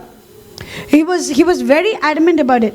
So in the meanwhile, Ram, Sita and Lakshmana, they move away from Chitrakoot, because Chitrakoot is very close to Ayodhya, so they didn't want the Ayodhya Vasis to keep on coming back and disturbing the peace of the place. As well as the sages told Rama to go off to Janasthan. That is the place of Kardushan, Trishira, and we're going to see that when we come to the Panchavati episode. So they went to, and then Ayodhya Kant closes with Rama going off to Atri Muni's ashram. And over there, Mother Sita receives some very beautiful instructions from Mother Anusuya. Anusuya is Atri Muni's wife. And she says, it's the Nari Dharm. Nagarasto, Vanasto, Va, Shubhova, Yativa, Shubha, Yastanstringa, Payobhrata, Pashangaloka, Mahodaya, Dushila, Kamavrittova, Dhanerva Parivarchita, Striranga Arya Swabhavanam, Paramam Devatam Pati. The supreme deity for a wife is actually her husband, and it doesn't matter whether he is good or bad, or licentious or a very bad person, but still the woman is supposed to treat her husband with great respect. And then looking at Mother Sita's very charming speech and all that, she asked Sita to recite Sitaram Kalyan. So Mother Sita recites the Sitaram Kalyan to Mother Anusuya, and we get to see the Rama Kalyanam from Mother Sita's perspective. And it's very beautiful, but I won't get into it because we have already covered Sitaram Kalyan. And then afterwards, Mother Anusuya bestows lots of jewels and cosmetics and very costly clothes and all that too. Divine clothes. It's all divine. She gives everything to Mother Sita. So this is the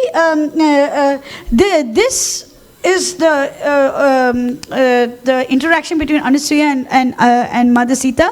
But in the meanwhile, Atri Muni actually asked Rama to go off deeper into the dangerous parts of the forest. He doesn't say, you just sit down, relax, I'm going to be here to protect you. No. He says, you have to go to the dangerous parts of the forest.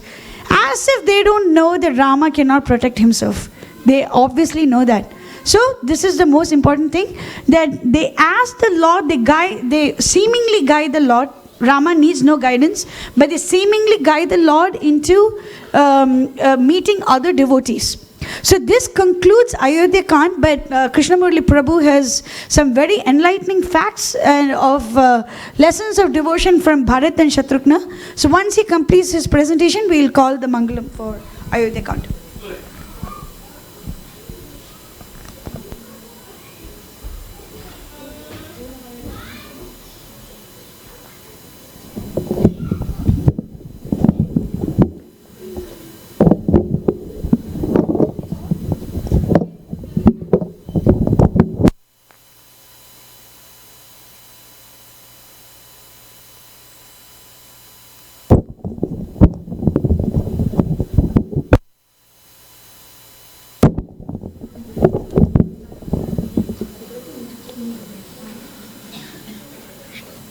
Hare Krishna. Om Ajnanatamrandasya Jnananjanashalakaya Chakshurunmilitam Yena Tasmai Shri Guruve Namaha. Vancha Kalpatarubhyascha Kripa Sindhuvayevacha Patitanam Pavanebhyo Vaishnavibhyo Namo Namaha. Hare Krishna, my greetings to everyone here. I would like to talk about the devotional service of Bharat and Shatrughna for the next few minutes. It's a pretty heavy topic because this is about some exalted devotees. These are some of the greatest Vaishnavas that the world has seen. So I don't know if I'm eligible to quite talk about such exalted devotees, but I will make an attempt. So I seek permission from everybody here to proceed.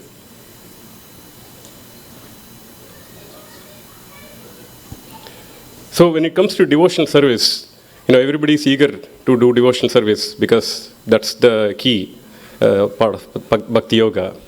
But as you all know, when we try to do devotional service, we are all faced with obstacles, right? Everybody agrees?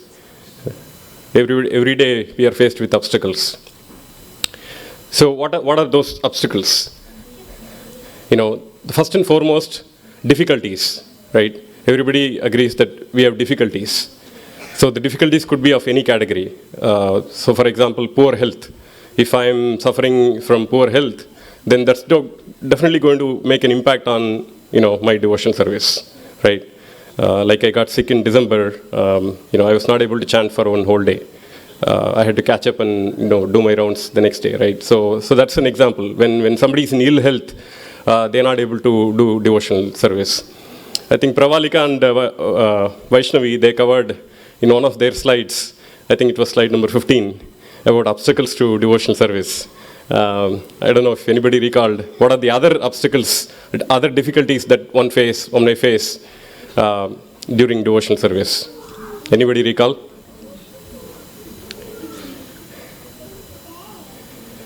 So when we get criticized by others, when we try to do devotional service and somebody criticizes us, then that becomes a difficulty or an obstacle.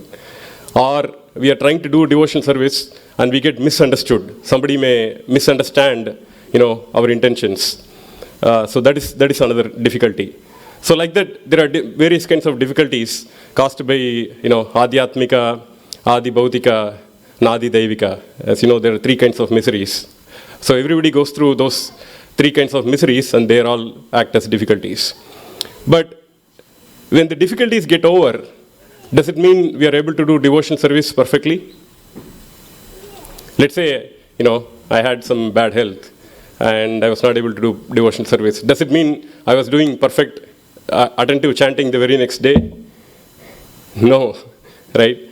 We are not able to do devotional service. Even in the absence of difficulties, there are some other challenges. So that's what it's categorized as temptations. So we all succumb to temptations. So even when there is no difficulty, when there is a temptation of the mind, so there are two kinds of temptations. One is temptation within, that is caused by our own mind. So when I want to wake up at 4:45 to do my chanting, my alarm rings and my mind says, Krishna, you slept so late. You deserve to sleep for 1 more hour. Why don't you sleep for 1 more hour? And that 1 more hour becomes 2 more hours. And then I wake up at 6:45 or 7, right? So we all are faced with temptations of our own mind and our own senses. Gupta Prabhu makes nice halwa. I take 1 serving. and my tongue says, no, Gupta Prabhu made so much hard work, why don't you take one more serving, right? So it's like our tongue and belly prompting us, tempting us, right? So that's temptations within. And then there is temptations without that come from outside world, right? Because Maya, being so powerful, it's always enduring and alluring with so many distractions. So even though devotees are trying hard, they get distracted. So can you think of some examples in the history where even very exalted sages were distracted by such temptations, other than Kritika Mataji? Yes, absolutely. Vishwamitra Muni, he was performing such penance for hundreds and or even thousands of years, right? And he had his senses under full control, and everything was going fine. And then he heard the ankle bells of Menaka. And that's it. He fell down, and then before even he could realize, 10 years had passed by. He led a family life, right? So he got distracted. There are other examples too, like you may have heard Shaubari Muni. So he avoided all this. So he thought, let me not be in the land, because if I'm in the land, I'll get distracted. So he went under the water, thinking that, he can perform penance easily underwater. And then underwater, he saw a couple of fishes, engaging in some activity, and immediately his mind got distracted. And he wanted to, he wanted to enjoy. So he came out of the water, ending hundreds of years of penances under the water, right? Shaubari Muni. So like that, we have so many examples of how temptations become a big obstacle. So what I want to talk about in the next few minutes is how Bharata overcame some of the biggest difficulties, and he also overcame some of the biggest temptations. So as Kritika Mataji said, when Bharata returned from his maternal uncle's kingdom, he already had some intuition, and he had a dream that something is not good. So he enters the kingdom, and he finds Dasharatha is not there in his palace. So he goes to meet Kaikeyi, and Kaikeyi, tells him about Dasharatha's death. And then Bharata comes to know about Rama's exile to the forest.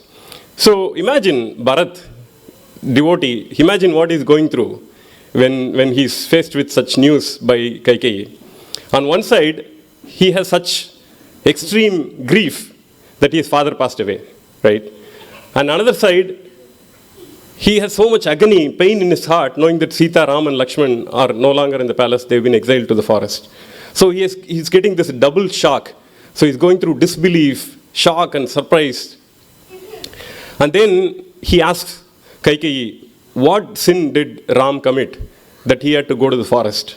And Mother Kaikeyi says, Ram is not capable of doing such sins. And then she explains why he was sent. So she talks about the background of 2 boons and everything. And as soon as Bharata heard that, he was just fuming with anger, right?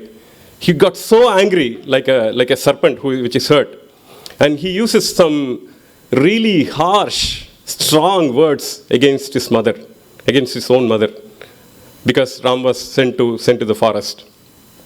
So he's going through shock, he's going through surprise, and he's going through anger, and he's also going through bewilderment or puzzlement, because, like somebody said, he knew that Kaikeyi loved Ram more than Bharata himself.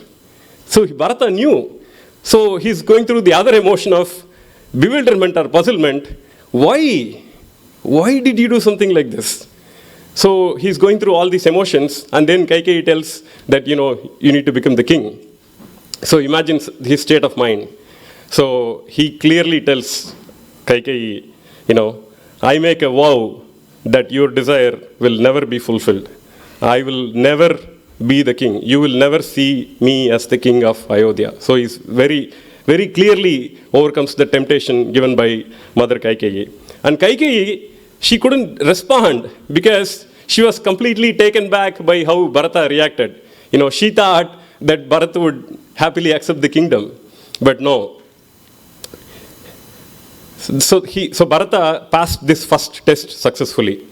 The other lesson here is that even though Bharata was in such anger, he restrained himself from doing anything physically. So even though he used some strong words against his mother, he did not act in any physical way. Like he wanted to throw Kaikeyi out of Ayodhya. Such was his anger. And he also tells her that, that's what I feel like. But then he remembered Ram and asked himself, would Ram approve of this? And he gets, no, Ram would not approve of me, putting a woman, or especially my mother, out of Ayodhya. So he controls himself. So he passed this test. The next test comes from Vasishtha Muni. So this is a kind of a harder test. So imagine the level of difficulty increasing, right? So Vasishtha Muni, after 13 or 14 or so days, he arranges, when Bharata is sleeping and he wakes up, he arranges for bards to come and sing his glories, like how a king will be welcomed. And Bharata is waking up to all this, music being played by bards, like how they would welcome a king. And he's like completely enraged and says, stop this music. I don't want to hear this music. I'm not the king. So what the lesson here is that sometimes during daytime, when we are clear, we may think something. At night time, our subconscious mind is more under control. So this lesson proves that Bharat, even in his subconscious mind, did not have the desire. Because he's being waken up from his sleep by this noise, and the first thing that comes out of his mouth is, stop it. He's not thinking, what nice music. He could have thought like that. He didn't know. He said, stop this music, I'm not the king. So again, he passed this test. Vasishtha Muni again gives him another test. So this time, he's using logic and dharma against Bharata. He's telling Bharat, listen, your king, your father wanted you to become the king. And it is your dharma to rule the kingdom. The citizens need a king for Ayodhya, so you better be the king. And he also gives some examples from Purana, like Parashuram.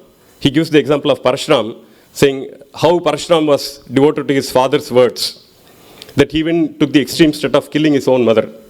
So he says that, Parashuram followed his father's words, so you should also follow your father's words. He gives another example of Yayati, who had many sons, and he exchanged, one of his sons exchanged his youth with his father's old age.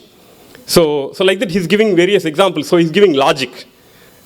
And Bharat was so sad hearing all this, that, I'm being asked to become king, how can it be? So again, he thinks of Ram. So we often think about, we are often told in lectures, the basic principle of devotional service is what? Always remember Krishna and never forget Krishna. Here, Bharat is demonstrating practically that even these extreme circumstances, that he's able to remember Ram. So when Vasishtha Muni is giving all this logic and explanation, he just takes a pause and thinks of Lord Ram. What shall I do? And then he's able to give logic answer back to Vasishtha Muni, that, a handsome body is useless without a life. So similarly, all that I have is useless without Lord Ram. So that's one analogy he gives. And then he says, the kingdom and I both are properties of Lord Ram. Kingdom is a property, I am also a property of Ram. So how can one property rule another property? So he's giving logic answer back to Vasishtha Muni. So like that, because of his remembrance of Lord Ram, he's able to encounter and face the challenge posed by Vasishtha Muni. Next, so again, you see the level of difficulty increasing. First, Bharat was asked by his mother to become the king, then by Vasishtha Muni, and now by Lord Ram himself. So when Bharat goes to Chitrakoot, Lord Ram is asking Bharat that he should take the kingdom. So obviously he's the Supreme Personality of Godhead, and it's not easy to win an argument or talk with Lord Ram. So this takes a little longer. So it's nicely explained how Lord Ram and Bharat exchange, that Lord Ram is telling you should become king, Bharat is telling no, you should come back to Ayodhya. So there is a very nice exchange going on. And seeing that this exchange is not working because Lord Ram is so determined, he being the Supreme Personality, he says that I want to fulfill my father's desire. father's words. That I have to fulfill the dharma of what my father said. So Bharat decides that this method is not going to work. So he says, I will just sit here and fast. I will not eat. I will not drink. I'll just fast until, I end my life.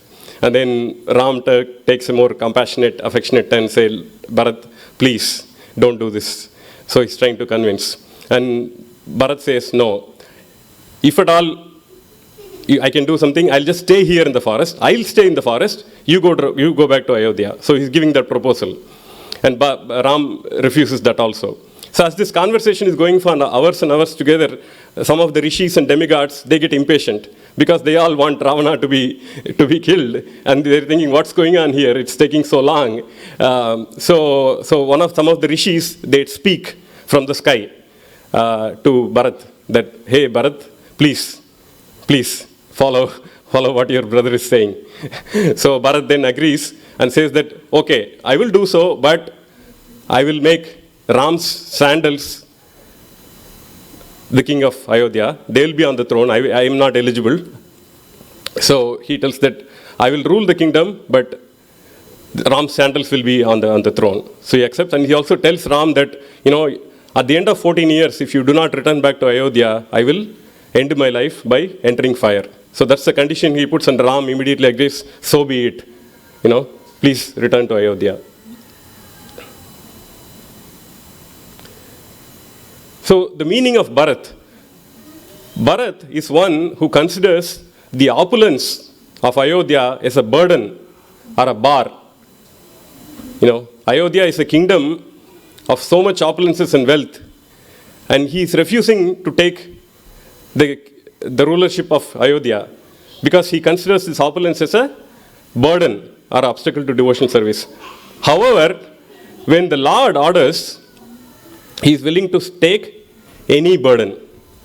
So he rejected the opulences as a burden, but at the same time, he accepted the burden as a service. Because Lord Ram asked him to do, he's accepting it as a service. And he's able to do that because he's never distracted in his position as a servant. He's very clear that he can never be the enjoyer. He knows that I'm not the enjoyer, Lord Ram is the enjoyer. Bhoktaram Yagachapatham Sarvaloka Maheshwaram, right? He's the proprietor and enjoyer. So he's resolute and not distracted. Before we proceed further with Bharat's rulership, I'd like to talk about intentions questioned. So just a note or a caveat that the people who are questioning Bharat's intentions, they are all well-wishers. Kritika Mataji requested that I add this note, and this makes perfect sense. They are all well-wishers of Lord Ram. They mean no harm to him, but they are undergoing some difficulty. Okay? So because of the difficulty, they are questioning Bharat's intentions. So let's see how Bharat overcomes these tests. First, Mother Kaushalya, when she meets Bharat, she asks Bharat, are you happy now? Your plans all become successful. Your mother made perfect arrangements for you. You must be very happy now. Being the king of Ayodhya and sending Ram to forest. And imagine the grief that Bharat would going through hearing such words, right? When we get questioned with our intentions, how would we react, right? So let's see how Bharat reacts. So Bharat, in a very, very humble, begging mood, prays to Mother Kaushalya that, Ram is my life and existence. He's my soul. And nothing can keep me away from Ram. And then he goes on to give vows that whoever is responsible for Ram's banishment to forest, that person will incur the consequences of the sin of killing a cow or killing a king. And he says he'll also incur the consequence of not giving water to a thirsty person. So he gives many vows saying that whoever is responsible will suffer those consequences. What he is implying by that is he is ready to take those consequences if he is in any way responsible for Ram's going to forest. So as soon as Kaushalya heard this, she became very pleased. And she immediately comes and stops Bharat and says, please do not take any more vows. I know you are innocent as a calf. The moon may emit poisonous rays. The snow may emit fire. But Bharat can never become hostile to Lord Ram. So she accepts. And that's how Bharat passed the test. Next, King Guha and Bharatavad Muni, they also question Bharat when he's in the forest. Again, in Bharatavad Muni, he's a very elevated personality. If you know, when Bharat went with his army and citizens, thousands and thousands of citizens in the army, they went to the forest. Bharatavad Muni, because of his mystic power, okay, he created palaces. So many palaces to accommodate thousands of people. He made food arrangements for thousands of people. So he's such an elevated sage. So he's questioning Bharat only to test him. And again, Bharat humbly answered that, I know I'm here to take Ram back to Ayodhya and I'll be in the forest. So as soon as Bharatavad Muni heard that, he became very pleased. So the summary is that by being humble and sincere and not getting angry or agitated, Bharat was able to overcome these 3 tests. Some of the austerities performed by Bharat, you may already know. So he matted his hair. He wore tree bark, slept on the ground covered with grass. As you know, he resided in Nandigram, right? He didn't reside in Ayodhya. He was outside in a hut. So he slept on the ground covered with grass. And he ate roots, fruits, and barley soaked in cow urine. Not just for 1 day, 2 days, but for 14 years he did that. So did he just stop by doing these austerities? No. He was also ruling the kingdom. So because I say this because I have a tendency, sometimes I fast, I don't fast much, but when sometimes I try to fast, my mind is telling, hey Krishna, what? You just fasted, why do you have to do service? You're already fasting, right? Don't do service. But Bharat, he is observing all these extreme austerities, and yet he's also ruling the kingdom without any benefits, without any personal comforts. And he offered all credits to Lord Sri Ram and his sandals. So this is like exact opposite of the current age politicians, right?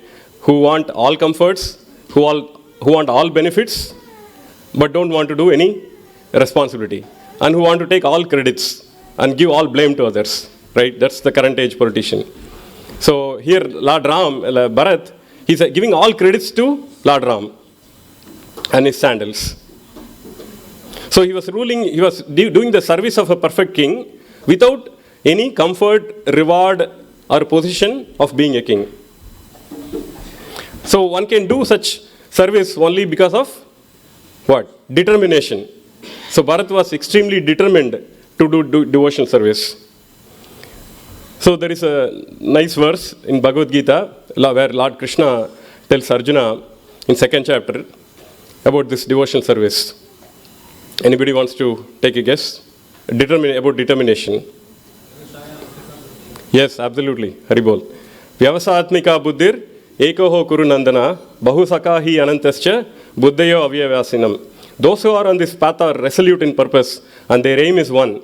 O beloved child of Kurus, the intelligence of those who are irresolute is many-branched. There is another verse, about 2 or 3 verses after this. Do you know what that is?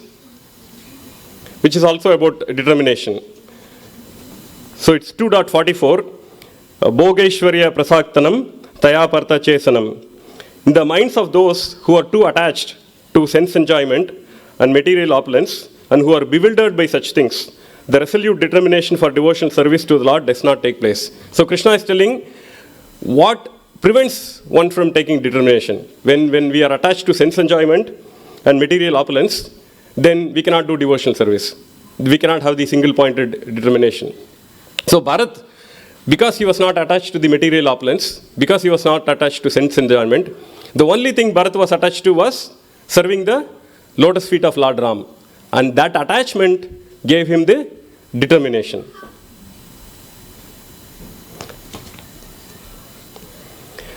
At the end of Yuddhakan, Lord Ram, being victorious, and Indra comes and, basically all the monkeys are given their life back.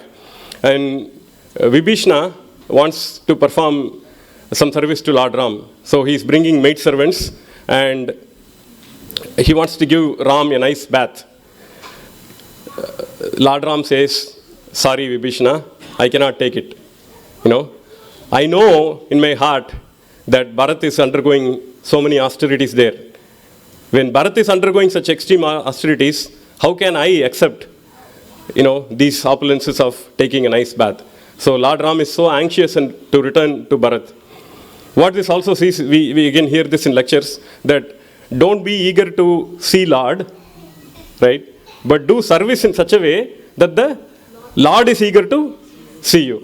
So here is an example where the Lord is eager to see Bharat because of the devotional service performed by Bharat.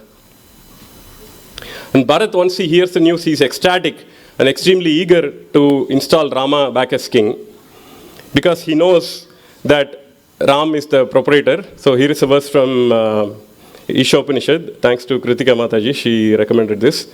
Isha Vashyam idam sarvam yatkincha jagatam jagat Punjita Kashya Swad Danam. Very good. So everything animate or inanimate is controlled and owned by the Lord. So Bharat knew this perfectly, that Lord Ram is the owner, and he wanted to give the kingdom back to Lord Ram as soon as possible because he was not attached. Can you think of an example where the exact opposite happening in history, where somebody was installed a king between brothers, and then when the news comes that, so somebody is installed as a king temporarily, and when the news comes that the brother may return soon, this person is anxious that his position may go away. Dhritarashtra, right? Yeah, Pandu. Pandu goes to do some penance. So Dhritarashtra is made the king. And when the news comes that Pandu may come back, Dhritarashtra is all in anxiety. He's so attached. He keeps touching his crown, say, I don't want to leave this. So this is an exact opposite of what Bharat felt. He was eager to give the kingdom back to Lord Ram. Shatrughna. So Shatrughna is serving Bharat all along, just like how Lakshmana is serving Bharat. The meaning of Shatrughna is one who kills his enemy. As Kritika Mataji said that in Uttarakhanda, right, Mataji? Yeah, so Shatrughna kills Lavanashura. Besides that, there is not much references of Shatrughna killing anyone. So is Lavanashura the only enemy of Shatrughna? No. So there are who are all our enemies when we try to do devotional service? Yes, lust, anger, greed, pride, and they all arise because of our false ego. So the true meaning of Shatrughna means one who has conquered his false ego and who has surrendered himself as a servant of Bharat. He is the epitome of being the servant of the servant. Gopi Bhartur Kamalpadeyor, Das Das, Dasanu Das. So he is again a living example of how to be a servant of the servant. There is a nice verse, Shatrughno Nitya Shatrughna, Nita, Preeti, Puraskrita.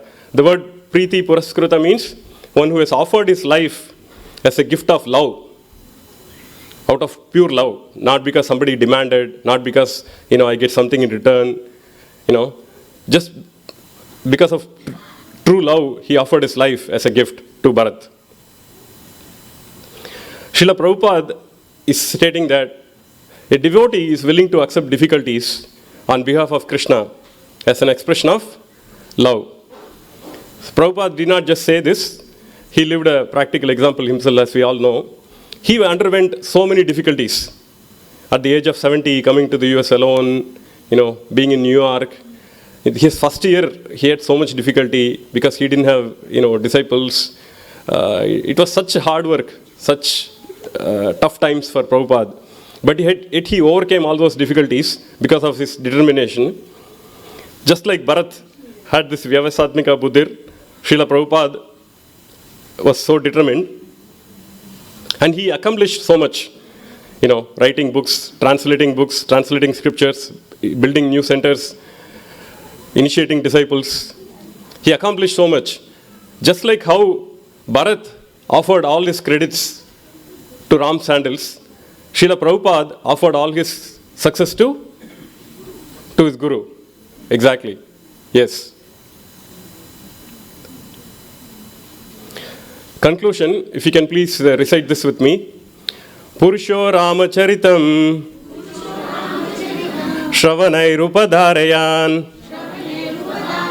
Anshramshya Parorajan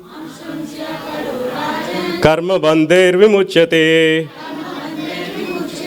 So in the 9th canto, Shukadev Goswami is instructing Parikshit Maharaj, O King Parikshit, anyone who orally receives the narrations concerning the characteristics of Lord Ram's pastimes will ultimately be freed from the disease of envy and thus be liberated from the bondage of fruitive activities. So envy, what causes envy? We all know, envy, lust, anger, greed are there. But what causes envy? Envy is caused by our desire to enjoy, right? Because we want to enjoy, we see some other person enjoying and we get envy, right? But when we hear of Lord Ram's pure devotees like Bharat, who offered their lives in the service of Lord Ram, by hearing from them, this Sukadeva Goswami is saying that envy can be erased. But just by listening about Ram's pastimes and hearing about how his devotees such as Hanuman, Bharat, everybody served him, the envy can be erased from our heart and we can be liberated from the bondage of fruitive activities. Because Bharat and other elevated devotees, they had perfect knowledge and perfect realization of who they are, right? Who is God and what is the relationship between them. So they had knowledge of these three and they also had perfect practical realization of these three. And they lived such ideal life. And my prayer is that, during this auspicious ceremony of Ramanavami and Rama's appearance, week-long celebrations, thanks to Harivilas Prabhu and other devotees who made this Ramakatha possible, because this has given us an opportunity to hear Lord Ram's pastimes so that we can follow in the footsteps of other great devotees. We may not be able to imitate what Bharata did, drinking barley, eating barley soaked in cow urine and putting tree bark. We cannot imitate, but we can definitely follow in their footsteps and try to serve Lord in whatever capacity we have. Hare Krishna, and thank you for giving me an opportunity. Haribol Prabhu, thank you very much for a very enlightening presentation. So this concludes Ayodhya Kand. So everyone please repeat after me. Iti Shri Valmiki Ramayane Adi Kavye Ayodhya Kande Parayanam Sampurnam. All right, so now that we are also going with Rama, Sita, Lakshman, and now we are going to enter the Aranyakanda, or the journey in the forest. Okay, so so when Ram, Sita and Lakshmana go from Chitrakuta, the order is Lakshman goes first, then Sita, then Ram. Right now, it will be Ram, Sita and Lakshman. That is the order. So Aranyakanda, let us start off with Aranyakanda. Iti Shri Valmiki Ramayane Adi Kavye Aranyakande Parayanam Arambham. So we are starting the Aranyakand right now.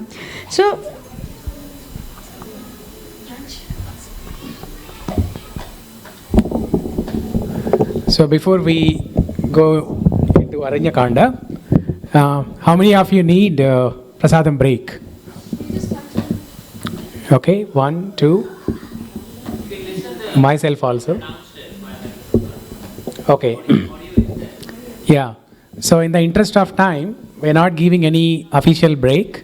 So whoever has not eaten, they can go downstairs and, so they can listen. It's audible clearly in the speakers. So let's do that. So we'll continue with next Vijay Sharavanan Mataji. So in between, Sita Apaharan, we are not covering that episode, but Sita is kidnapped and Lord Ram feels separation from Mother Sita, and she's going to cover, Vijay Mataji going to cover how Lord Ram feels separation, and Jatayu moksha, Shabari moksha. Right? Yeah.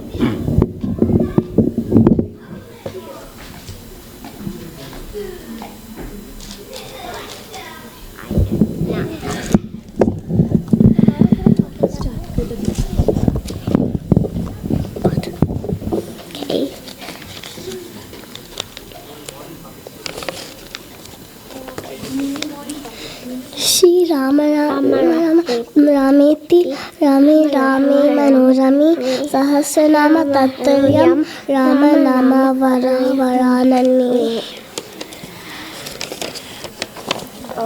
Can we ask this question in the end? Not now. Okay. Can we wait for something?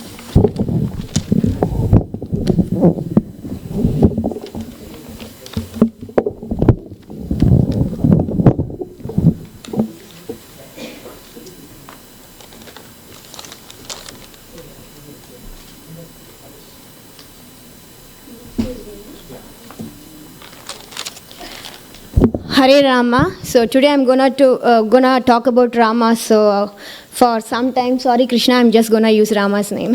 So Hare Rama, everyone. So my topic is about Lord Rama's lamentation, Jatayu Moksham, Kabanda, and Sabari's Moksham. So after Rama killed the demon Maricha, so Maricha is a golden deer. The demon who took the form of the golden deer so that he could separate Lord Rama from Mother Sita, and it would be easy for Ravana to abduct Mother Sita when Rama is not there. So after killing the demon, when Lord Rama is on his way back to the hermitage, so that's when he sees all the bad omens and listens to all the owl sounds from the jackals and all that. So he gets so confused. I mean, he had a lot of questions in his mind about safety of Mother Sita.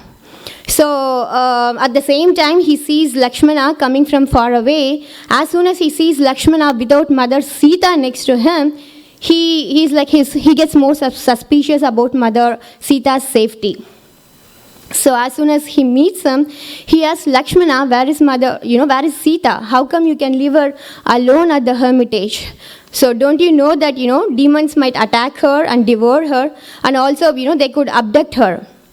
So Lakshmana explains all that had happened when Rama was away. He says, they heard some sound, that sounded like Lord Rama asking for help. And even though Lakshmana knows that nothing could happen to Lord Ram, nobody can do anything to Lord Ram, he still says, I got provoked by Mother Sita's angry words. So Mother Sita uses some harsh words so that, he could send Lakshmana so that he could go and help him. It's pretty normal, right? Even though Sita Ma might know that nothing could happen to Lord Ram, but still when she gets to listen to some sound, that sounded like Lord Ram asking for help, out of her love, she sends Lakshmana away from there. But Lord Rama was not happy about this. He says, you say that you got provoked by Sita's angry words, but I'm not happy what you did. You disobeyed, by not listening to me, and you just left Sita alone there. So he was not at all happy, and they both start, and then they go to the, hermitage to see what happened to Sita, and they just wanted to check the safety of Sita. So the search starts from there.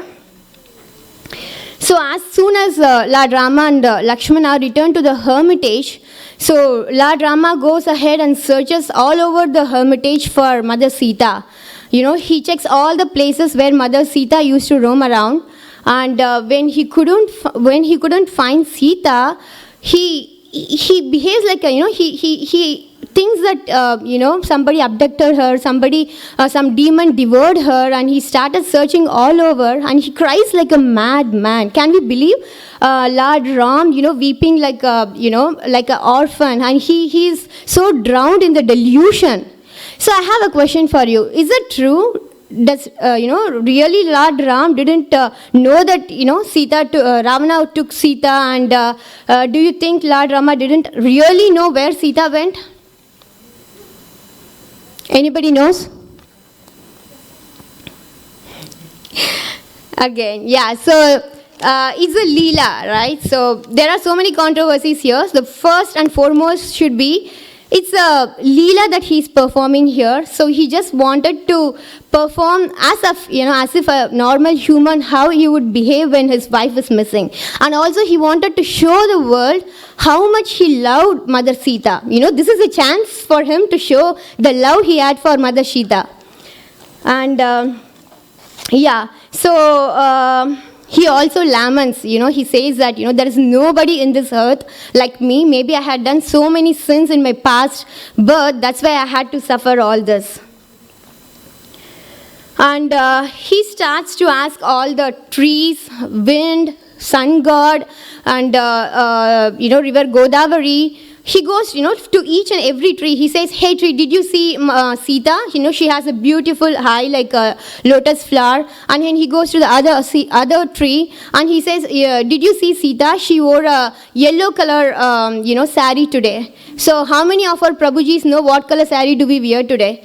I'm sure if my Prabhu, if I ask him, he will now look at me and then he could answer it. Otherwise, he will definitely not know. So, when Lord Rama says that, Mother Sita wore yellow color sari, the level of detail, he had noted Mother Sita, we could get to know from there. And again, the river Godavari, nobody answers him. River Godavari, wind god, sun god, nobody helps him out. So here there is a specialty for river Yamuna over river Godavari. What's that? Anybody? So river Yamuna, when Vasudev carries Krishna to the other side of the river, it first rises so that it could get the blessings of the Lord, touch his feet, and then it parts his way so that he could safely reach the other side of the river. But river Godavari, even though she knows where Sitama went, who took her, she never answers. That's because she was scared of Ravana might do something to her. But again, so does that mean Godavari is not pure enough, just like river Yamuna?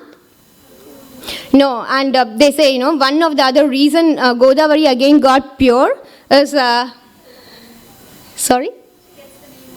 Goda. Yeah, when Andal came here, she gets the name of Goda. So that's how, Godavari is again, got pure. So when he was inquiring all the trees, sun god, he also inquired some of the animals there. So that's when he gets the clue. So all the deers ran in the southern direction. So that's when Lord Rama and Lakshmana, gets a clue that probably somebody took her in this particular direction. And they start searching in southern direction. When they proceeded, they see footprints, bits of gold, and patches of blood. So as soon as Rama sees all this, he kind of confirms, okay, somebody abducts her or some demon devoured her. That's why I could see all this blood. And I see, ornaments of Mother Sita here. He sees all the ornaments. He says, hey, Lakshmana, is this a chain of Mother Sita? Is this a, bangle of Mother Sita? Lakshmana couldn't answer any of that. But when he shows the, the anklets, Lakshmana could just say, he could confirm that that is Mother Sita. The only reason for this is Lakshmana never saw Sita Ma's face other than, just every day in the morning, he used to get blessings from Mother Sita and Rama. So he used to always, see, just get their blessings from, fall on their feet and get their blessings. So that's how Lakshmana can surely say that's Mother Sita's anklets. And as soon as he sees blood there, Lord Rama got so angry and he prepares to destroy all the three worlds because he was pretty sure somebody killed her and he doesn't want to live anymore. He says, hey Lakshmana, you can go back to Ayodhya. I'm not going to live without Sita. I just can't live without her. So you go back to Ayodhya. I'm sure I'm going to go and meet our father, Dasharath. and he's not going to be happy with me because I didn't, fulfill my promise that I gave to him. So he started lamenting. Saying that, I can't live without her. I'm going to die. I'm going to destroy all the three worlds. So it was so hard for Lakshmana to pacify him and, to console him. So he was able to, he managed to console him, and finally they started their search once again. So when they resumed their search, when they were on their way again, so Rama and Lakshmana see the wounded Jatayu. So that's when they see the wounded Jatayu, they saw, lot of blood around him, and he was just lying down over there. As soon as Rama sees him, he sees him from far away, and he thinks, okay, this is the demon who killed Sita. And, he drank all the blood, he killed her, and he's relaxing now. He's lying down and relaxing. So he aims his arrow at him, and he's planning to kill him. So that's when, Jatayu speaks out, says, hey, Lord Ram, please listen to me before you do anything. So I was not the one who killed Mother Sita. And he explains everything in detail. Ravana was the one who kidnapped her, who abducted her. I tried Jatayu is he was like 60,000 years old. He was very old, but still he tried to fight with Ravana. He fought with all his energy, and until Ravana clutched both his wings, he tried all his best. So he tried to break down some of his bow, and he also, and during that particular fight, I think ornaments of Mother Sita also fell down. That's why Rama was able to witness all those ornaments, blood, and some broken pieces of bow and everything. So after Jatayu explains this, Rama just goes there and hugs Jatayu, and then he took Jatayu in his arm, and he felt, the grief he had for Jatayu was so much that he says, hey, Lakshmana, the grief I have now, for Jatayu is more than that I have for Sita. So when somebody abducted Sita, Lord Rama was able to manage that, but at the same time, when Jatayu is gonna give up his life for the sake of Lord Ram, he just couldn't, handle it. And also, Jatayu gives some more details who Ravana is, and whose brother he is, and all that. And he also says that the muhurta during which Ravana kidnapped Mother Sita is called Vinda. So it means that since he kidnapped Mother Sita in this particular muhurta, Rama is gonna get all his lost wealth. And so after all this, Lord Ram says, hey Lakshmana, valiant souls and protectors, being righteous and honest, are found not just in human race, I could see them in animal and birds race too. So, and he says, grief I experience due to Jatayu's death on my account is more intense than Sita's abduction. He says this particular bird is worthy of reverence and honor as the famous and prosperous king Dasharatha.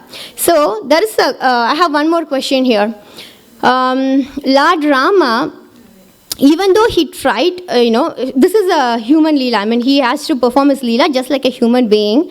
Even though he tried to pretend as a human being in all of this leela, there are few cases where his godly power came into picture. Can anybody point out one particular place?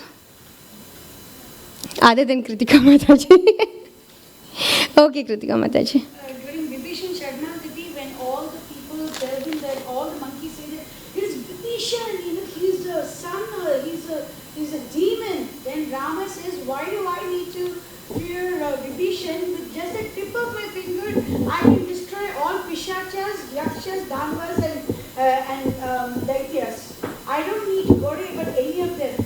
So at one instance, the awesome potency of Lord Rama is mentioned in just one sentence. The next one, he says that today Vibhishan has come over. Tomorrow let Ravana come. I'll give him also shelter. Very awesome potencies. And then Sugriva is just astounded. He cannot believe it that Rama is so wonderful and is so powerful, and yet he's so merciful. So there the Bhagavan Leela actually shines a whole lot more in Vibhishan Sharanagati. And there is one more place. So, yeah, Jatayu Moksham. So, when Sita was abducted by Ravana, so when he also got to know that, now he got to know it was Ravana who did that, Rama can just, shoot an arrow from the place where, he was standing, right, and he could just kill Ravana, exactly that particular second. He could just shoot an arrow and kill him. He's capable of doing that. He never did that because he just wanted to continue his Leela as a, normal human being. He doesn't want to use his godly power there. But when Jatayu gave up his life for Lord Ram, suddenly he just used his godly power and said, I order you, you go to moksha. I mean, who else can give moksha other than Lord, right? So it proves that, Lord Rama is none other than the Lord. But at the same time, Lord Rama also proved one more thing, that, if he faces any kind of trouble, he could handle. Because when Sita was abducted, he could handle it because it was his pain. But when Jatayu faced pain for the sake of Lord Ram, Ram couldn't handle it. He just gave him moksha just then and there.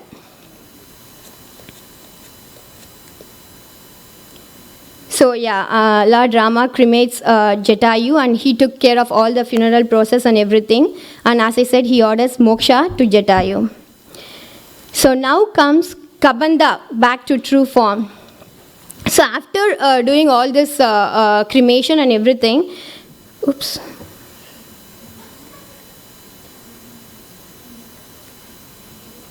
Okay, so they started their search again. So Rama and Lakshmana proceeded to search Sita, and they see a huge demon. This particular demon was so huge, he had a big belly, just, he didn't have any neck, he just had one eye, and his, he was so, terrible looking. It was so ugly looking form of this particular demon. He had two huge arms. That particular arms can, spread to at least 1 yoja. So he caught Rama and Lakshmana in his arms, and it was so painful, and Lakshmana said, hey Lord Ram, you know what, you better give me as an offer to this particular demon, and you please go ahead and take care of Sita, search for her and save her. Just give me as an offer to this particular demon, and you go away. Ram says, hey Lakshmana, a hero like you should not talk like this, This actually proves, Rama says, see, even demigods or even a great prince or whoever it is, when the time is not good, everybody has to face it. So that's what they were just talking like this, and suddenly this demon starts, plans to eat them, and he tries to take them into their mouth, and that's when they realize we have very less space and time, and immediately they pull their sword out and then cut the arms of the demon. And the demon asked them, who are you? Because nobody other than the Lord can kill me. He has that boon. So the demon asked them, who are you? Where are you coming from? And Lakshmana explains everything. Who are they? Why are they here? And whom they are searching for? And he explains all the details. And then Kabanda tells them, Kabanda was actually a Gandharva in his previous life. So in the past he was a Gandharva just because, and he was so handsome, and he created so many nuisance to other sages and also to the demigods. So Lord Indra cursed him to be like this demon. And Lord Indra also told him that, Rama and Lakshmana will be there. They will come to, kill him. That's only then he could regain his, Gandharva body back.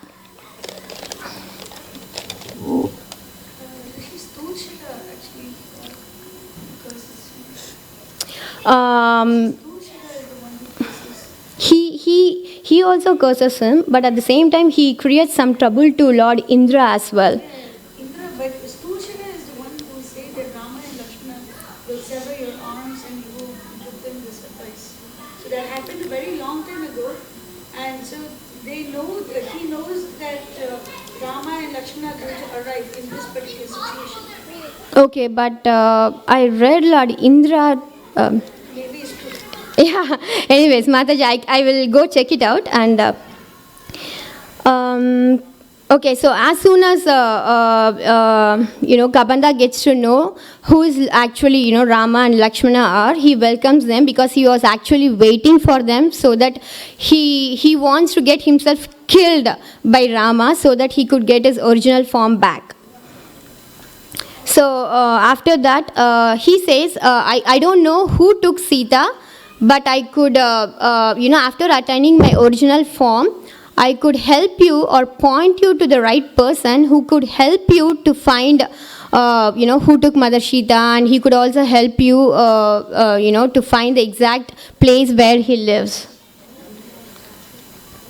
And Kabanda tells Rama to make friendship with Sugriva. So this is when Rama gets to know about Sugriva, and he says, where he lives. He says he lives near some particular mountain called Rishimukha. Yeah.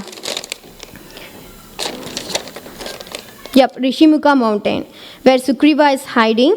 And after all this, again he cremates and everything is done. Again they start to search for Sita. Now coming to Sabari Moksham, Rama and Lakshmana during their search again visit the beautiful hermitage of Sabari. So Sabari, she has been serving the saint or sage Matanga Muni. Matanga Muni and his disciples, all of them, they left to moksha sometime back. When Sabari also wanted to go with him, he said, you can come, but you have to wait for some more time because you have to do a big service. Rama and Lakshmana will be coming to this beautiful hermitage and you have to take them as your guest. So just because her guru told him that, she has to do the service, she accepted that, and she has been waiting for very long. And every day, she was pretty old. She used to use her stick and then go out every day and pluck berries from the trees. She used to taste some of the berries. If it is bitter, she will just throw them away. If it is really tasty, then she will just save it for Lord Ram. So she has been saving fruits for a very long time. And when Rama and Lakshmana visit the hermitage, Sabari will be so ecstatic. She gets so happy, and she gives them water to wash their legs and some of the water to sip. And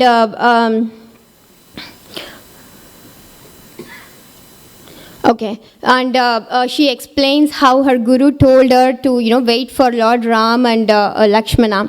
So she offered some of the fruits, and when Lakshmana tells Ram that, hey Ram, this has been already tasted by Sabari, so I think, you might not, you should not eat this.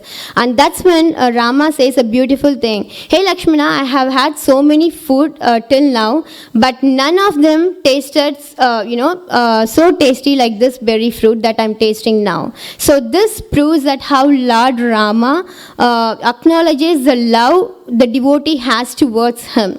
So Sabari again, gets permission from Lord Rama, and he says, "Hey Sabari, hey ascetic, you proved your devotional service towards me. Now you can go wherever you want to go." And she goes and gives her life in the fire, and then she again gains beautiful transcendental body, and then goes to moksha. Again here, when Jatayu was dead, Lord Rama said, "Okay, I order you go to Vaikuntha. You go to moksha." But when Sabari said, "Okay, oh Lord Ram, I want your permission to go to go reach where my guru went," he just says, "Okay, you can go wherever you want." Why is that? He didn't say, you will get moksha too. He didn't give moksha. Exactly. He just witnesses because Sabari has been already given moksha by her guru. So can guru give moksha? Yes. So when we can get, such a guru who is lost, completely in the love of God, who is completely honest, we can get moksha from his grace. So that's why Rama here says, okay, you can go wherever you want. He just witnesses that, and he just goes away. So that's a big lesson we learned from Sabari.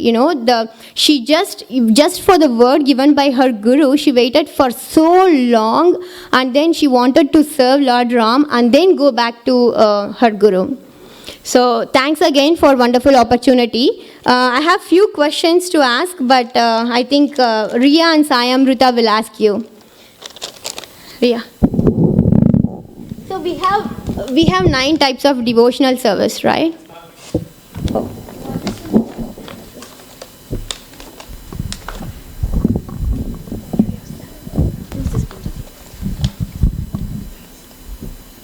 So we know there are 9 types of devotional service.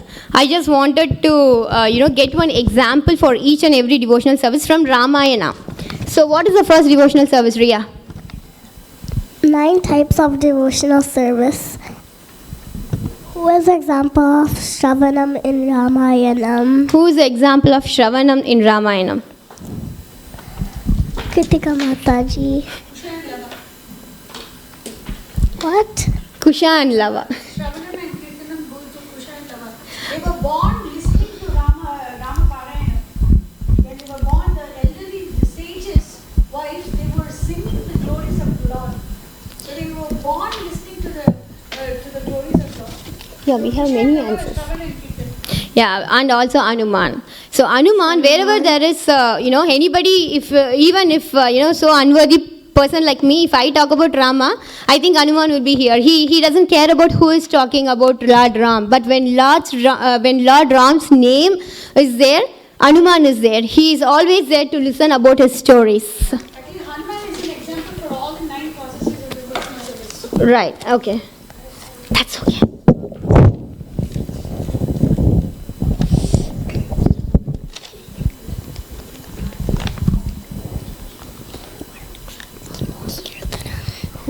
Who's the example for Kirtanam in Ramayana? Who's example for Kirtana in Ramayana?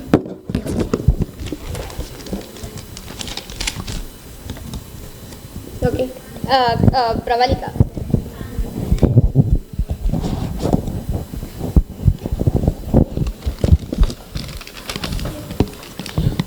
During Rama Pattabhishek or any of the students, Sitaram Kalyan, all the Apsaras, they all sing kirtans. Every single time that after Ravana is killed, then all the main milestones, the Apsaras sing and Gandharvas dance, and it's such a beautiful celebration. So for Kirtanam, Apsaras and the Gandharvas. And Valmiki. He was the one who spoke about Ramayana. Different examples, right. Next one, Riya. Who is example of Vishnu Sparanam in Ramayanam? Vishnu Smaranam. Vishnu Smaranam.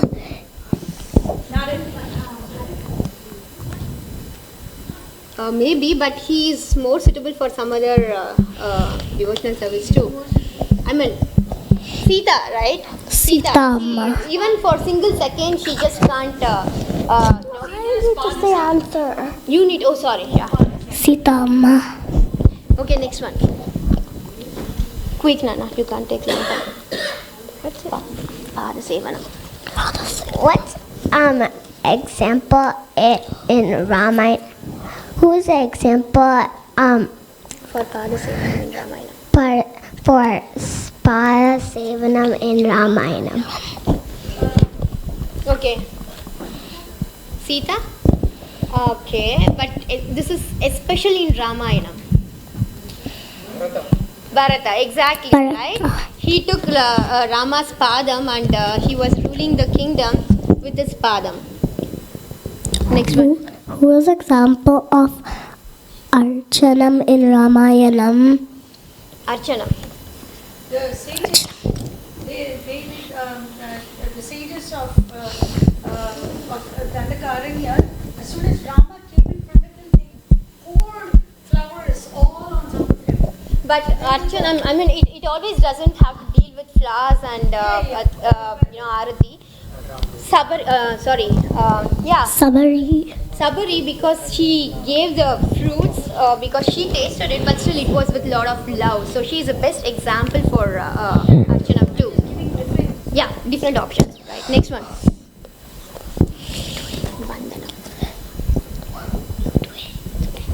Who is the example for? Who is example of Vandanam in Ramayanam?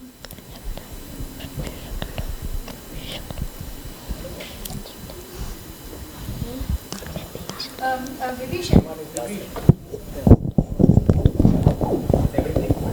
Yeah, it could be one of the. So, yeah. Becky answer Chapali. More dominant characters, right? So, Vibhishan. Next one. So this is very important. Who is example of Dasyam in Ramayanam? And Dasyam. There is one prominent character more suitable for this. Exactly, Lakshman. right? He didn't eat for the whole of 14 years. He didn't sleep for the whole of 14 years. All he did was serving Lord Ram. So, it's Lakshman.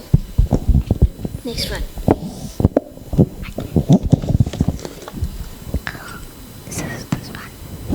Atma Nivedanam. Who is example of Atma Nivedanam in Ramayanam? Jatayu. Next one. Who is example of Sakyam in Ramayanam? Sugriv. Awesome. Thank you again. Thank you, Kritika Mataji and Kasam Prabhu, for giving us the chance. Thank you, everybody.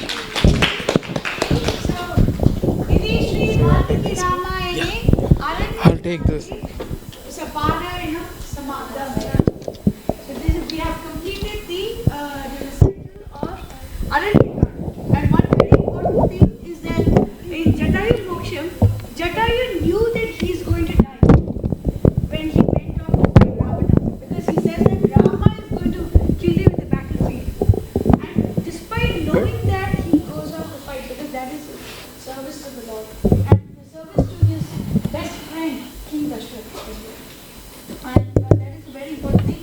Now we are in the shores of Lake Pampa. And in the shores of Lake Pampa, a particular person is going to meet Lord Ram. So we are going to start. Sit there, I can see you and talk. Sit there. Shri Valmiki Ramayana Adikavye Kishkinda Kande Parayanam Arambham. We are starting the recitation of Kishkinda Kande, or the canto of the book of Kishkinda. Where over here Rama as predominantly as a friend is being seen.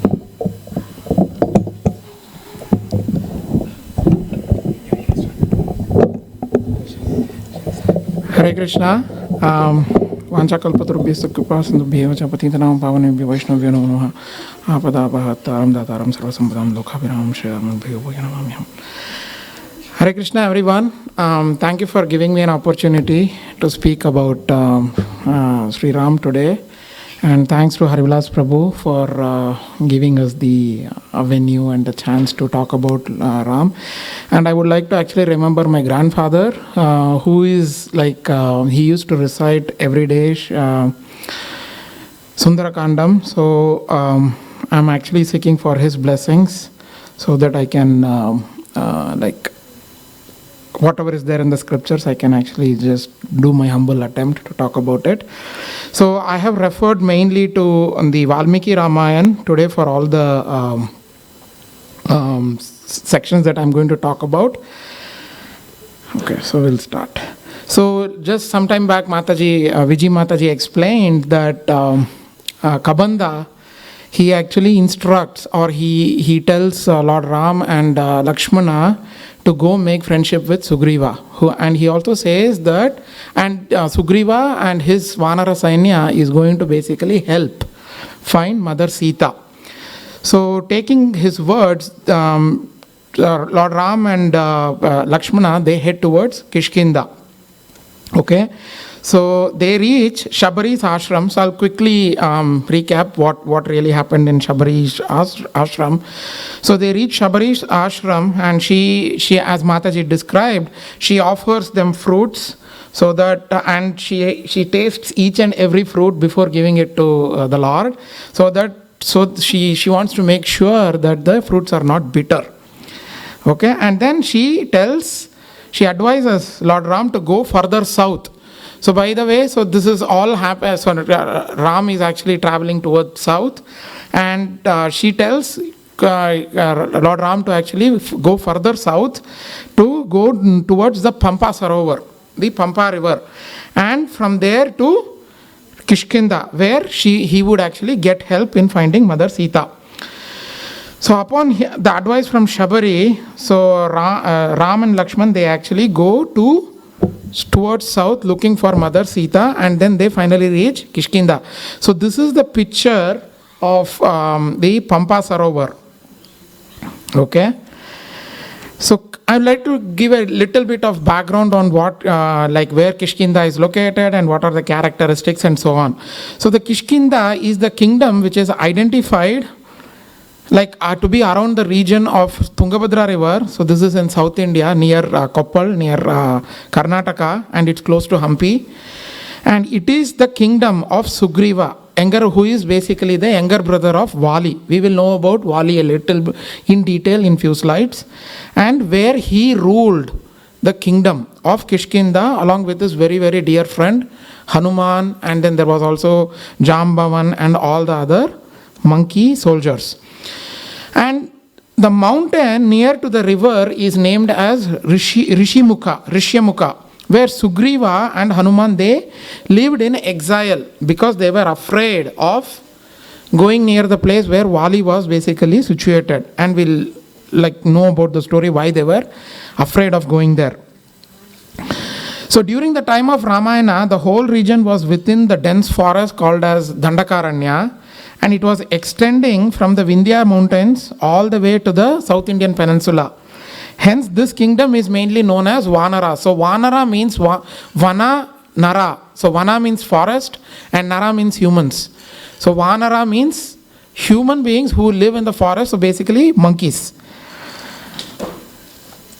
So while traveling south, Ram and Lakshman, they reach Pampa Sarovar, and there is a very, very beautiful description of how the environment is there, how the forest is there. It's filled with so many flowers and so many animals and so on and so forth. So as soon as Lord Ram reaches the forest, he starts remembering Mother Sita, and then he goes into a mood of separation. So he starts crying, and then Lakshmana, he actually gives courage to the Lord, and then he asks the Lord, let's proceed towards Rishyamukha so that we can go and meet Sugriva, with whom we can get help in finding Mother Sita. So while they were wandering like this, so some of the monkeys are jumping on the trees, and they see that there are two human beings who are roaming around in the forest, and they become very, very scared. And they go and tell Sugriva. And Sugriva then sees them, and then he also becomes extremely scared. So this Pampa river, whatever that picture is there here, this river is still there in India today. Like if you go to Kerala, so that's where Shabarimalai, which is one of the most pilgrim spots in South India, is located. So the Pampa river is still there. That's where so Shabarimala gets the name from Shabari, who was residing in that forest and giving the fruits to Lord Ram. So as soon as so Sugriva gets very, very afraid by seeing Ram and Lakshman, and then he immediately turns to his friend Hanuman, and then he requests Hanuman to go and see Lord Ram and Lakshman. So he says that he thinks that these two people, these two human beings who have come here, they have been sent by Vali to kill kill Sugriva and all the Vanara Sainya. And at that point, so I remember Kritika Mataji actually in the beginning she recited one verse, I don't remember that but Hanuman basically assures, so that is the first verse that Hanuman says in Ramayana, where he assures Sugriva that you should not fear because we are all situated in the great mountains of Malaya and this is protected by the blessings of Matanga Muni, who is still residing there, doing his penance. And then Sugriva tells Hanuman to assume an ordinary form, not that of a monkey, but just assume an ordinary form and then approach Ram and Lakshman. So there is very, very nice verse that I would like to recite that Sugriva says to Hanuman.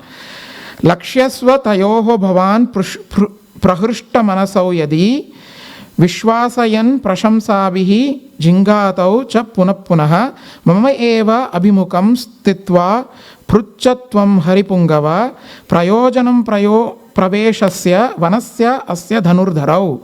O best of monkeys, ascertain their purpose by praising them and studying their honest intentions. Gain the confidence of the wielders of the bows, and if you find them agreeable, inquire the purpose of their entering this forest. O best of monkeys, find out whether they are noble in their intentions or evil in their design through your conversation with them. So immediately after hearing this, Hanuman accepts the order of his master, the king, who is Sugriva, and then he, as we all know, he is a mighty son of Vayu. He just leaps forward and then he goes to meet Ram and Lakshman. And so very important point, he actually doesn't go, as I mentioned in the previous slide, he doesn't go in his original form as Hanuman, but he goes in the form of a mendicant, as a Brahmin. And so he actually goes in that form and he then starts praising. He goes in front of Ram and Lakshman and then he starts praising Ram and Lakshman. So I would like to recite few more verses. Rajarshi deva pratimau tapasau samshita vratau desham khatam imam praptau bhavantau vara varninau traya trasayanto mrugaganan asyan cha vanacharinaha. You both, fair in complexion, resemble royal sages or gods. You appear like ascetics and pursue vows in austerity. How come you are present here as if to frighten the animals and other creatures roaming this forest? Simha vipekshitau veerau mahabala parikramau Shakrachapa nibhe chape grihitva shukranashanau Shrimantau rupa sampannau Vrishabha shreshta vikramau Hasti hasta upama bhujau Dyuti mantau nararshabhau. Having the gaze of a lion, both of you are heroic in your stance. As each of you hold a bow resembling the rainbow, you seem to be mighty warriors, eager to annihilate the enemies. With the valor of superior bulls and your shoulders resembling elephant trunks, you look magnificent, handsome and brilliant. No doubt you are the best among the humans. Padmapatra ikshanau veerau jatamala dharinau anyonya sadrushau veerau devalokat iha agatau. Yadhrichayeva sampraptau chandrasuryau vasundharam vishala vakshasau veerau manushau deva rupinau simha skandhau maha utsahau samadau iva go vrishau. Both of you appear alike, with eyes with lotus petals and locks of matted hair. You look like heroes descending from the world of the gods. You look like the sun and the moon dropped incidentally on this earth. With shoulders like those of a lion and the majesty of energy bulls, you broad-chested warriors appear like divine beings, though in fact humans. See the words that Hanuman uses to praise Lord Ram and Lakshman. It's so beautiful. So in the scriptures, we know that Hanuman, it's mentioned that Hanuman is basically known as Veda Parangataha. He knows all the Vedas and all the subsidiary scriptures. And he's also known as Navavyakarana Panditaha. And he is basically a scholar in all the 9 different grammars. Buddhimatam Varishtaha, cleverest of the clever. He is the supreme scholar, teacher, and the cleverest of everyone. So after hearing, and he recites few more verses. He says, Evam mam paribhashantam kasmad vaina abhi bhashataha sugrivo nama dharmatma kaschit vanara pungavaha viro vinikritau bhratra jagad brahmati dukkitaha. Why are you silent while I am talking? I am here to apprise about a great and righteous warrior, Sugriva, the chief of the troop of monkeys, sadly wandering all over the land, banished by his brother. So now at this point, although he is in the form of a mendicant, he now reveals who really he is. Praptaha aham preshitaha tena sugrivena mahatmana ragnya vanara mukhyanam hanuman nama vanaraha. Delegated by that great soul and the king of important monkey Sugriva, I have come here, and by name I am Hanuma, another Vanara. Yuvabhyam sahi dharmatma Sugriva sakhyamichati tasyamam sachivam vittam vanaram pavanatmajam bhikshurupa prati chinnam Sugriva prita karanat Mukyat iha praptam kamagam kamacharinam. The righteous Sugriva wishes to make friendship with both of you. For his well-being, I am here disguised as a mendicant from Rishyamukha mountain. I am a monkey, son of the wind god Vayu, and minister to Sugriva. I can assume any form at my free will and can go anywhere I like. He is basically now talking about himself. He reveals, although he is in the form of a mendicant, he reveals who he really is, and then he tells about his qualities, how he is a son of wind god, and how he can assume any form at will, and he can go anywhere and whenever he likes. So after this, Rama, after Hanuman actually speaks this way, Rama is completely captivated by his speech, and then he says to Lakshmana that only a person who is learned all the Vedas can speak so eloquently. So then Rama basically explains the different Lakshanas that Hanuman depicts while he is glorifying Ram and Lakshman. So some of them are, I listed 6 of them. Rama says, the knower of Rigveda or the non-remember of Yajurveda or the non-scholar of Samaveda can possibly or truly speak this way. So if you know Rigveda, Yajurveda and Samaveda, so each of these Veda, there are specific things that needs to be done to adhere to the meters and then the raga. So for example, Samaveda, you have to sing something in a particular raga. And for Yajurveda, you have to, it's in the, when you do Yagya, that's when you use Yajurveda, and you repeat the mantras over and over again. So when Hanuman was actually praising, he depicted all the qualities that's necessary for a person who is qualified in reciting Rigveda, Yajurveda, Samaveda. And the next quality that Rama explains, the Lakshana that Rama tells is, definitely grammar is severely and comprehensively learnt by him. And though much is said by him, not a single word has gone amiss of verbiage. So with perfect grammar, he has not even made a single simple mistake. So everything that Hanuman spoke was perfect.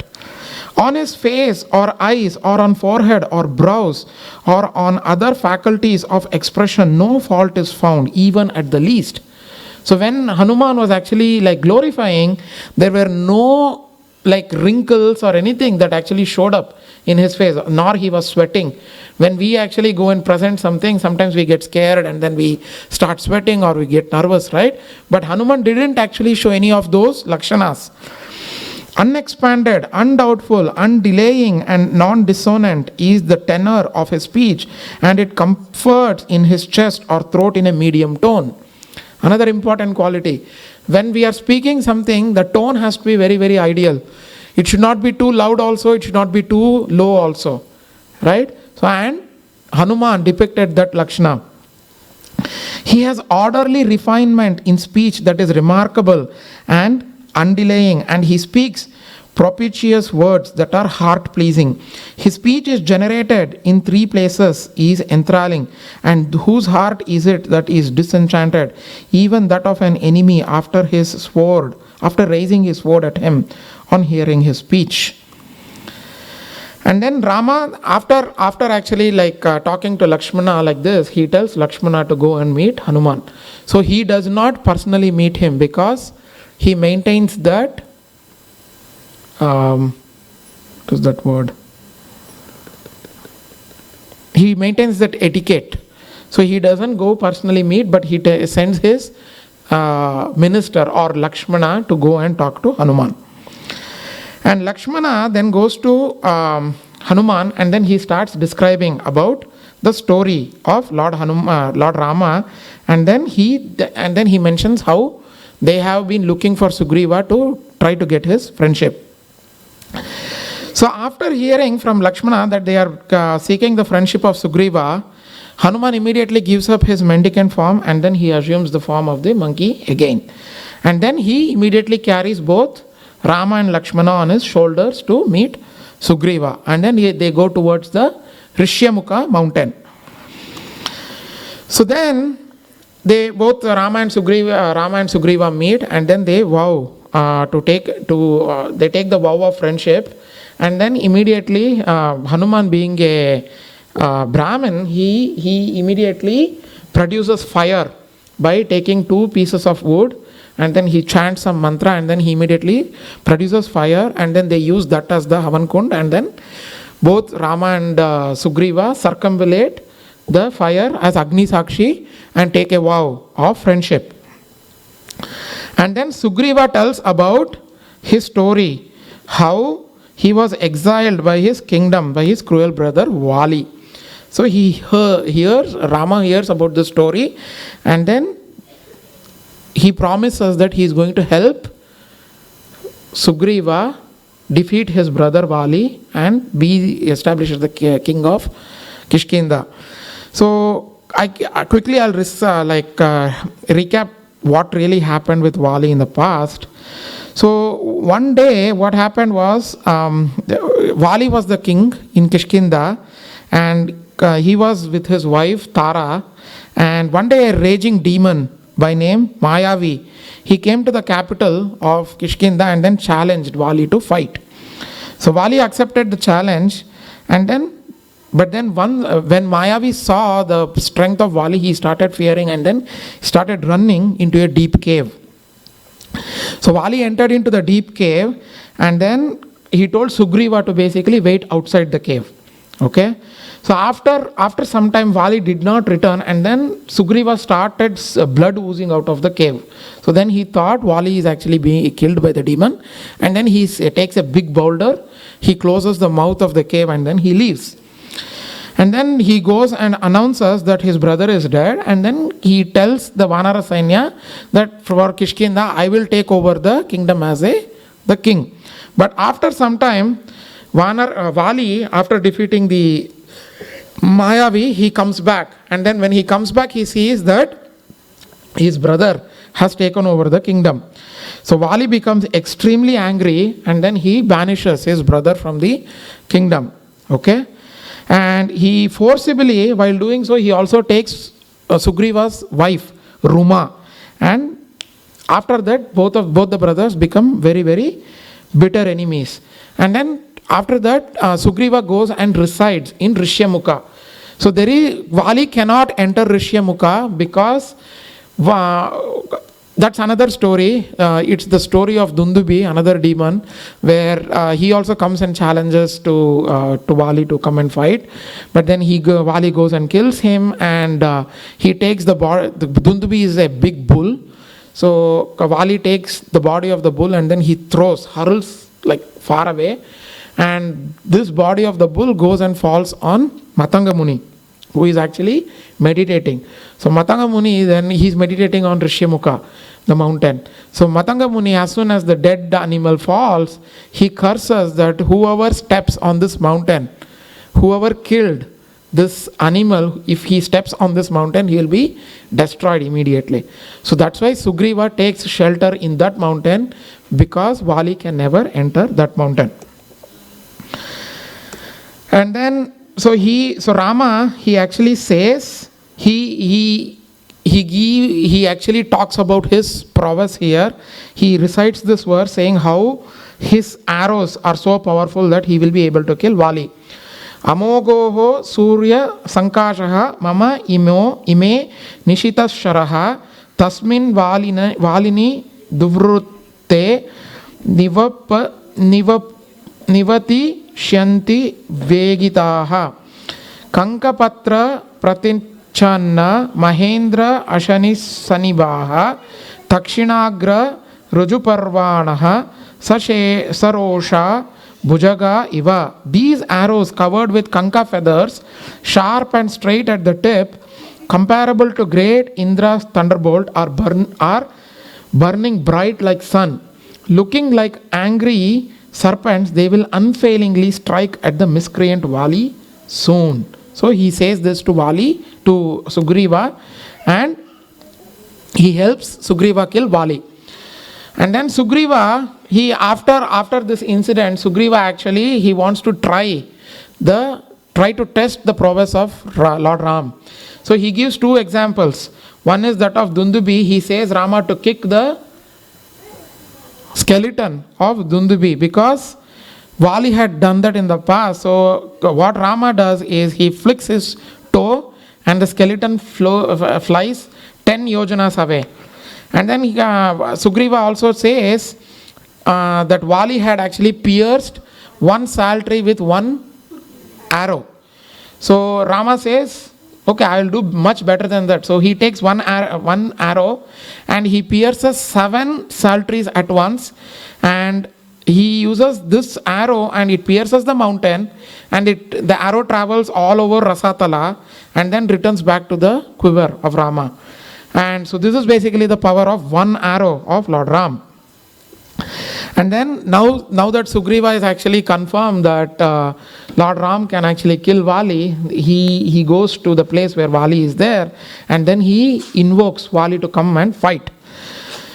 But then Rama actually, both of them fight, but Rama doesn't kill Vali at that point of time. So Sugriva gets angry, and then he comes and asks Rama, why you didn't kill Vali? He says, both of your brothers are very alike. I don't know who is who.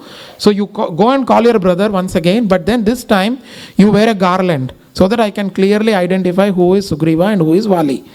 So he does that, and then they go and fight, and Lord Ram kills Vali. And then immediately after that, Vali, he is so powerful that he is not killed at that same point. As soon as the arrow pierces his chest, he falls down, and then he asks few questions to Lord Ram. He says he doesn't have any right. So his enmity is between his brother and they are enemies, right? But he says, Ram, you do not have any right to actually come to my kingdom and kill me. So that is one thing that he says. And the second one he says is, you are cruel and you have transgressed the modes of propriety. So then Ram basically explains the reason why he killed Vali, and then he quotes few verses.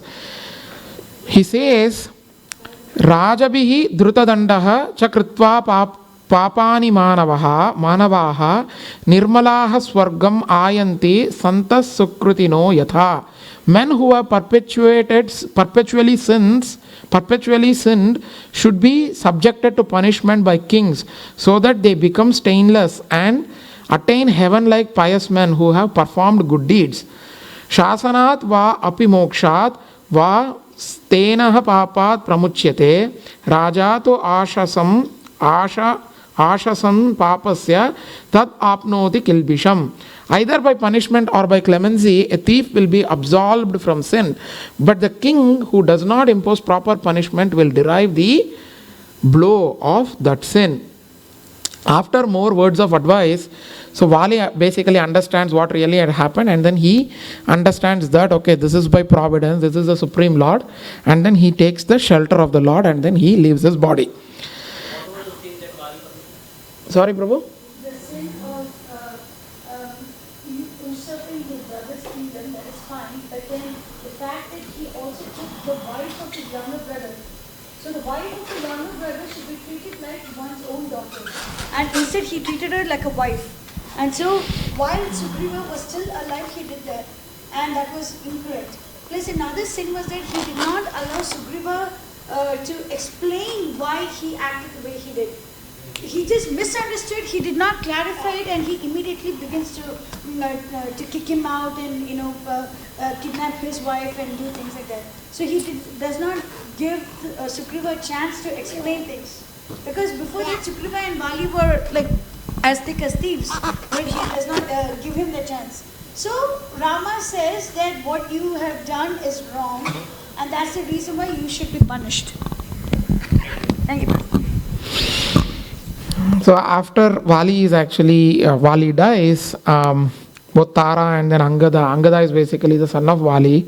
They lament, and then Vali hands over, before dying, he had got one pendant.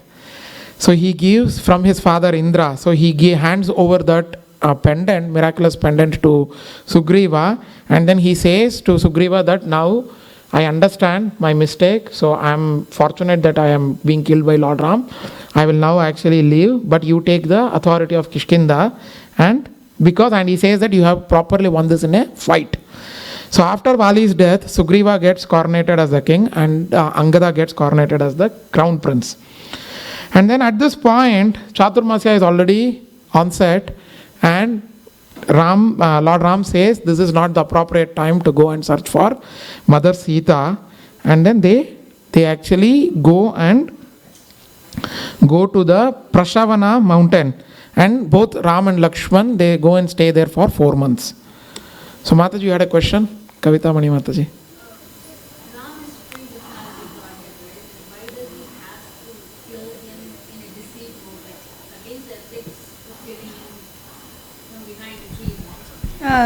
May I answer that question, Prabhu? Sure, Mataji, go ahead. That's because he does not see. Sugriva approached the Lord for material comforts, and so Rama does not want anyone else to think that even if it is for material comforts, the Lord himself will come and do things for you. For tomorrow, if I have an examination, I cannot say that I am a devotee of Rama, so Rama will come and write my exam. That is not going to work out. I am the one who has to study and do things like that. And if Sukriti actually, if I've done enough punya and all that, maybe I'll be able to answer all the questions. It's not that Rama will come over and write the exam for me. He's not going to do that. So similarly, he never says that I'm going to fight Vali. He says that Sugriva, you are supposed to fight Vali.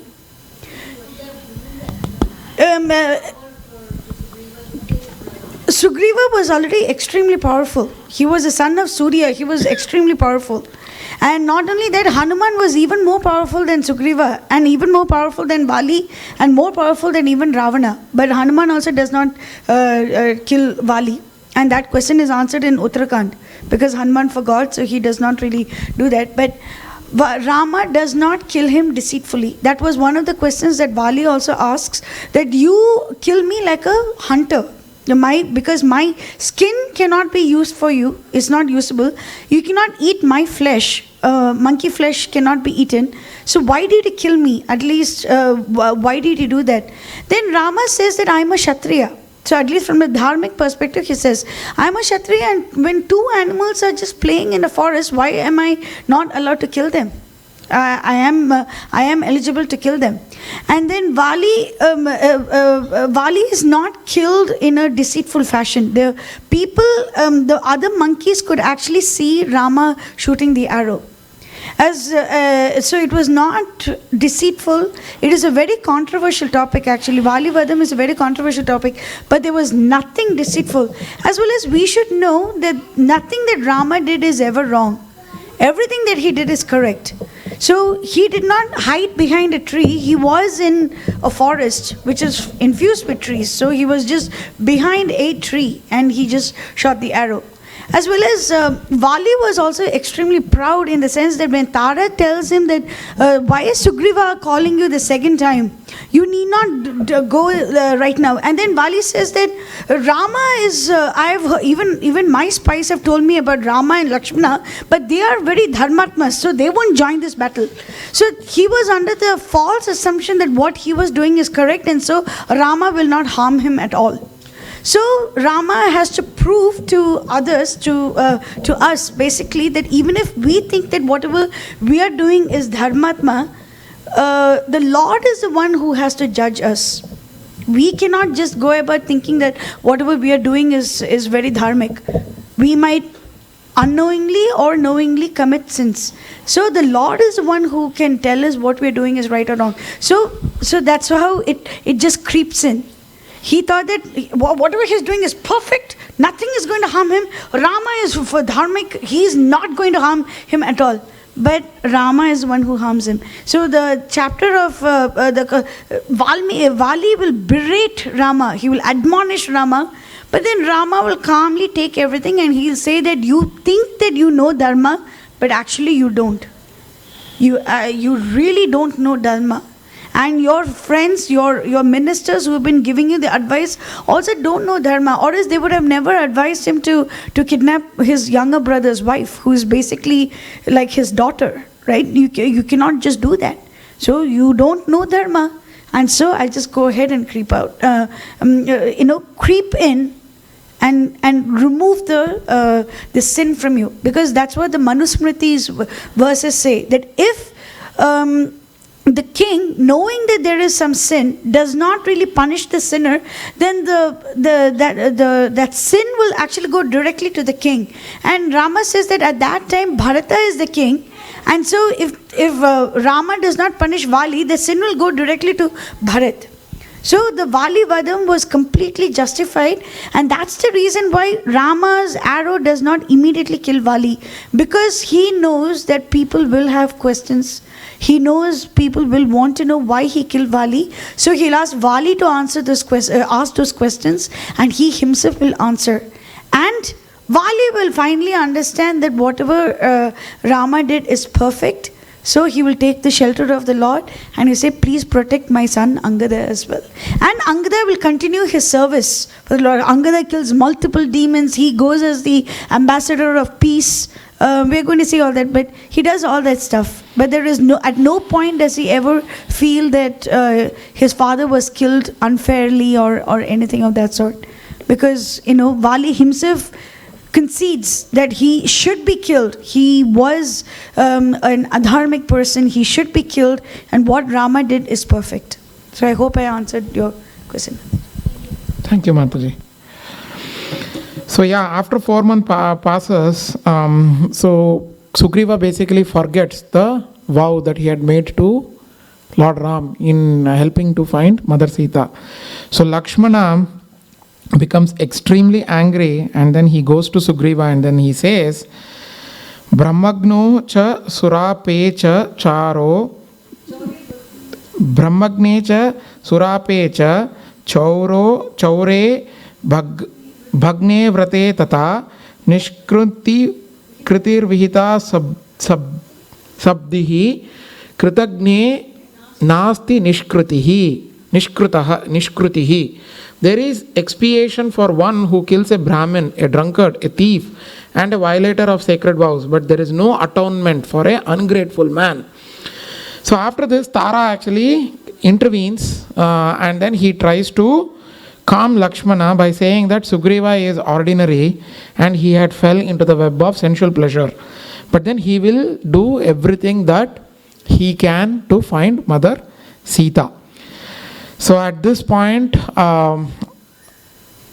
the next topic actually starts where all the Vanara Sainya starts helping Lord Ram find Mother Sita. And then I would like to actually stop here and so that the next person can talk. Hare Krishna.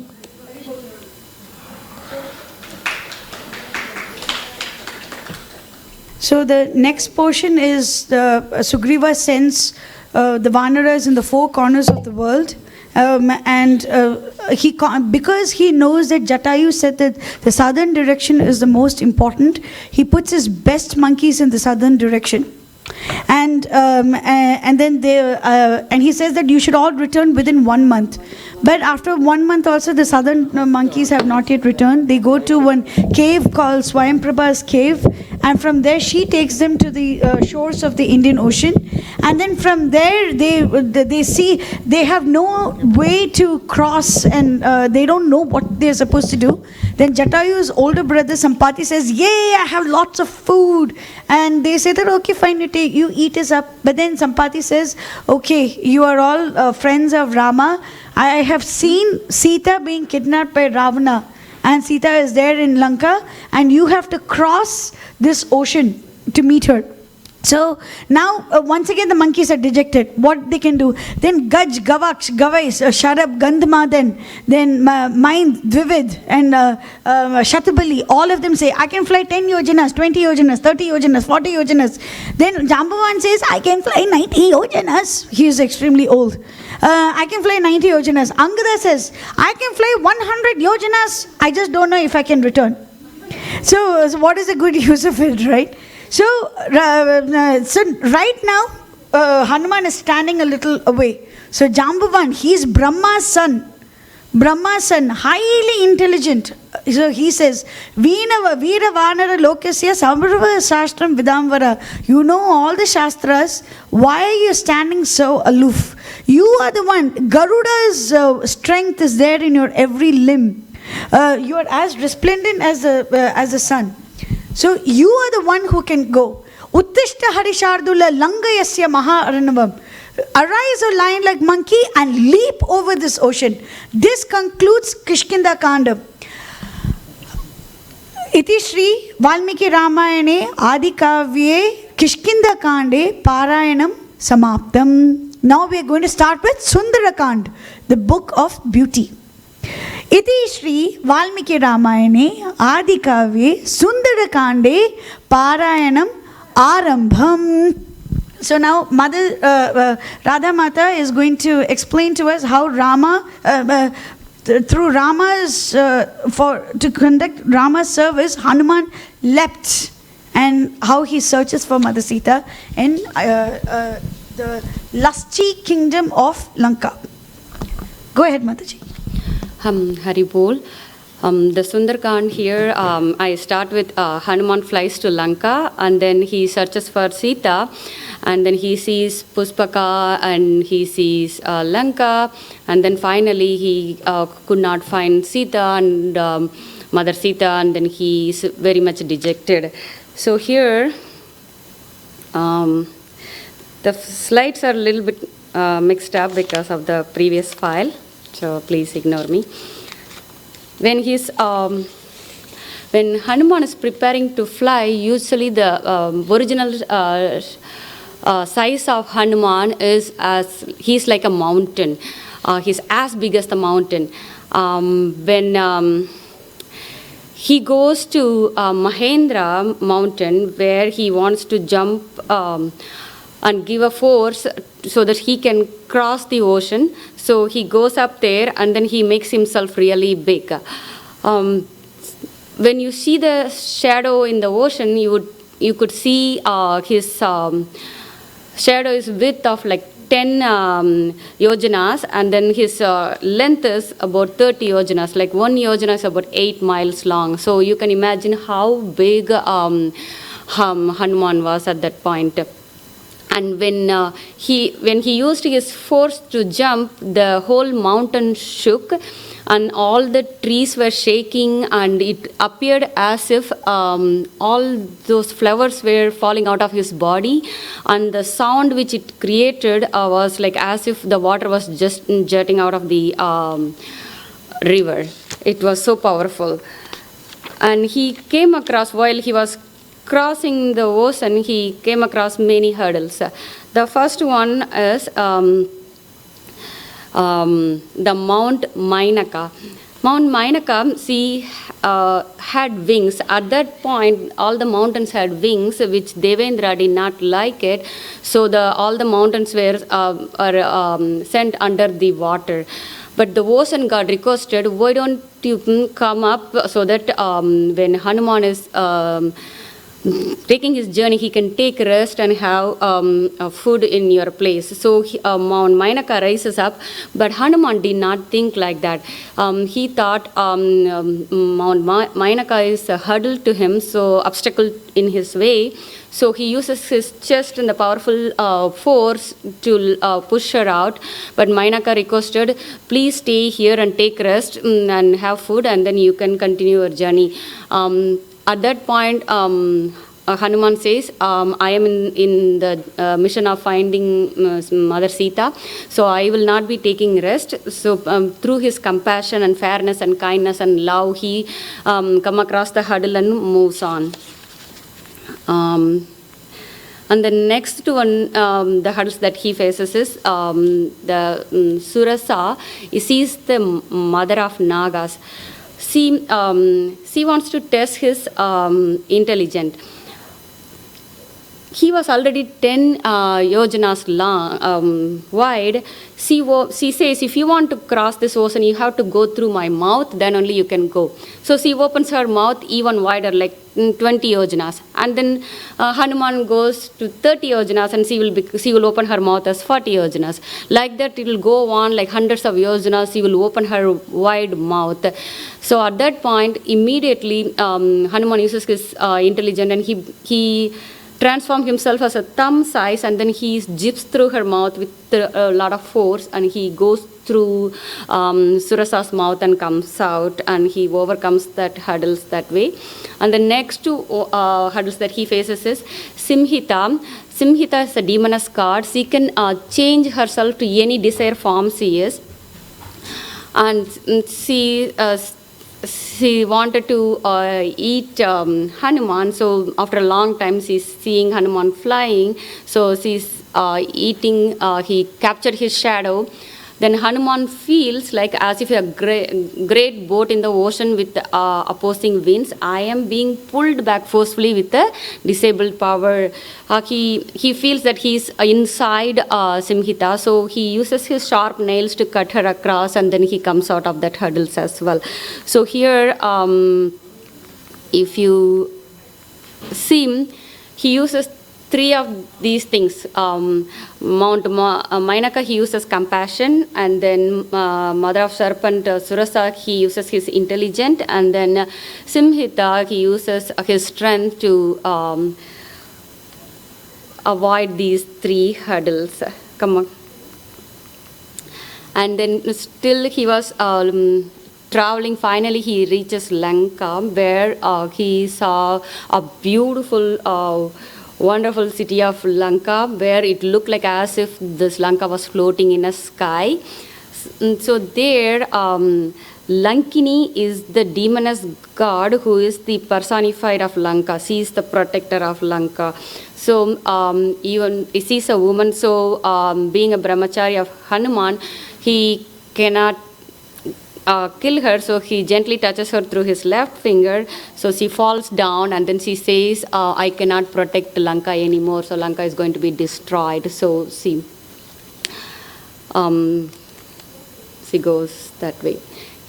So he did not trap into any of these three temptations. The first one, I would say, the place, the grandeur, the opulence, the Lanka was extremely beautiful, and the Pushpaka, the Viman, has made out of gold and lots of jewels, and it's like completely like beyond description. And the next one would be Ravana's palace, where even his bedroom itself is like about 8 miles wide and 4 miles width.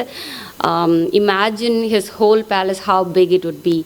And there are thousands and thousands of women in that palace, where they will be half naked, and some of them are on top of tabla or mirdanga or in all over.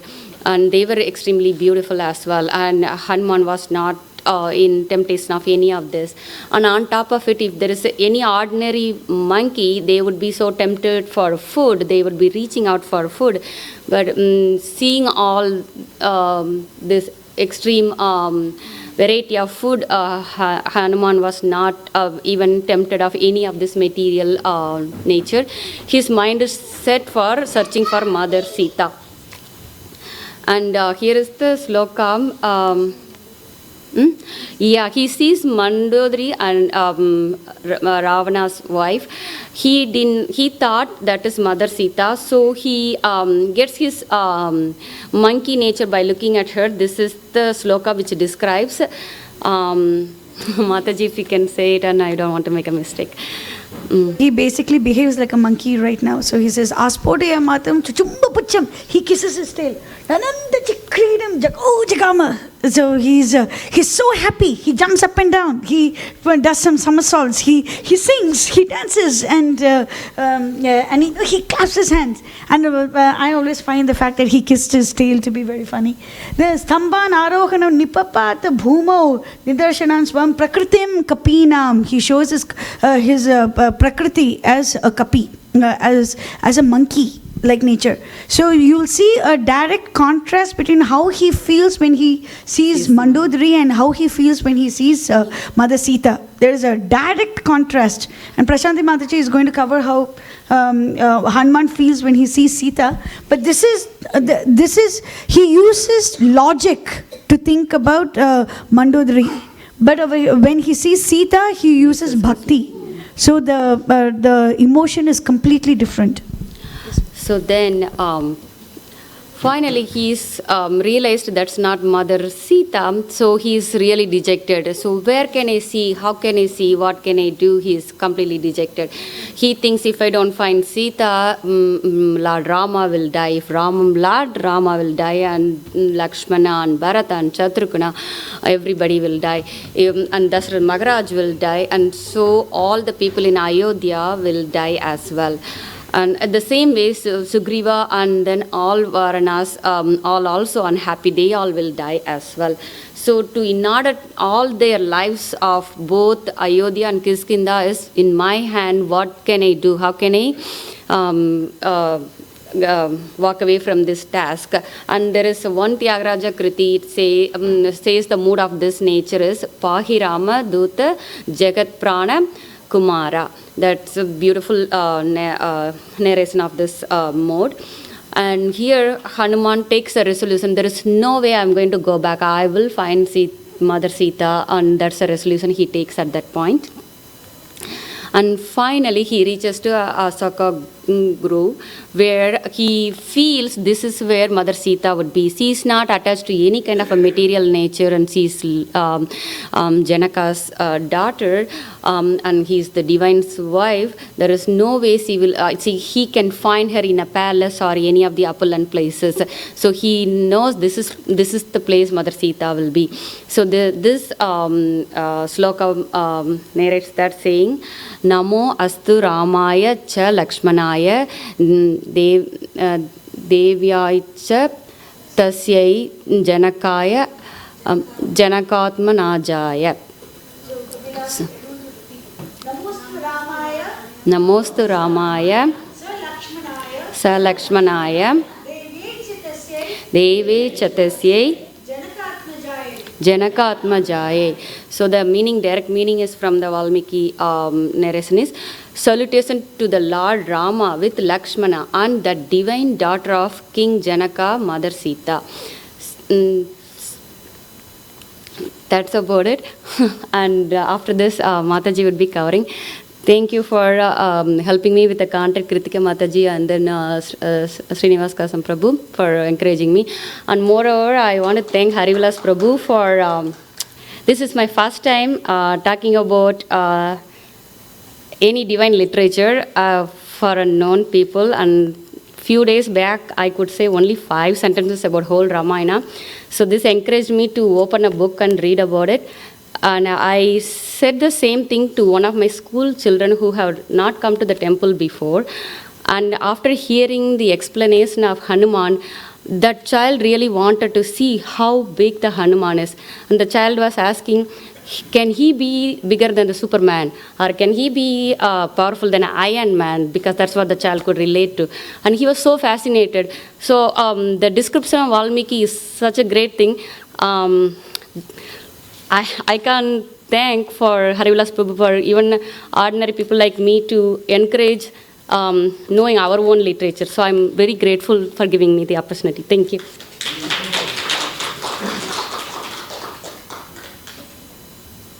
So now we're going to see Hanuman inside Ashoka Grove and all the other concomitant factors. While Prabhuji is loading the slide, I want to thank everyone for giving me this opportunity. More so, I want to thank Kritika for helping me with the presentation.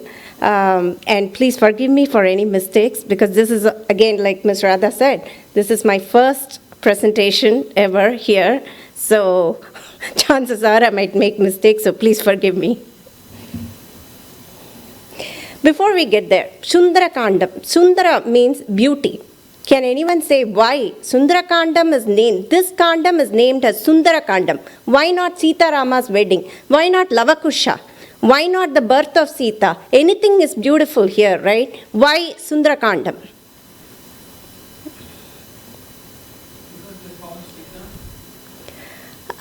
No.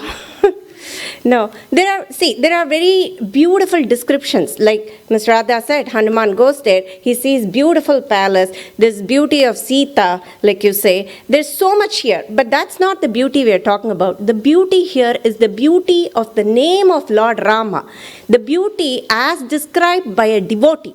So when you hear Hanuman describing the entire Ramayanam to Sita, that is the purest version of Ramayanam, because it comes from the mouth of a pure devotee. And there is a big lesson here. As we go through the slides, I'll explain that when you hear Ramayanam from the mouth of a pure devotee, any kind of sorrow will disappear. It's nothing but pure joy after that. And that's why we had called this as, not we, Valmiki called this, chose to name this Kandam as Sundarakandam.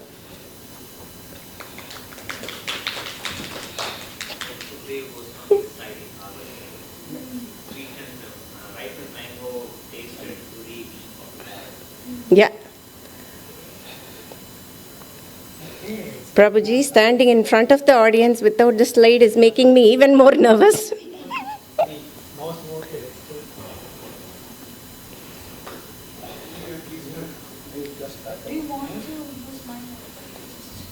Chalo, let's get going.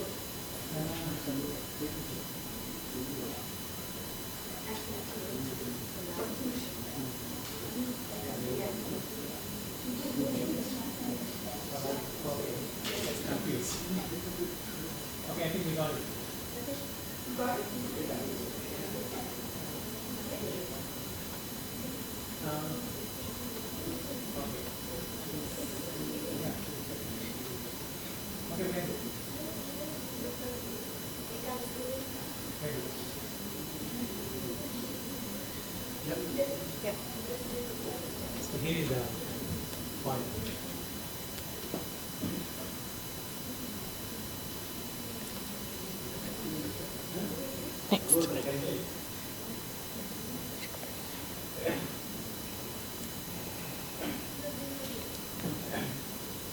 But the slides are not moving. Huh? Where should I go?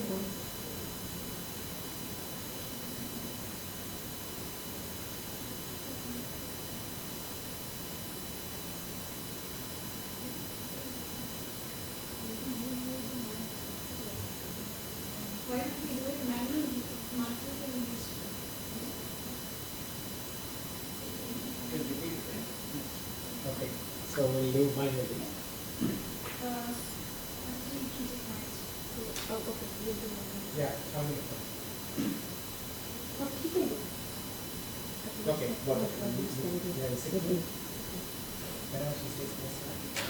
Yeah, next. Next.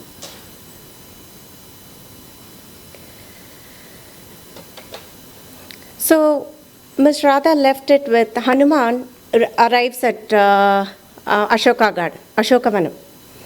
And he sees this lady. She's very beautiful. So if you can see the box on the right, that describes all that he saw first when he saw Sita. There is a lady there. She's surrounded by all the demonesses and who are guarding her, who are protecting her. And she's not happy. She's very weak due to several days of fasting and fasting on all the wrong days as well. She has soiled garment. She is not happy. She's sighing every now and then. She's extremely unhappy. She's bursting into tears one moment. The next moment she's deep in thought. The very next moment she's crying again. She's sighing. And other than these emotions, sighing, crying, and being deep in thought, what do you think of that? In modern day, what do we call? If someone sits in a corner, they have not taken bath, they are not eating, they are crying. The person is crying all the time. What do we call that person? Mental disorder. There's another word that is very commonly used. The drug manufacturers manufacture this drug the most in America. What is it? What is the biggest disease in America? Depression. This is exactly what happened to Mother Sita, right? And now Sundarakandam is telling us what does it take to get out of depression. So we will see that. So Mother Sita is in deep depression. She's just crying and sighing and she's unable to do anything at all. So he sees a lady like that. Then he sees that lady with black marks left by her ornaments. So as you all know, I mean, even now you can see I've worn this bangle for a short time. But when you wear ornaments for a long time and then you remove the ornaments leave behind a mark. And now Hanuman carefully examines those marks. And then he sees those marks are depicting the ornaments that are exactly defined by how Rama defined Sita's ornaments to be. Now that is very important. It's not just a mark left by anybody. I said even I have that mark right now because I wore this bangle, but that's not it. It is the exact shape of the ornament that Rama described. And looking at that, he feels very confident. I'm not getting cheated. This is not Mandodari or anybody else again, but this is Mother Sita herself. Then he looks at her. She has a pure crescent moon. She exhibits beautiful radiance. But what? The radiance and the moon is covered by smoke. She has a face full of tears and in a very pitiable condition. Above all, after looking all of this, he says, I need to really confirm. I think it's Mother Sita, but I need to confirm. What confirms to Hanuman that this is indeed Mother Sita is this. He says, Iyam Kanaka Varnangi Ramasya Mahishi Priya. What does that mean? This lady with golden colored limbs is indeed Rama's wife. And why does he say that? It is very, very important. One of the most important verses in Ramayana. He says that because Sita Devi has served Rama with every limb of her body. For example, just as examples, her hands have always been pressing the feet of Rama. Her feet followed Rama. Her thighs and shoulders were used as pillow by Rama. Every part of her body has been used in the service of Rama. So those golden colored Kanaka Varnangi, that golden colored limbs, is a clear indication to Hanuman that this is indeed Sita. And looking at Sita in this sorrowful state, he feels really, really, really bad. Next slide. As he's thinking, Hanuman is thinking, he's sitting on top of the Shimshupa tree. He is in a very small form. He took that smaller form because he wanted to see the whole palace and find Sita, right? Obviously, if he's in his full form, anybody can locate him. So he becomes very small and he's still retaining his small form and sitting on top of Shimshupa tree. And he is wondering, how can I go talk to Sita? While he's wondering, he hears some beautiful music suddenly. And Nadaswaram and dole and everything. All auspicious music. And then he's wondering, what's going on here? And there he sees Ravana coming with some of his best wives to meet Sita. And Ravana talks to Sita. He first praises her beauty. And then he says, and every word of his beauty and whatever he praises about Sita is like thorn in the ear of Sita. And then he says, oh, beautiful lady, why do you think that Rama and Lakshmana, those guys in the forest, are ever going to be equivalent to me? They are neither equivalent to me in wealth nor power. Come to me, be my wife, and I will give you everything. And you will be the best of my wives. You will be able to command all my wives. What more do you want? Tell me, I will give it to you. Hearing all this, Sita feels absolutely horrible, more horrible than ever before. And before she could reply to Ravana, she places a blade of grass between her and Ravana, because that is like Lakshman Rekha. It's going to act as a protection for her, so Ravana cannot advance anything beyond that. Such is the power of Mother Sita. If she wants, she can kill Ravana herself. She doesn't need anybody. She would have done it then and there. Why did she not do it? Because if she did it, the whole world will say she did not have faith in her husband. She did not have faith that her husband will kill for her, that her husband will protect. So she did not take any steps. She endured, she tolerated all the nonsense because she wanted her husband to do what he needs to do. Then she talks to Ravana. Now if you see the box on the right, I've specifically listed a few things, how she advises Ravana. And this is important, particularly for Prabhujis. Because Mother Sita's advice to Ravana is Mother Sita's advice to all the Prabhujis in this world. She says, turn your back behind me. Let your mind be focused on your wives. Why? Because it's only appropriate that a man focuses his mind on his wife, not on another person's wives. And then she says, you know what will happen when a man focuses his attention on another person's wife? She says, you're a king. As a king, when you focus your mind on another person's wife, your kingdom, entire kingdom is going to suffer. And you will face humiliation from another person's wives. That's what will happen to a man who looks at another person's wives. He will have to face humiliation from another person's wife. And so she explains the dharma too. It's not that Ravana does not know. He's a very learned Brahmin himself. But she chooses to explain that so we all can learn. And then she says, Rama and Lakshmana, she talks about Rama and Lakshmana's power. Initially, she first explains to Ravana, it is your dharma to go and return me to Rama. And anybody who surrenders to Rama, and this is very important, and Mother Sita tells us that anybody who surrenders to Rama, it doesn't matter, even if it is Ravana, he's going to forgive. Such is the nature of Rama. He will forgive, he will protect.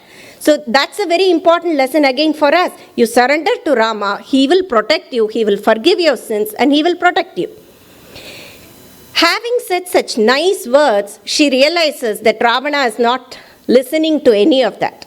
So now it's the time for Sita Mata to tell Ravana, now listen, if you don't still do it, what will happen? What is the consequence? At that point she says, if you don't return me to Rama, my Rama and Lakshmana are going to come here. And guess what? What is going to happen to your country? Your whole country is going to turn into a land of widows. Because all the men will be destroyed. So you better do this, right? Does Ravana listen? Of course not. Because Maya has completely taken possession of him. It's not that he does not know. He is also a very well-learned Brahmin. He's a very pious man. But he is completely under the control of Maya at this moment. And so he does not understand and he does not listen to Mother Sita. And then she explains, Ananya Raghavenaham Bhaskarena Prabhayata. Kritika Mataji already explained this before. What does that mean? I am inseparable from Raghava. Just like how you cannot separate sun from sunshine, I cannot be separated from Rama. So don't even bother. Just because you physically separated me doesn't mean anything. And I am not separable from Rama, so don't attempt something that is impossible. She is telling him. Next slide. Listening to all of this, Ravana gets even more angry. So now he says, now listen, lady, finally I'll give you 2 final months. Decide what you want to do. Otherwise, I'm going to land up killing you. And then he tells the Rakshasis, gather whatever intelligence you have. See if you can convince her in a nice way, in a polite way to submission. But if she still does not, go ahead and threaten her and cause harm to her. Do whatever it takes for to make you get her to me. And so the Rakshasis start their part, right? So they say, oh Sita, are you crazy? Your husband is somewhere. He's in a forest. See, Ravana is a nice guy. He has so much wealth. Come on, let's go. And she doesn't listen. Again, she says, he may be without any wealth or kingdom. And this is another very, very, very important verse in Ramayana. The husband may be anything. He may not be worth of anything. He may not have wealth. He may not have kingdom. But if he is my husband, he is my guru. And so I'm going to follow him. It doesn't matter to me whether my husband has kingdom, wealth, or nothing. And then she ponders again. And again she gets into depression. She's again sighing. And at this point, although Mother Sita knows very well that killing one's life is one of the worst things that you can do to yourself and it's not going to liberate, she knows all of that, still she feels it's enough. I think I'm done. Because she's in depression, she feels, okay, let me kill myself. And then she finally takes her braid and she wants to use that to strangle herself. But before as she was getting ready to do that, Trijada walks in. And she says, hey, Rakshasis, did you all hear about this? I got a great dream. Because this is early in the morning. We are talking about the last part of the night when all of this is happening. And so she says, I got a great dream. Well, great, depending on how we want to look at it, right?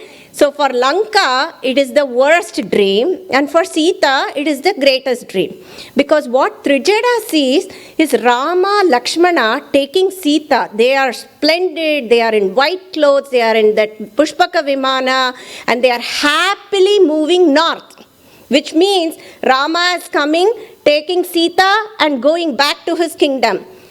Not just that, she also sees Ravana in black clothes. He is lying down, he is dead, his body is dragged by a woman. And then there are so many other people crying, Lanka being strewn with bodies and full of blood. Now that is not a good dream to have that too early in the morning. So she comes and tells, as soon as Sita Mata hears that, she feels a little happy. Not a whole lot, but a little happy. As she is hearing, she also sees some good omens from her own body. Apparently, a twitching of left eye, left shoulder and left thigh is supposed to be a good omen for a woman. So she feels, when that happens, she feels maybe help is on the way. There is something, there is some hope. Finally, she remembers that word, hope. And then it is at the same time, Hanuman sitting on top of the tree realizes, this is about time I go and talk to Sita because she may not survive one more day if I don't talk to her. So Hanuman decides to console Sita. Now Hanuman, like the presenters before me already told you, very intelligent person. So he thinks before he could come down and just start talking, he wonders, Sita is already in such a state of despair that if I do even one single wrong move, she might kill herself. She is at that delicate moment. So he wants to make a plan. he say, okay, what can I say? How can I start the conversation? How can I ensure she has trust in me and she does not look upon me as another Rakshasa? So he decides the best thing to do is to talk about Rama. Because only the word Rama will please Sita. Nothing else will bring hope to her. So he starts reciting the entire Ramayana. Of course, the entire Ramayana is again said in Sundarakandam, but don't worry, I know it's 4 o'clock, you've been listening the whole day, I'm not going to repeat. So right from the birth of Rama, all the way till Sita is kidnapped, he tells everything starting from Dasharatha. He starts praising Dasharatha. He talks about every good quality of Rama and describes the whole story. Listening to that, Sita gets a small ray of hope. And then she looks for the first time, she lifts her head, she looks to the left and right, and she looks up. When she looks up, she sees something as bright as sun, and there she sees Hanuman. Hanuman immediately uses this opportunity and slowly and gently comes down in front of her and bows to her at a distance. As soon as she does that, she feels a little safer. And then the first thing he asks her is for her to confirm in her own words that yes, indeed, this is Sita. And Sita confirms, yes, I am the wife of Rama, I am Sita. As soon as she says that, Hanuman is very happy and he takes one step forward. Now, here is the trouble. As long as he was a little far, Sita totally believed in Rama.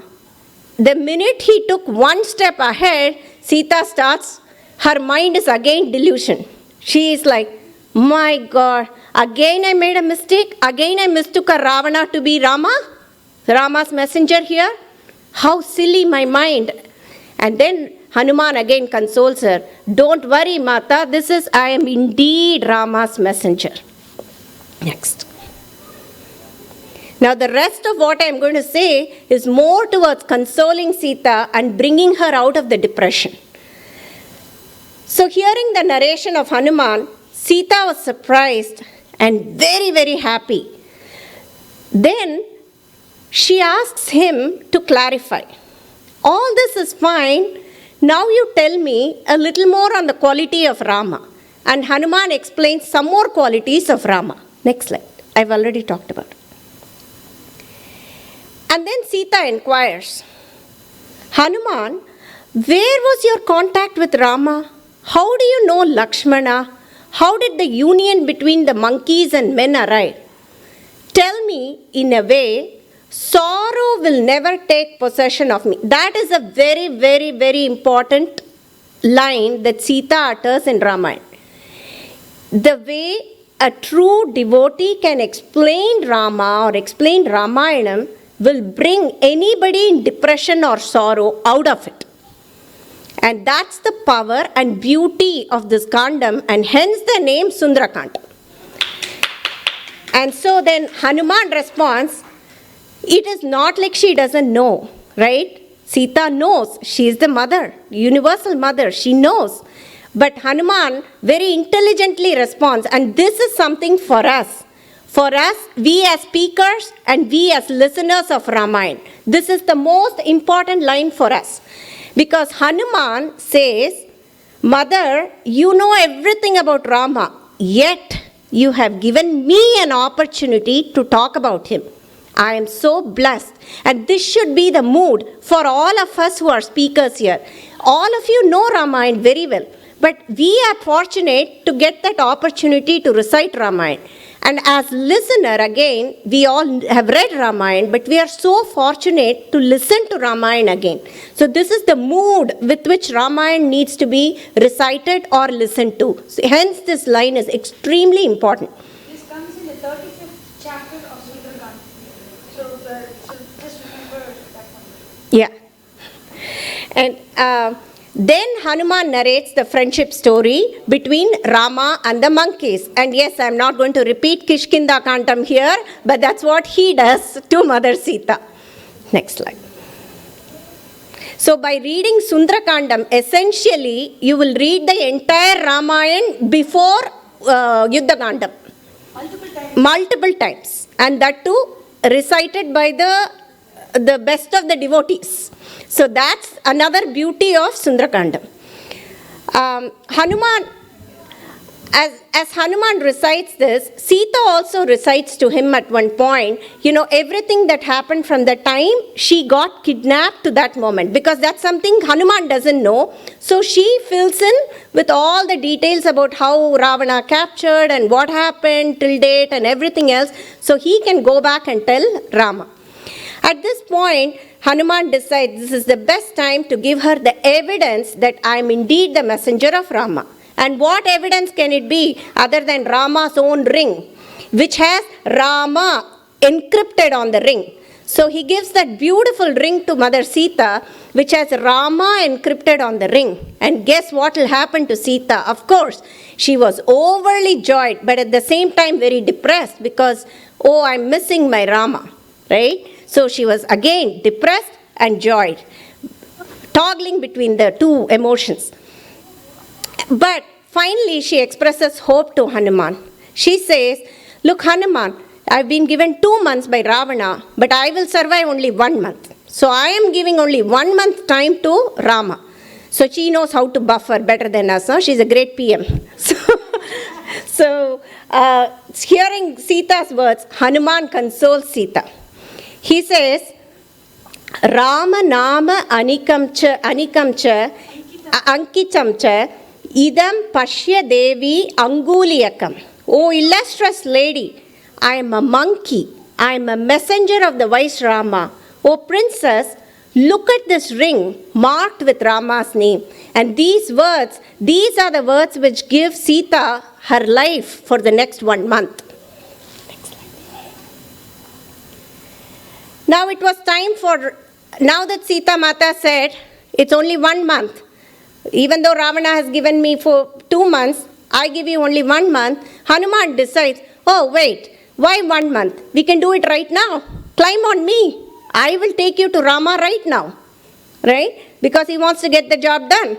But Sita gives 4 reasons. The first 2 reasons are simply to test Hanuman, but the other 2 reasons are real reasons. The first reason, she says, she acts as if she's doubting Hanuman's capacity. She says, you're so small. We remember, Hanuman is still in that smaller form. You're so small. How are you going to carry me? So that is for us. Sita Mata did ask this question so we can enjoy the Vishwarupam of Hanuman. Now Hanuman becomes very big. What is called the Vishwarupam, and in some of the temples, this Vishwarupam is the Swarupam of Hanuman. In some of the temples, it's for us to enjoy that Sita. It's not like she doesn't know. She herself tells Hanuman, I know your capability. If you are capable of crossing this ocean and deceiving all these Rakshasas and coming and meeting me, I know who you are. So it's not for her, it's for us, she asked. And then Hanuman shows the big Vishwarupa form of himself. Then she says, now wait, even if you are this big and you are able to carry me, all these Rakshasas will follow you. They are going to have the best of the weapons and they are going to fight you. What will happen to me? I will get scared and I might fall into the ocean. And then you will never be able to return me to Rama. And then Hanuman says, no, don't worry, I'll still take care of that, right? So he's not willing to give up. At that point, she gives the real reason as to why she says no to Hanuman. And this is very important because she teaches all the ladies in the universe how to behave like a Prativrata. So she says, honoring the devotion to my husband, I cannot touch the body of another man other than that of Rama. Even though you are one of the purest devotees of Rama, it is not my dharma to touch your body and sit on you and reach Ayodhya. Not only that, she could have, like I said earlier, she could have very well handled Ravana herself. It is for Rama to come and properly take Sita back. Otherwise, the world will not talk highly of Rama. So she is undergoing all this nonsense just for the sake of serving her husband in the right way. And then Hanuman says, okay, mother, you've given me 1 month. It's time for me to get going. Do what I need to do. So give me something as a token of remembrance. So I can go tell Rama that indeed I met Sita, not somebody else. So Sita Mata decides to give a very special jewel called Chudamani. Chudamani is a jewel that women wear at the top of their hair. And now that's a jewel. Why is it so special? She put all the jewels to track her path, right, on the way to Lanka, but she retained this Chudamani only because it's a very special one for her and Rama. At the time of her wedding, her father Janaka gave this jewel to Dasharatha, and Dasharatha gave it to Rama, and Rama put the jewel on her hair. Now the reason why she retained and she gave this jewel is because it will remind Rama not just of her, it will remind him of Janaka, it will remind him of Dasharatha and the promises he made during the wedding. So her hope for Rama to come back and get her very soon will be there, and that's why she chose Chudamani. Apart from that, she gave another 2 stories. I don't want to get into the stories. Those 2 stories are the stories of a crow and the stories of red mark on her cheek. These are 2 stories that happened in a very intimate moment between just Rama and her. Nobody else in the world knows. The reason she chose to say that to Hanuman is if when he repeats the story to Rama, Rama will be rest assured that he indeed met only Sita because no one else knows those 2 stories. So that way, she gives the 3 remembrance for Hanuman to carry back to Rama, and she blesses him for his journey and for his next steps. And then Hanuman takes leaves. He flies north, and when Sita Mata looks at him flying north, it's a big ray of hope for her. With that, I will conclude. Thank you.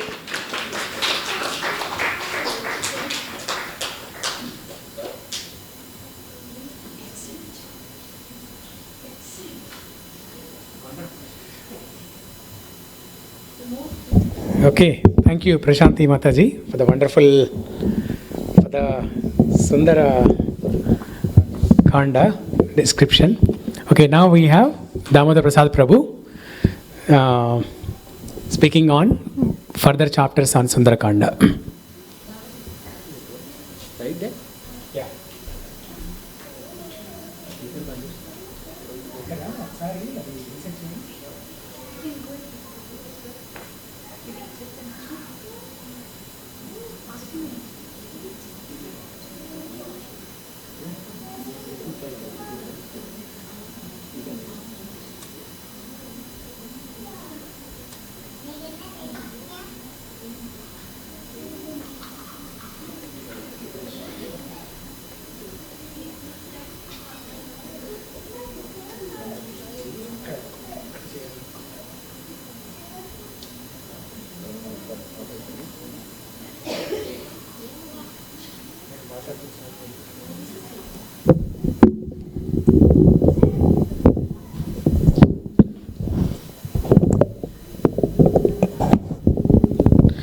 Hare Krishna.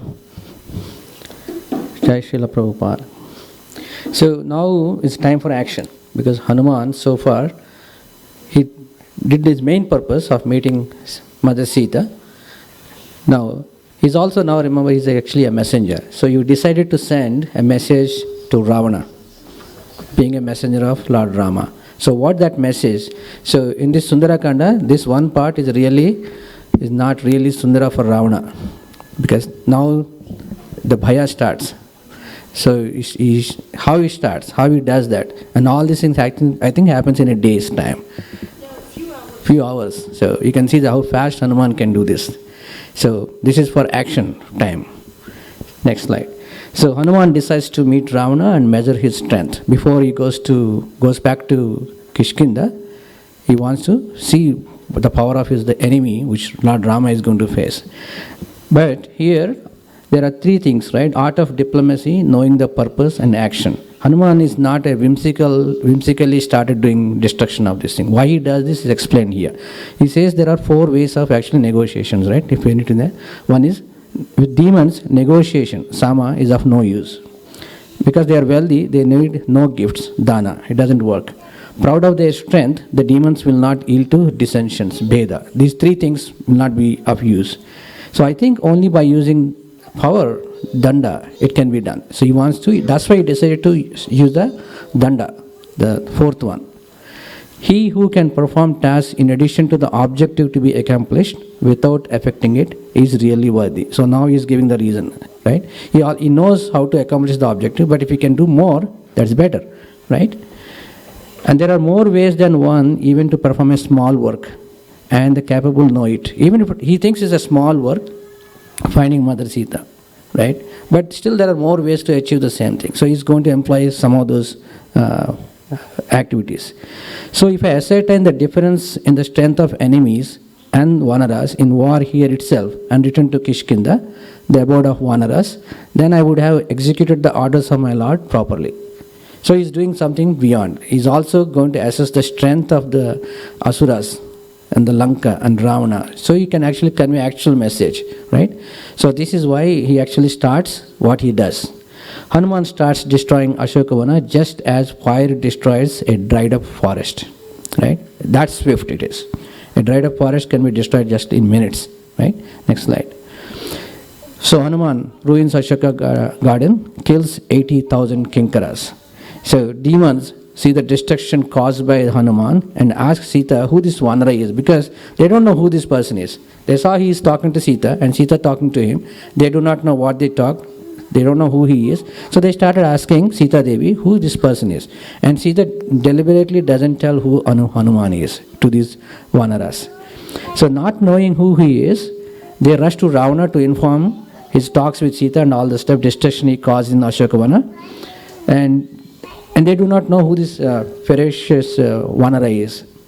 Ravana with furious eyes, this is Valmiki's description, tears falling from his eyes just as oil drops from burning lamps, right? This is how he displays the fear or the wrath Ravana has.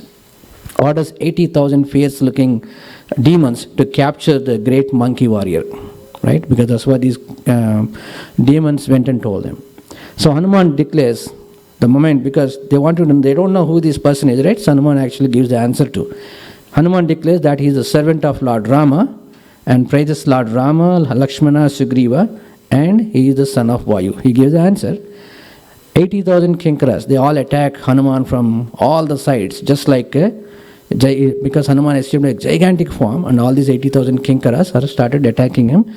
And Hanuman with a great roar picks up an iron beam from the archway. There is an archway. So this archway keeps coming back in all this. Every time he does act, he starts there, and then again does whatever he does, and again he ends there. So they're waiting for the next action. So at the archway he picks up the big iron beam, and with that he kills all the Kinkaras. Done. So desiring further combat, Maruti returns to the archway. So what did actually told the Kinkaras? So that's beautiful. This is Jayat Atibalo Ramo Lashmanacha Mahabalaha Raja Jayati Sugrivo Raghavena Abhigachati. Right?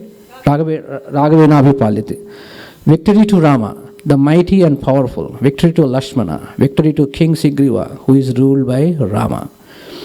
Then Dasoham Kosalendrasya Ramasya Klishta Karmanaha Hanuman Shetru Sanyanam Nihanta Marutatmaja. I, son of the Vayu, destroyer of hostile armies, am a servant of Rama, the lord of Kosala kingdom, a man of unwearied action. Right? So he actually identified himself. First he glorifies his masters, and then he actually said who he is, and then he actually says that declares himself as a servant of Rama, and then he actually goes for the next, waiting for the next action to happen. So what happened? Out of 80,000 Kinkaras are done. Hanuman starts destroying the palaces, the chaityas. The chaityas are like temples for the demons. So he decides to focus on the palace. Now Hanuman starts dismantling the palaces. Hanuman heaved his body huge, like he's Hanuman, right? Now he starts showing his the power. And patted his arms like this, and that sound itself is good enough to fill the whole Lanka with fear. What this sound, ferocious sound, and actually made all the palace guards lose consciousness. Hanuman introduced himself again as a same two things he again repeats. he servant of Lord Rama, and proclaimed that Rama will be victorious.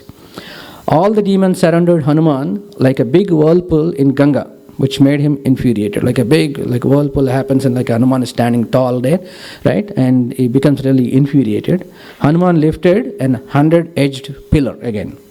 Pillar of the palace. It has 100 edges. And then actually swirls swiftly in the air, so it generates fire.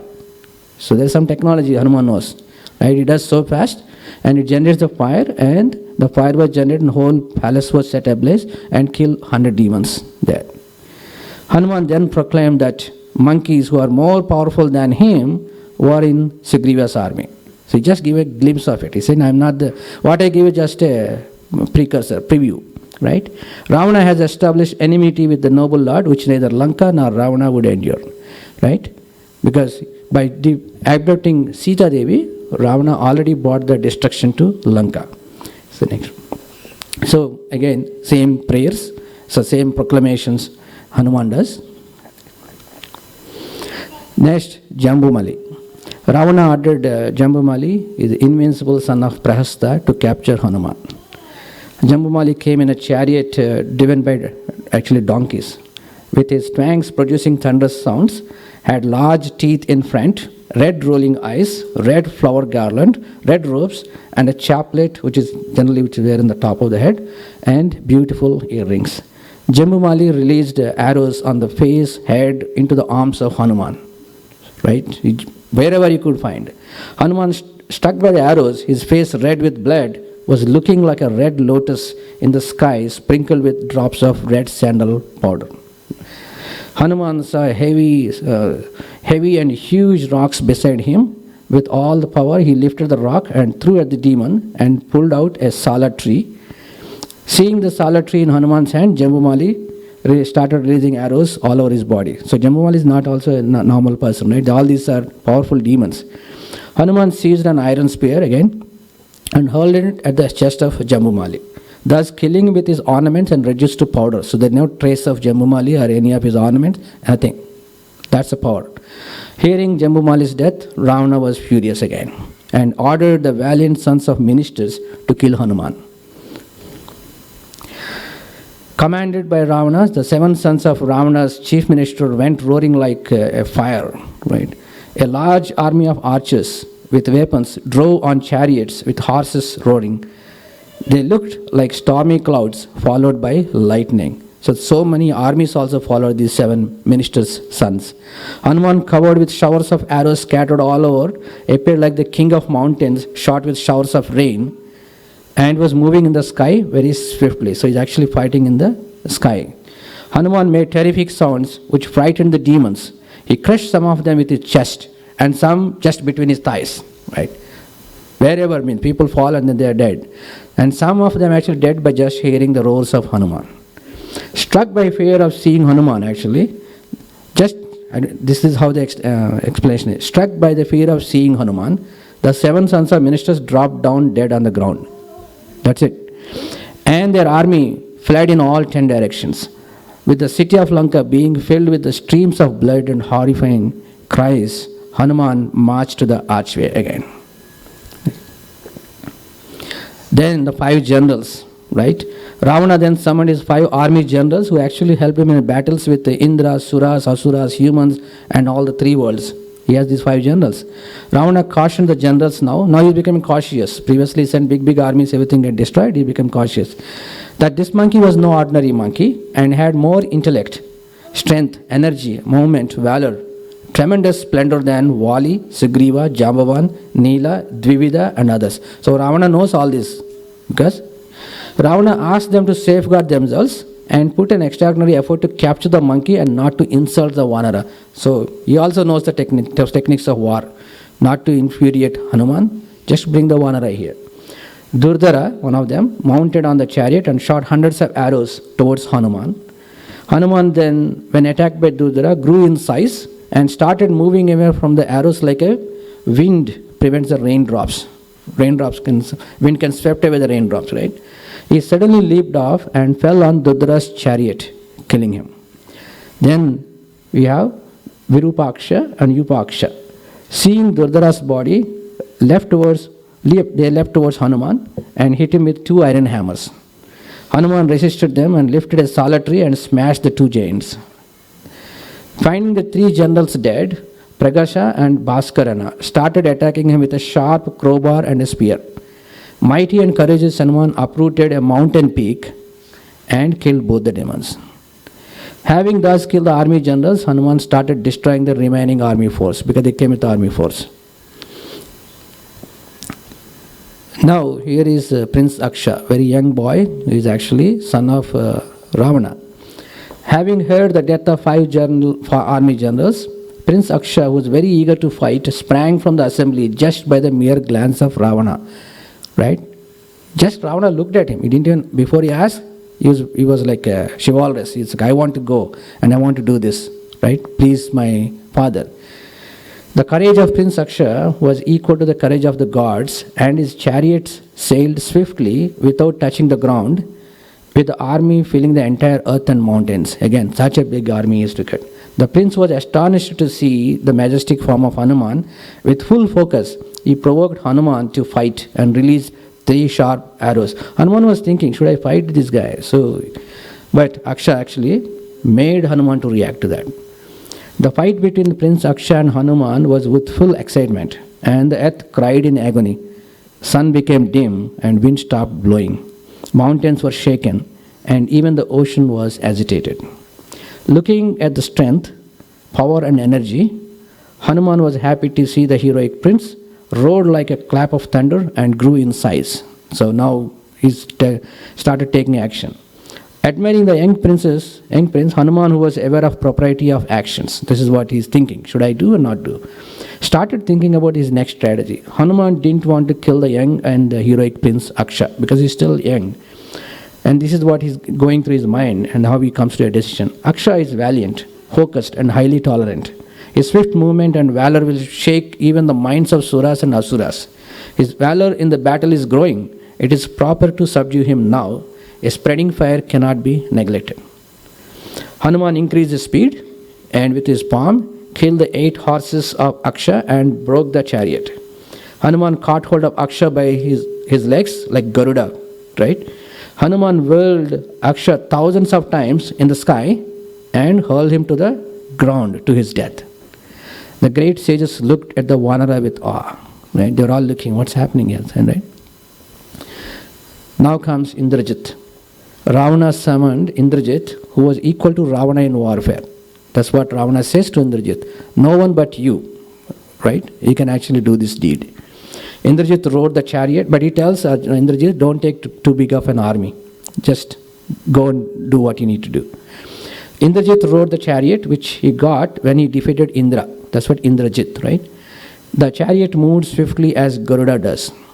Darkness fell in all quarters and it became gloomy. Nagas, Yakshas, Siddhas, birds all gathered in the sky to witness the battle because they know who Indrajit is and now they've seen who Hanuman is. They are now like spectators. They want to know what's happening here. It's becoming interesting now. So Indrajit released countless arrows. Hanuman, moving with speed of wind, evaded all of them. He moved between the spaces of the arrows. That was his swiftness. The demon did not find a way to hit Hanuman. Maruti also found no opportunity to hit the great Indrajit, right? So both of them matched in this case. So Indrajit, considering a Vanara not to be killed, releases now a Brahmastra. So the Brahmastra, Hanuman, bound by this weapon of the demon, was unable to move and fell onto the ground. But he recalls the boon given to him by Brahma. Hanuman decides to abide by the Brahmastra. Because he knows the Brahmastra cannot do anything to him, but he still wants, because his original goal is what? To meet Ravana. So now he's getting an opportunity. So he stays silent. So protected by Brahma, Indra and Vayu, Hanuman had nothing to fear. So Hanuman decided to see Ravana and hence decided to be bound by Brahmastra. Demons tied Hanuman with ropes. The moment you tie with another ropes, the Brahmastra's effect is gone because Brahmastra only can hold if there is no other things are holding the other person. So this is where Hanuman now meets Ravana. Hanuman bore all the insults because these guys, demons, are dragging him through the streets of Lanka. So Hanuman bore all the insults of the demons while they were dragging him to Ravana. Ravana, with his eyes rolling in rage, ordered his ministers to interrogate this Hanuman. And Hanuman reports, I am Hanuman. I came as a messenger by the order of the king of monkeys. So that's how Hanuman gets to meet Ravana. And then, who's next? Yeah. Say it in very briefly. Hanuman says that you cannot oppose Rama in battle, because if you do, even Brahma and Shiva are not going to help out. And then Ravana is so infuriated with what Hanuman says that he says that he is supposed to be killed. But Vibhishana says no, it is unethical to kill an ambassador. So his tail is lit. Then as soon as Mother Sita knows that Hanuman's tail is going to be lit, she says, Yadi asti pati sushtrusha, yadi asti charitam tapa, yadi asti ekapatnitvam shito bhavata Hanumata. If I have served my Rama properly, then if there is some strength in my austerities, oh Agni Dev, become cool for Hanuman. And immediately the Agni becomes as cool as snow cone. That is also mentioned in Valmiki Ramayana. Then Hanuman goes ahead and he burns the entire Lanka except for 3 people, Hanuman, Sita and Vibhishan. The whole of Lanka is burnt. The jewels are all boiled and they melt down. And then Hanuman thinks that he has to go and see Sita again just to make sure that she is okay. She is fine. He climbs on Mount Arishta and he zooms back to his friends. And then all the friends together, they go off to Mount Prasarvan to meet Lord Ram. As soon as they meet Lord Ram, Hanuman says that Mother Sita is fully devoted in you and she is completely fine. I have seen Sita. I have seen Sita. Drishta Sita, Drishta Sita. He says that. And Rama says that it's almost like a dying man has received medicine. That is the effect of your words. This concludes Sundarakand. Iti Shri Valmiki Ramayane Adi Kavye Sundarakande Parayanam Samaptam. Now we are going to start with Yuddhakand. Iti Shri Valmiki Ramayane Adi Kavye Yuddhakande Arambam. The first chapter of Yuddha Kanda is Rama's gratitude. What he does is he immediately hugs Rama. There is nothing I can give you in return for this wonderful news, and that is the most precious thing in this world is the love of Ram. So that is a Rama Alingan. At that time, after that, they all come down to the southern shores of the ocean. Vibhishana has already explained to Ravana that you are not supposed to take another man's wife, but he is not willing to. Ravana is not willing to listen. He says, Sulabha Purusha Rajan Sadadam Priyavadina Apritascha to Pastacha Shrota Vaktasha Durlabha. It is easy for people to find very nice speaking people, but we need to find people who can say wrong. Yeah. We need to find people who say unpleasant things, but it is for your benefit. So saying this one, he and his 4 ministers automatically fly in the air. Then we reach Vibhishan Sharanagati. There you go. Do you have a mic for What? Do you have a mic for Small mic.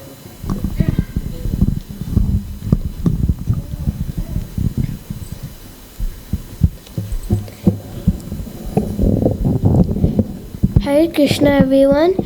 Today, me and Avanja will be presenting the Yuddhakand, a part of Yuddhakand, with the Vibhishana Sharanagati and Setu Bandhan episode. The Vibhishana Sharanagati.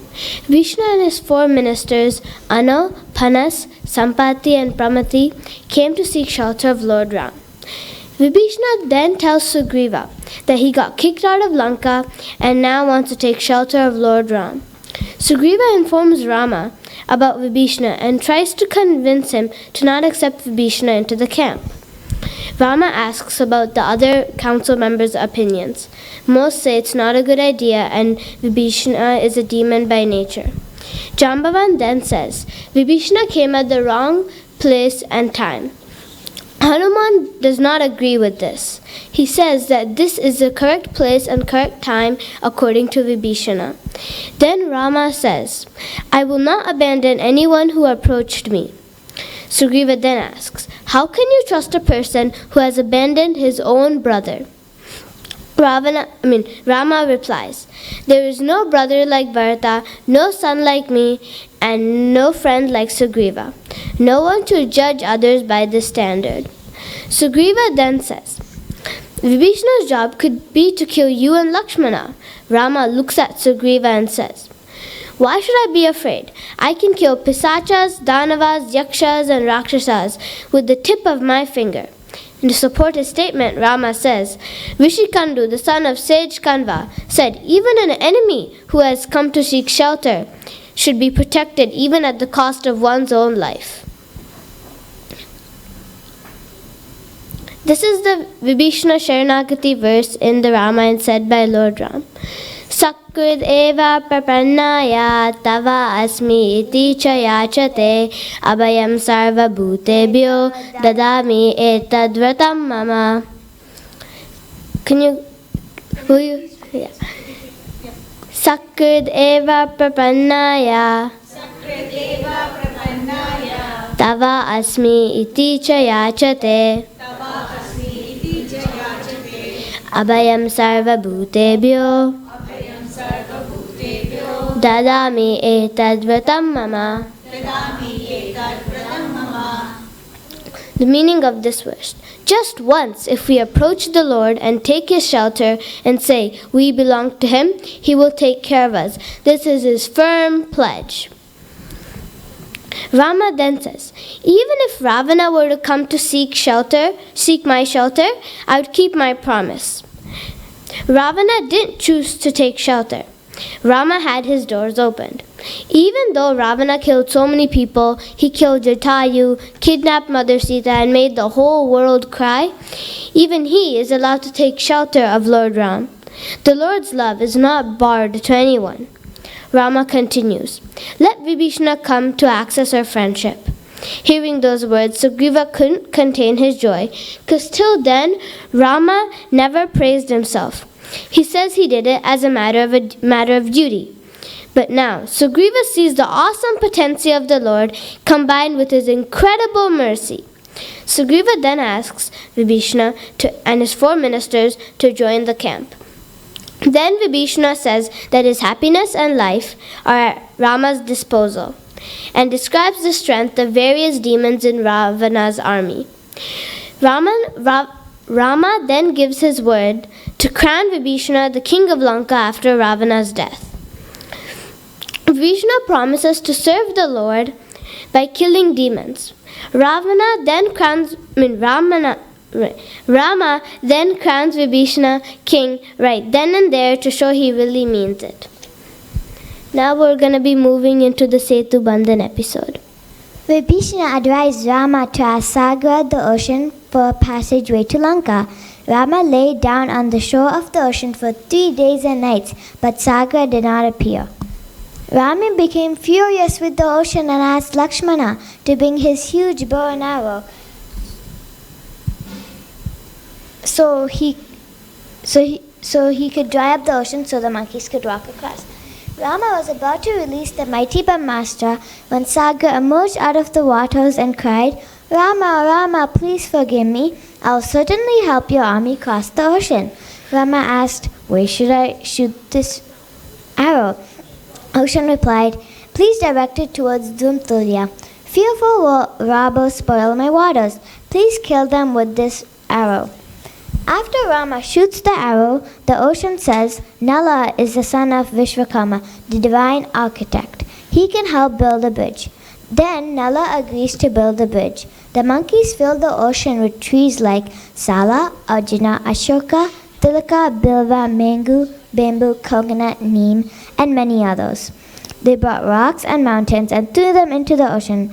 Within 5 days, just 5 days, they built 100 yojan by 10 yojan bridge, thus displays phenomenal courage, strength, and devotion to the Lord. They rate the monkeys build the bridge. On the first day, they built 14. On the second day, they built 20. On the third day, 21, 22, and 33. All celestials marveled this astonishing feat. Hanuman carried Rama and Angada carried Lakshmana. Monkeys swam, jumped, and marched and reached Lanka. All Siddhas praised Lord Rama. Thus concludes the Setu Bandhan episode of Yuddha Kand.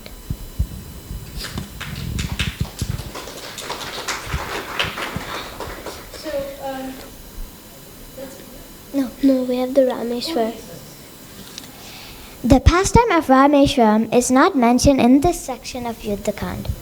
However, when Rama returns to Ayodhya on Pushpaka, he told Sita that this is the place where Lord Shiva graced him. This temple in Shiva Puran, the Rameshwaram temple, is the 11th Jyotirlinga.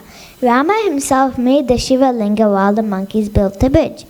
The temple is still in India. The deity's name is Rameshwara, or Rama Ishwaram Yasya Sa Rameshwara. The one whose Lord is Rama is Rameshwara. This temple demonstrates a beautiful bond between Lord Rama and Shiva. Thank you to Kritika Mataji for helping us with this presentation. You did a wonderful job.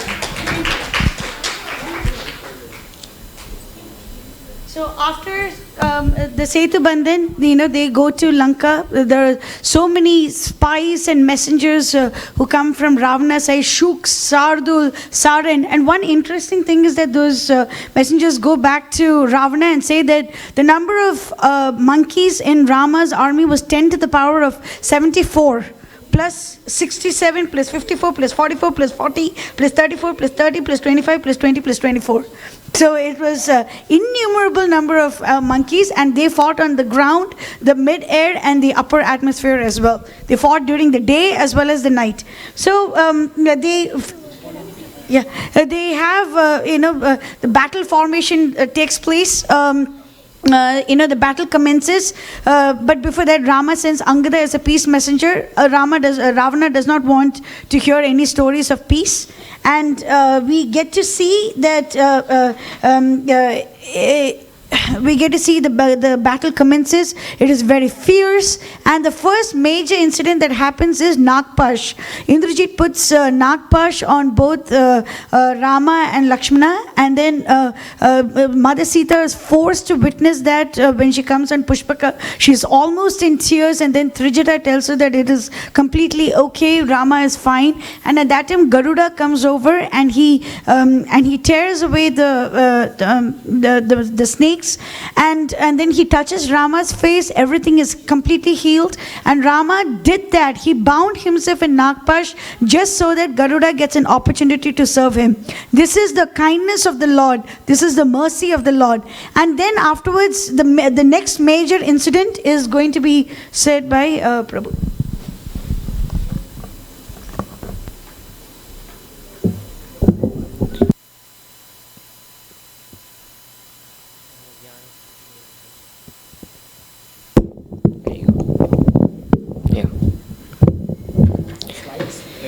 Okay, thank you. Om Ajnanatimirandasya Jnananjanashalakaya Chakshurunmilitam Yena Tasmai Shri Gurave Namaha. May Lord Rama, who gives pleasure to his devotees, be pleased by my presentation. May Lord Rama, who satisfied his chivalrous spirit by engaging in war with Ravana and his army, be pleased. So I hope everyone's enjoying the presentations throughout the day, immersing in Ramakatha. So the stage is set. Rama's army has crossed the Setu Bandha. They have arrived on the shores of Lanka, and the battle is about to begin. So how does everyone feel? Is everyone enthused with chivalrous spirit? You want to join Rama's army? More enthusiasm. You all, everyone ready to fight? Yes. For the case of Lord Rama? Yes. Jai Shri Ram! Jai Shri Ram! Jai Shri Ram! Okay. So, Lord Rama, he has arrived outside the city of Lanka, and there's a huge army of Vanaras. There's bears, and it's described as 370 crores. Sounds about right? 10 to the power of 74. Okay, so that's huge, right? That's like an ocean of an army of monkeys, and they are just waiting to engage in war. So let's go on to the next slide. Okay, so So I'm going to talk about Ravana's appearance on the battlefield. So before this, that's war that's already ensued. So I'm not going to cover that, but we'll just move into this particular episode. To give some perspective on what we are going to discuss, so we have talked about various pastimes of the Lord, and there are different rasas. You have to sit and listen. So there are different rasas that we experience, right? So when Rama was asked to leave the kingdom and go to the forest, right? So Dashratha, he was in this extreme parental affection, and he did not, live long because he was in a mood of separation. Similarly, we saw that Mother Sita, she was in the mood of extreme separation from Krishna, right? So now, when you're going to talk about the war,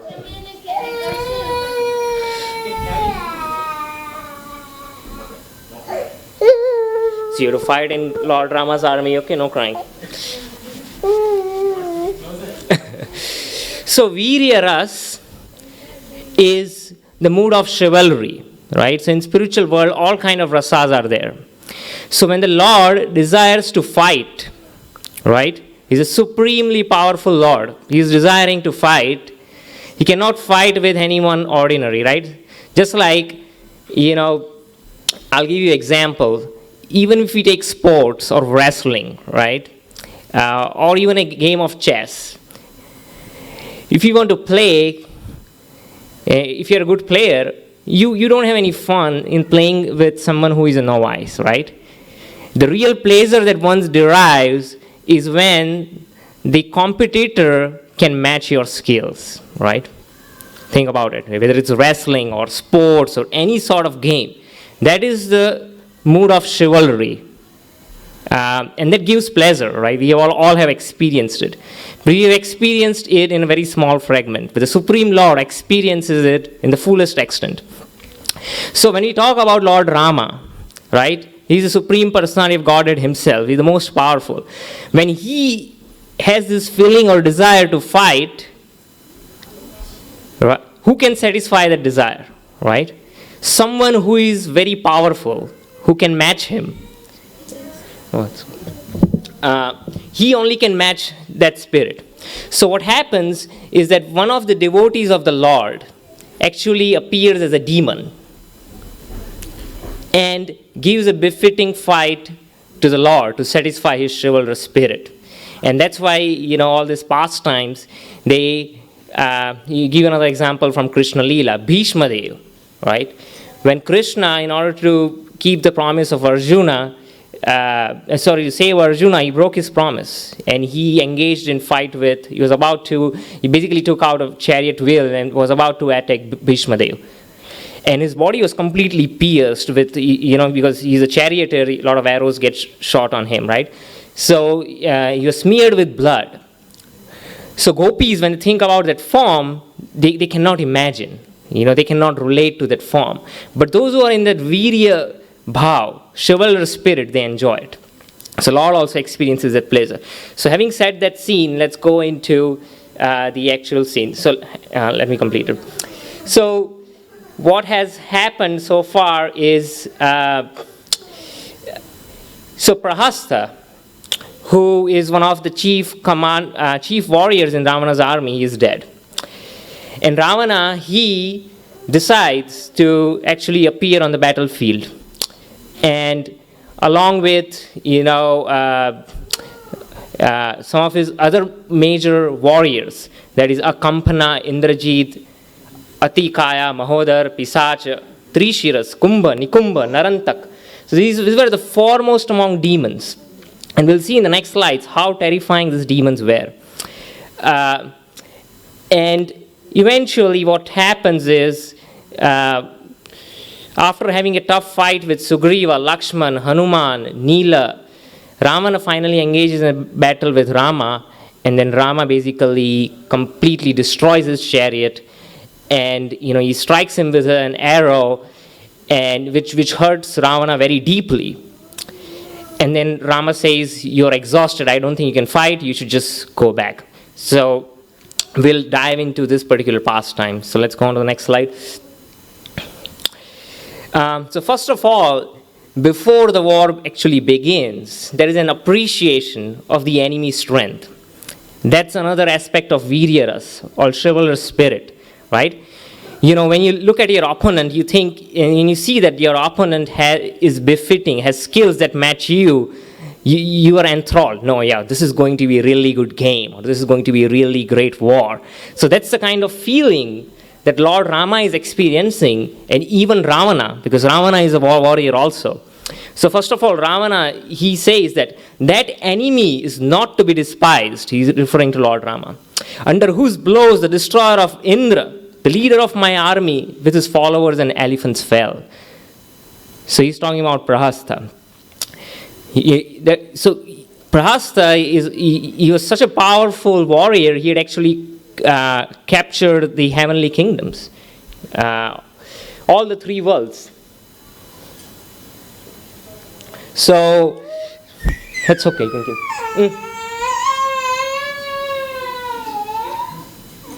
So he had actually conquered all the three worlds, and Rama was able to destroy him, right? So Ravana is feeling that spirit, oh no, this is, you should not despise someone, this is someone who is extremely powerful.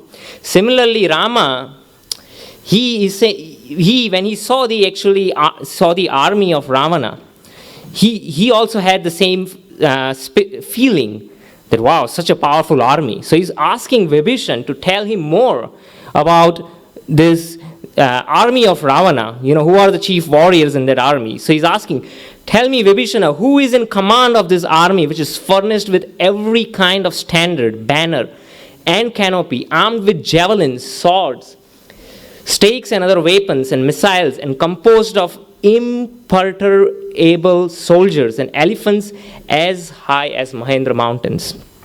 So this is Lord Rama inquiring. So I just mentioned about this, when the Lord has a desire to fight, some of his devotees appear as demons, because only they can satisfy this feeling of the Lord. So after actually Ravana, the first duel with Ravana happens, Lord is actually satisfied. And the next quote that you see over there, that he quotes after, Ravana actually sent back. And he's saying, alas, what a glory, what majesty is Ravana's, the lord of demons. Ravana is beaming like the sun with his rays difficult to be gazed. Neither can the eye rest on him, such is the binding strength of his magnificence.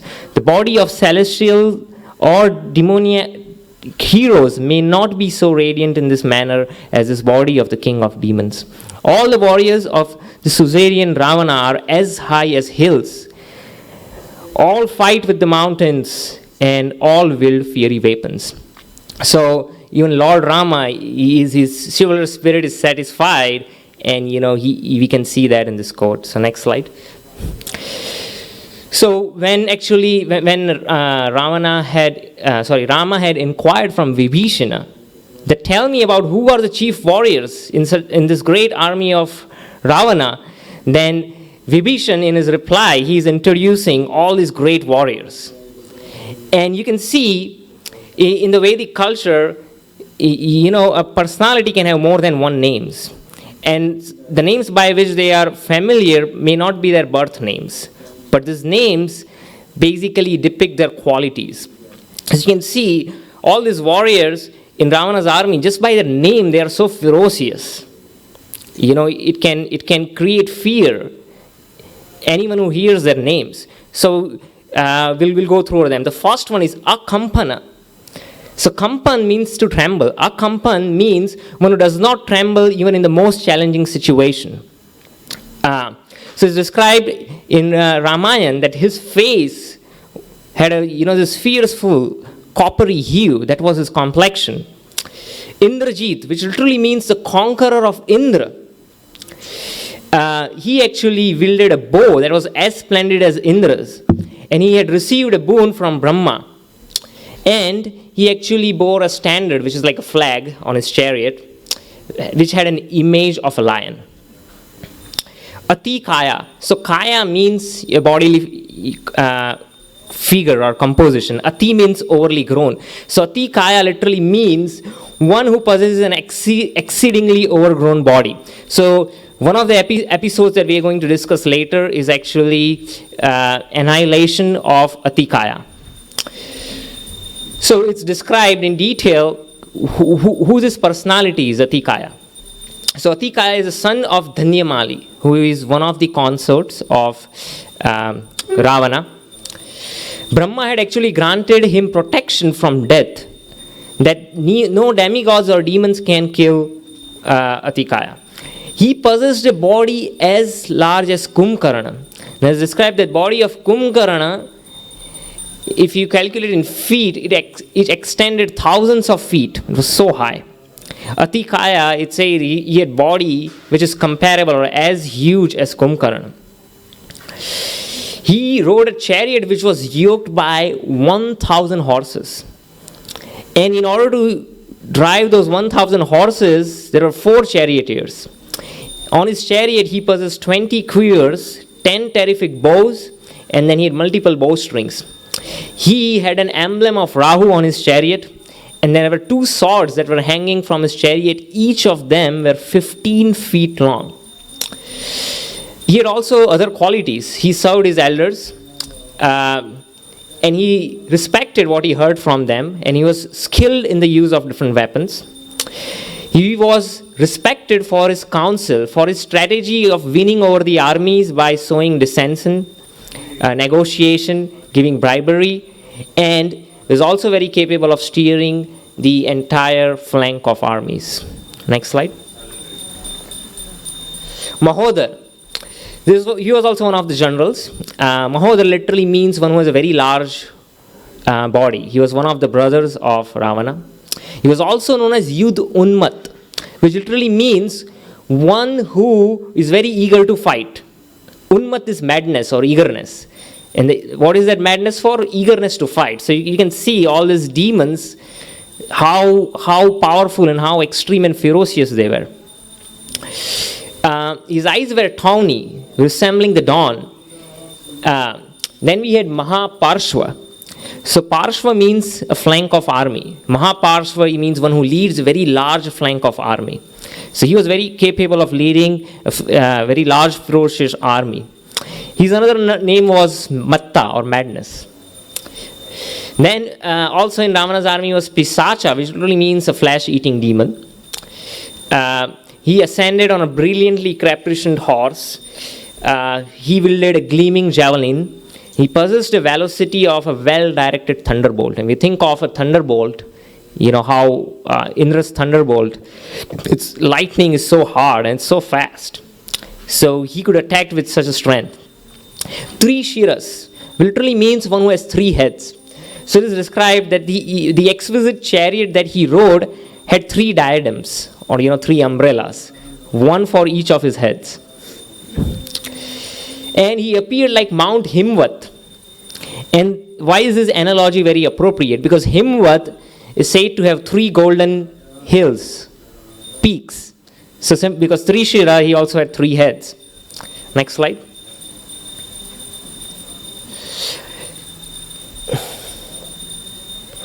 Kumbha. So it's described in Ramayana that Kumbha, he was known for having a very attentive mind, right? So Kumbha, if liquid, it flows easily. But if you put it in a pitcher or a kumbh, it can be, it can be contained.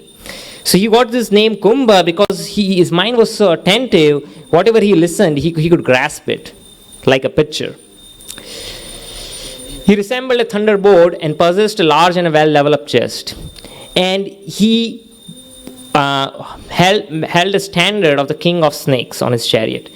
Nikumbha literally means one who is a conqueror of prodigious exploits. So what it means is that he had conquered many kingdoms and he had amassed all that wealth. So, Ni is like a superlative prefix used on Kumbha, one who has collected all those wealth. and he bore a standard of the army of demons. Narantak literally means annihilator of humans. So from his name we can presume that he, in many wars, he would have destroyed hundreds and thousands of humans. Just by his name we can get that. He could fight with mountain tops. And then there was also Dev Antak, which means the destroyer of the demigods. So these were really, really extremely powerful warriors in the army of Ravana. Each of them were capable of defeating Indra, and they were unmatchable. Okay, so Ravana, he appears in the battlefield. So it is described, Mataji was saying that 10 raised to the power of 70. 74. Right. And these are not ordinary monkeys, these are huge, powerful Vanaras. And so the entire battlefield appeared like an ocean of the sea of monkeys. And when Ravana entered this flank of the army of the monkeys on his chariot, he was such a powerful, he appeared like a gigantic fish which actually covers the expanse of the sea, and you could see all the monkeys splitting apart. So just like a big fish goes into the ocean, it splits out the ocean and creates waves. So Ravana, he first engages in a duel with Sugriva, and followed by there was a duel with Hanuman and then Nila, who stunned Ravana by his agility. So now this is only a summary. If you read the chapter, it's described in much detail. So really, in order to experience Virya Ras, you have to go through the details. The summary does not do the justice, because what is Virya Ras about? What was the move? Just like you were watching a basketball match, how did they grab the ball? How it was turned around, how it was passed to someone else. Similarly, when you talk about war, if you want to experience Virya Ras, what weapon was fired? How was it counteracted? And when you can get into that mode, then you can experience that Virya Ras. So Ravana then engages in a duel with Lakshman, who overpowers Ravana in various ways. But eventually, he allows to be struck by a spear, which was awarded to Ravana by Lord Brahma himself. So if you think about it, Lakshmana, he is Anantasesh himself. He cannot be overpowered by anyone. But in order to respect Brahma, because his weapon was given by Brahma, he allowed himself to be overpowered. As Lakshman fell on the ground, Ravana rushed and brutally seized him. However, Ravana, who lifted Himvat, Mandara and Meru mountains, the Meru is the tallest of all the mountains, he was not able to lift Lakshmana, who is none other than Anantasesha, who supports these great mountains along with the entire creation on just the tip of one of his innumerable hoods. Right? So what to speak about Meru mountain? The entire universe is supported by Lakshman in his form as Anantasesha, just on the tip of one of the hoods, as Anantasesha lies on the great Kurma in the Garbhodaksha ocean. Finally, Ravana engages in a duel with Rama, who shatters Ravana's chariot along with his wheels, horses, banner, canopy, great standard, charioteer, darts, spears, and swords. Completely annihilates Ravana's chariot right in the first duel. This is Lord Rama. Thereupon, with a great force, Rama struck his shaft, shining brightly as a thunderbolt, that Ravana, the enemy of Indra, in his broad, beautiful chest, even as the mighty Indra would strike Mount Meru with his thunderbolt. So Ravana, when he was struck, he stumbled, letting fall his bow by that valiant impact from Rama's missiles, and created a deep injury on Ravana's chest.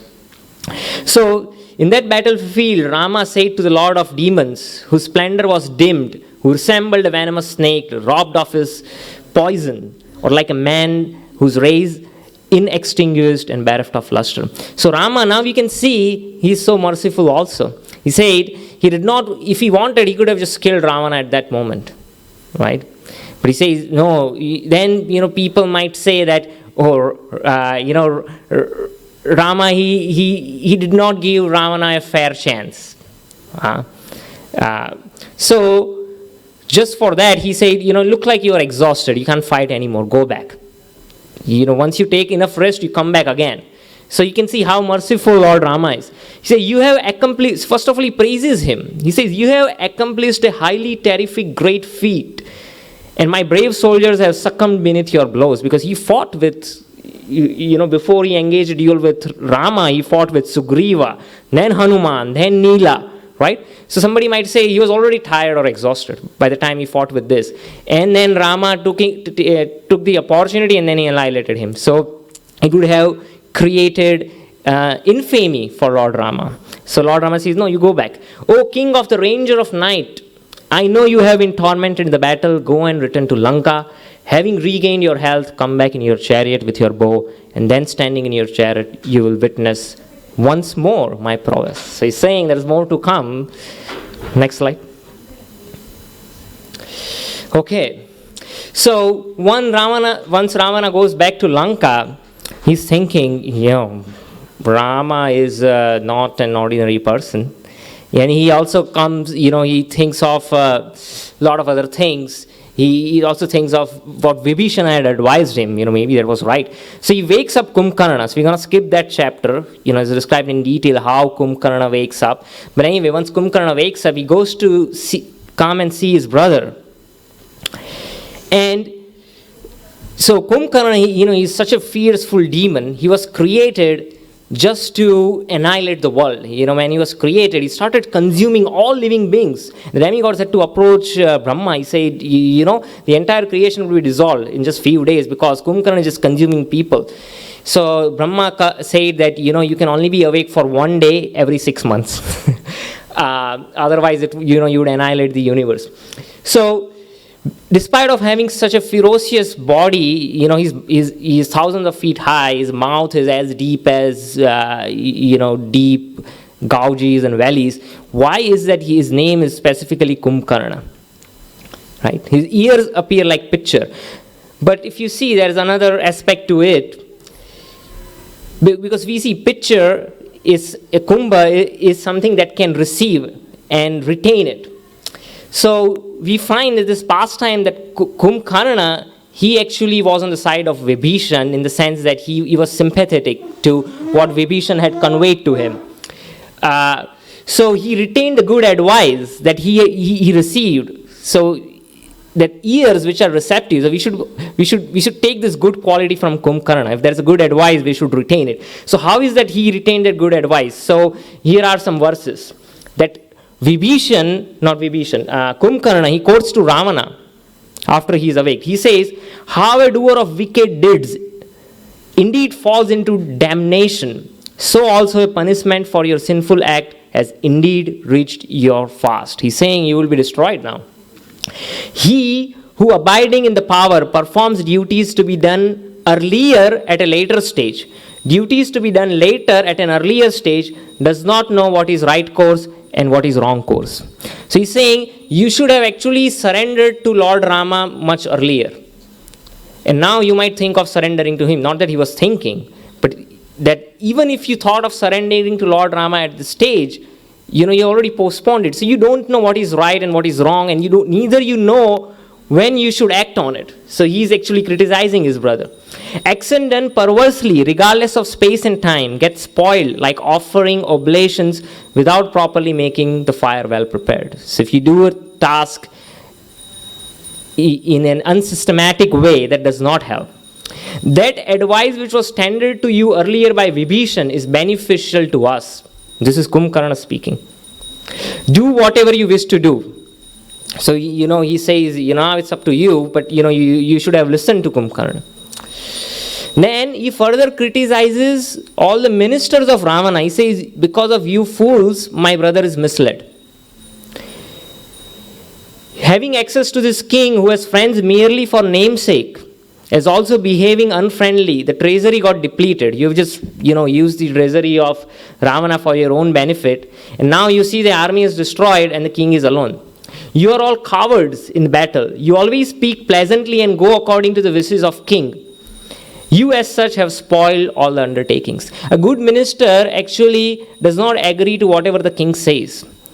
His duty is that he should correct. if he's wavering or if he's going on a wrong path. But he's criticizing Mahodar. He says, you are the people who are to be blamed because you have misled Ravana. So this is Kumbhakarna. So now we know that Ravana and Kumbhakarna, they were none other than Jai Vijay, who came as great demons to satisfy the chivalrous spirit of the Lord. The same personalities actually appear in Chaitanya Leela as Jagai and Madai. So here Kumbhakarna, he is sort of trying to restrain Ravana. Ultimately, out of Ravana's order, he goes and fights. That's a different story. But he gave him, warnings and tried to forbade him. Similarly, also we see that Jagai actually attempts to stop Madai from hitting Nityanand Prabhu by giving him good counsel. So you see that parallel analogy there. Next slide.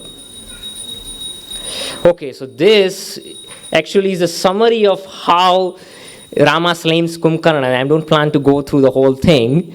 But you can see the summary itself is so, it's quite a bit long. So details would be even more longer. But when we read through this, all the details, that's when you can experience the Virya Rasa. So I'll just keep it extremely brief. I would like summarize even this summary much shorter and just talk about the main points. So Kumbhakarna, he engages in war with different monkey warriors. It's described that Kumbhakarna, he extended thousands of feet.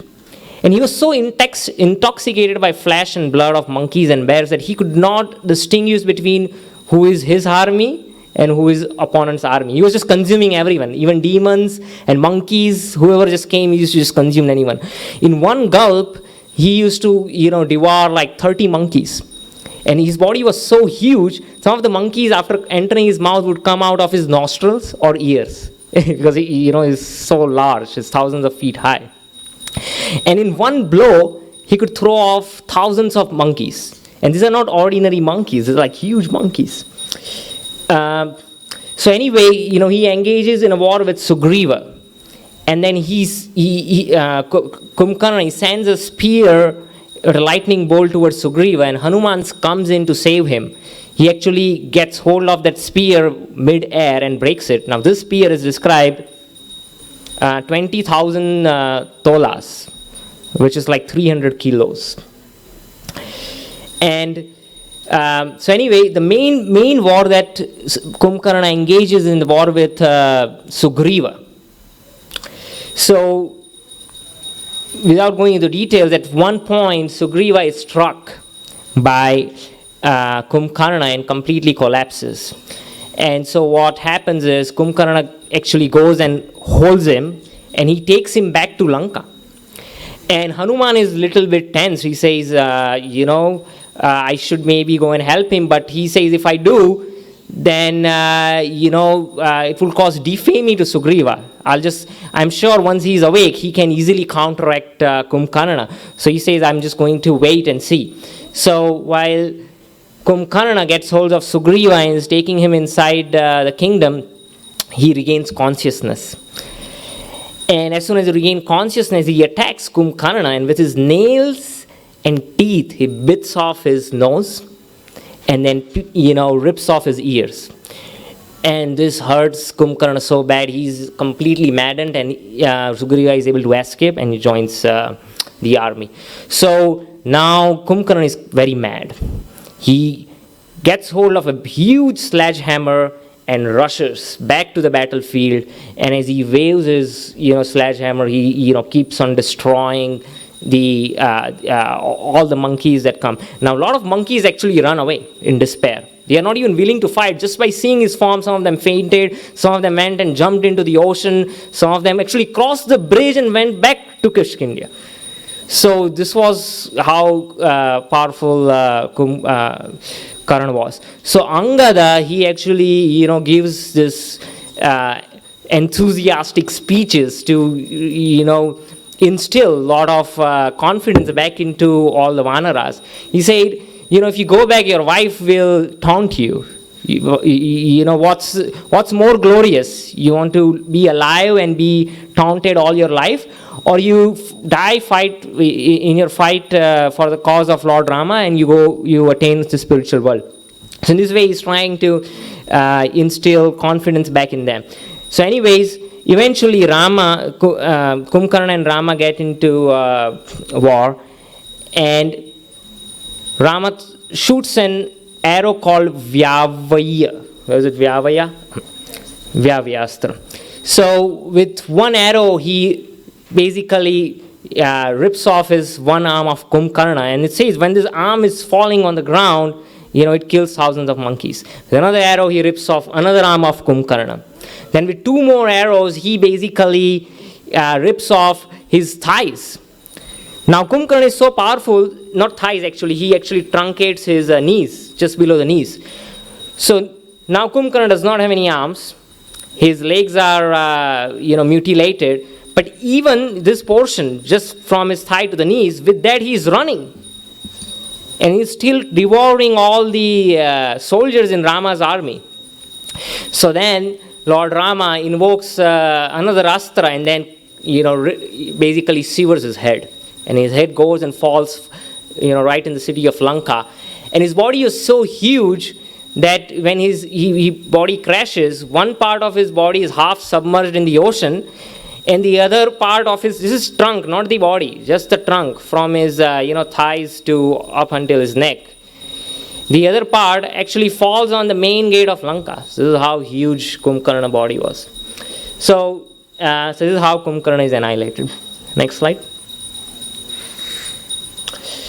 So it is described, one of the verses, that when Kumbhakarna is annihilated, Ravana is very sorrowful. He says, this person, my brother who had conquered all the three worlds is now gone. So let's read the verse. He says, by killing Kumbhakarna, who tormented the army of celestials and who was not defeated at any time in great battles, Rama was rejoiced in the same way as Indra, the lord of celestials, who was rejoiced in killing Vritra, the great demon.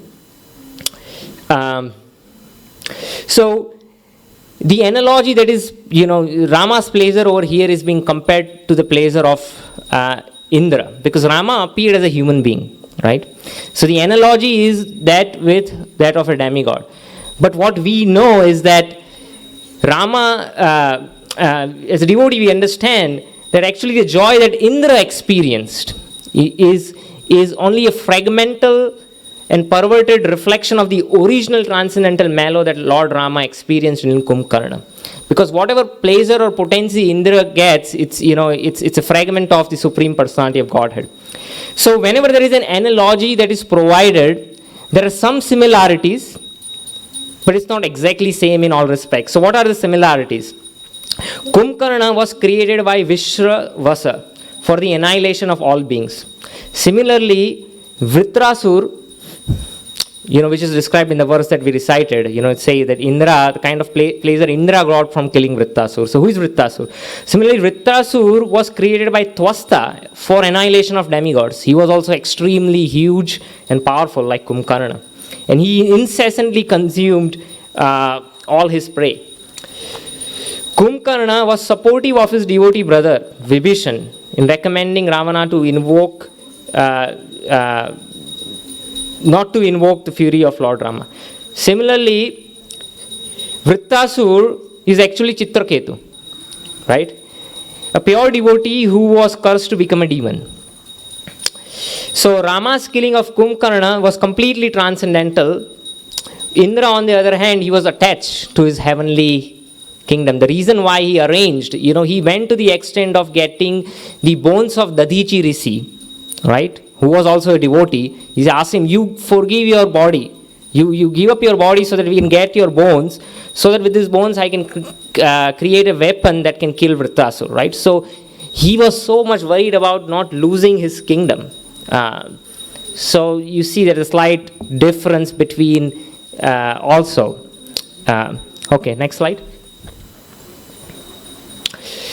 So there is another way you can actually analyze, we should understand Ravana, though is a demon, he is Jai, who is one of the gatekeepers in Vishnu Loka, who came as demon. So just like Kamsa, when he was always remembering Krishna, even in enviness, or fearfulness, that is devotional service. Similarly, let's see how we can understand Ravana's feeling. So I'll quote this verse from Nectar of Devotion. It says, when Kesi demon was assassinated by Krishna, Kamsa became hopeless. He said, Kesi Daitya was as real to me as my own life. But he has been killed by some cowherd boy who is crude, uneducated and ignorant in fighting. Even though I have defeated the king of heaven without difficulty, still I do not know the value of life. So Kamsa is completely dejected because one of his trusted demon, Kesi, was killed by Krishna. So he was feeling hopeless. He's saying because of this hopelessness has a slight touch of attraction for Krishna, it is considered to be a reflection or abhas of ecstatic love in hopelessness. So this is analyzed in Nectar of Devotion. So it's not true ecstasy in hopelessness because they are playing the part of demon, but it's reflection, abhas. Similarly, you can see it's the same feeling. Kamsa is same as Ravana. There is Krishna Leela, this is Ram Leela. So Ravana lamentation for annihilation of Kumbhakarna. If you see that Valmiki verse that Valmiki quoted, it just appears like that verse in Srimad Bhagavatam. He says, how such a hero destroyed the pride of the celestials and demons, as also who was an image of fire that was to destroy the world, was killed by Rama today in battle. Having been afflicted by Rama's arrow, how are you, whom not even a clash of thunderbolt ever caused any fall, failing now insensibly on earth's surface? So he's completely dejected. So, we can see that, what Chaitanya Mahaprabhu through Rupa Goswami, he presented Bhakti Rasamrit Sindhu, which is, the defining scripture of Gaudiya Sampradaya, which has all the elements for understanding the rasas. So when you apply those principles, everything is there in Nectar of Devotion. Just by using those, applying those principles, we can understand all the rasas in each and every pastime of Lord Rama. In each and every verse, you could see wherever there is an exchange of rasas. We don't have the capacity to do the analysis, but the analysis is already done and is provided by Prabhupada. All you have to do, you just match it. And, if we compile that together, we could have a commentary on Ramayana. Srila Prabhupada in his letter in 1975 described that my desire is to write a verse-by-verse commentary on Ramayana, similar to the way I did for Srimad Bhagavatam. That was Srila Prabhupada's desire. So Chaitanya Mahaprabhu's Harinam Sankirtan will go on for 10,000s of years. So we can hope that in future somebody will take it up, and we are sure that there would be a devotional commentary on Ramayana verse by verse based on Rasa Vichar that is presented by Rupa Goswami. So there's more to say, but I think in the honor of time, I just covered, I was not able to cover the killing of Atikaya, nor Hanuman's first visit to Himalayas, but okay, thank you so much, Prabhu. Hare Krishna. So after Kumbhakarna is killed, Atika, as Prabhu actually explained, was a person with a huge body, and he had Brahma's boon, and so his body was extremely strong. And so there are no weapons, no ordinary weapons can actually defeat Atika. So Vayu himself will come down to Lakshman and say, you should use Brahmastra to defeat Atika, and Lakshmana uses it and he destroys Atika. And then afterwards, what happens is Indrajit comes over. By the way, the battle of Ramayana goes on during the day and the night. The monkeys do not have maces. They use their teeth and their nails, extremely sharp teeth and nails. They use their palms, their fists, and their chest and the knees to smash in. And if they have, there is one person who uses a sword. So Angada uses that sword and they just drive it through. They don't have maces. I don't know where that concept came in, but it is not mentioned in Valmiki Ramayana. And it is mentioned that Nisha Yuddha, because the Nishacharas, they were so powerful at night that they continued with the fight at night as well. So, so what happens is after Atikaya is killed, Indrajit comes over and he shoots an arrows on all the major players, on all the Vanaras, including Rama and Lakshman, and then. Jambavan is searching for someone, and Vibhishan and Hanuman walk about to see if there are any survivors. And Jambavan says that, Vibhishana, is Hanuman alive? So Vibhishana says, well, how come Jambavan you're looking for Hanuman when you haven't even asked about Rama or Sugriva or Lakshman? So Jambavan says, if Hanuman is alive, then if this whole army is dead, we can be brought back alive. But if Hanuman is dead, this whole army, even if we are alive, we are all equal to dead. Then Hanuman comes over and says, Jambavan, I'm here. What do you want me to do? He says, there is a mountain between Chaitra Ratha, that is Kubera's garden, and Mount Kailasa. In between there is this huge mountain called Dronagiri, and there are 4 herbs that are necessary. It's not just Sanjeevani, there are 4 herbs. Vishalyakarni, Swarnakarni, Sandhani, and Mrit Sanjeevani. You have to go and you have to bring that entire, you have to bring those herbs. So Hanuman flies. He doesn't take an ordinary route. He goes through the heavenly regions and he reaches over there. Valmiki's descriptions, he saw the Mount Kailasa, he saw Agni's place, he saw Vayu's place, he saw so many different abodes. And he reaches Himalayas. The Lord, the deity, he reduces his potency. Hanuman gets angry. Nagendra, how come you're not serving Rama right now?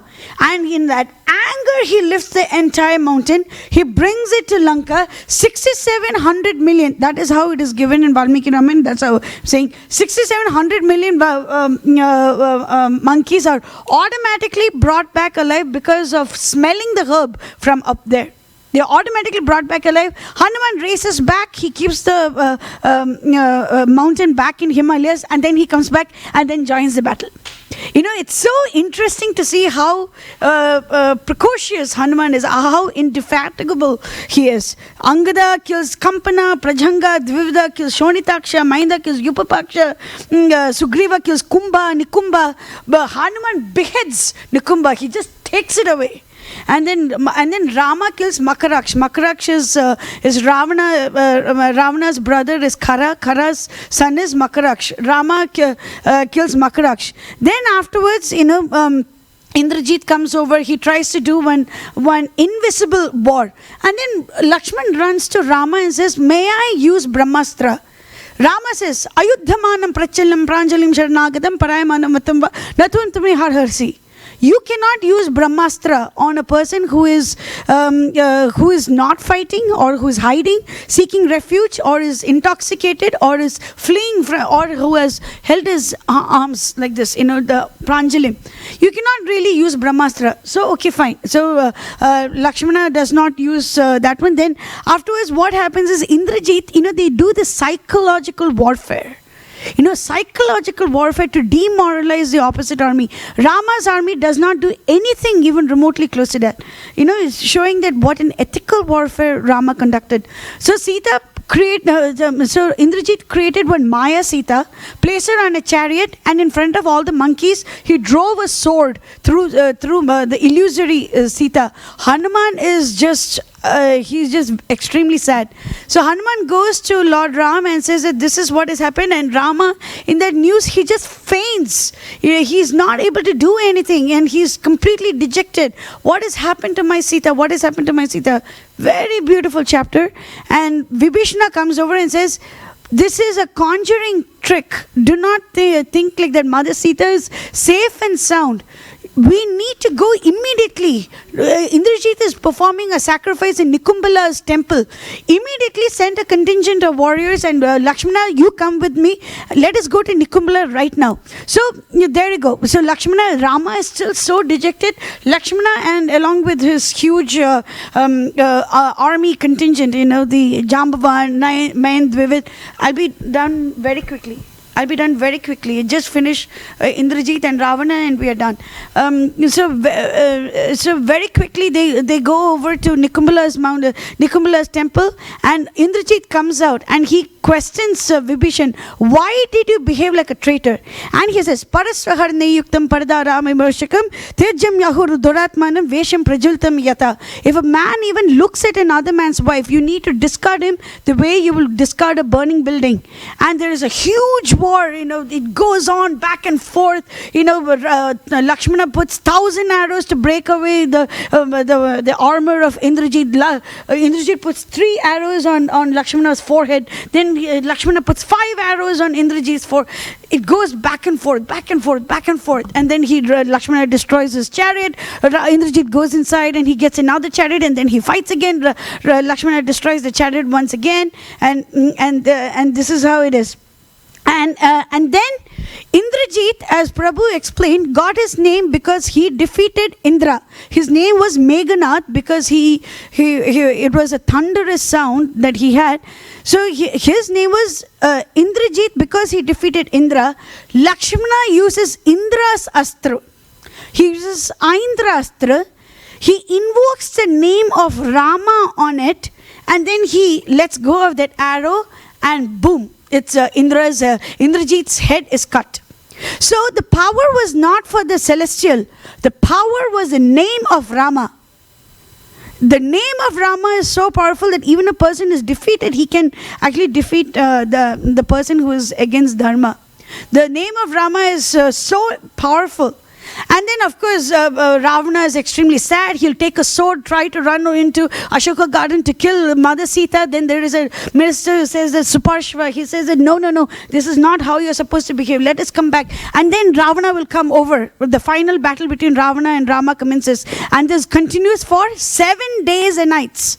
At that time, Indra will also send his wonderful magical chariot and his charioteer to Lord Ram. Matali is the charioteer. Prabhu, I cannot just leave without doing Ravana's. I'll be very quick. Yes. Yes. Prabhu, yes, Prabhu. I'll finish it faster if I can. Okay. Other 2 people waiting for Kirtan. Okay, so this huge battle continues. It's ranging back and forth. It's very bad omens come on the side of Ravana, and then Rama takes this beautiful Brahmastra and he kills Ravana. And he had cut his head multiple times. Then Matli says, "This is the time when you are supposed to kill Ravana." Rama takes this beautiful arrow. The arrow is described in about half a chapter of Valmiki Ramayana. Is just describing the final arrow that kills Ravan. And then the whole Ravana is dead. Everyone is happy. The celestials showered on flowers, and then Dundabi swung a very fragrant wind, and it is just magical, wonderful time. And everyone is resounding, "Jai Siya Ram, Jai Siya Ram, Jai Siya Ram." And then the Vibhishna laments, the queens of Ravana lament. And then Vibhishna is crowned the king. Sita and Rama are reunited. Sita and Rama are reunited. Rama does not ask Sita to jump into the fire. Sita does that by herself. And the lady of the hue of molten gold jumps into the fire. She gets into the fire and she comes out. How does she come out? Brahma says, in the 117th chapter of Yuddha Kanda, Brahma comes over and he says, "Rama, you are Padmanabha, you are Rishikesha, you are Purushottama, you are Madhusudana, you are Krishna, you are Varaha, you are Trivikrama. There is no beginning, middle or end. You are the one. Vedas have come from your thoughts. I am your tongue. Saraswati is your heart. Everything is coming. Is so perfect. You are the supreme Lord." At that time, Rama says, "Yes, I am. You are Narayana. Okay, fine. I am Narayana, and Mother Sita is Lakshmi. Okay, fine. Mother Sita comes out. It is extremely beautiful. Everyone is very joyous. They all climb on Pushpak Viman and they go forward. They reach Bharadwaj Muni's ashram. Hanuman is sent to Bharata, and Hanuman tells Bharata, "Brother, your Rama is going to come over." Everyone is collected at Nandigrama. Then Rama, Lakshman, Sita, and the entire Vanara army and all the wives and elders, all of them come to Ayodhya on the Pushya Nakshatra. they come to Ayodhya, and it is a wonderful, wonderful ceremony. Bharata gives the entire kingdom back to Lord Rama. Rama accepts it, and in huge pomp and ceremony, they go into the city of Ayodhya. They're in front of all the devatas, the whole people of Ayodhya, in front of everyone. 8 rishis, including Vashishta, Vamdeva, Jabali, Kashyapa, Katyayana, Mahodaya. So all of them together crown Rama as the king of this entire world. It is a beautiful ceremony. That is the Pattabhishek ceremony of Lord Ram. After that, he distributes immense wealth to all his friends. All the monkeys and all the Rakshasas, they go back to their place. Even Hanuman also goes back. Okay, and he gives untold wealth, untold everything to all of them, and they are extremely happy. Everyone is happy. In Uttarakhand, it is mentioned that before they leave, Rama, Sugriva, and Vibhishan, all of them hug and they shed tears. Yeah, and they shed tears. Then after that one, this is the end of towards the end of Yuddha-kand, we get Ramarajya. Everything is so perfect. Everything is just wonderful in that place. And then we get the Falashruti as well. And since we already covered the Falashruti, I'm not going to do that again. Iti Shri Valmiki Ramayane Adikavye Yuddha-kande Parayanam Samaptam. Now Uttarakhand, I'll just say it in very quick. In Uttarakhand, we see that Mother Sita goes back into the earth. Kusha and Lava were born listening to Ramanama. Mother Sita goes off into the earth. Rama is quite dejected, but he continues to rule the kingdom for 11,000 years. And then because of one small thing, Rama had to say that Lakshmana, I'm just discarding you. He had to say that Lakshmana goes to the banks of river Sarayu and he holds his breath and he leaves his body. Before that itself, we see that all the 4 brothers have two sons each. Rama's sons are Kusha and Lava. Bharata's sons are Taksha and Pushkala. Lakshmana's sons are Angada and Chandraketu. And Shatrughna's sons are Subahu and Shatrugati. So Rama makes sure that the 4 brothers' sons have a proper kingdom each. And then once Lakshmana is gone, Sita is already gone, Rama is no longer interested and he knows that he has to go back.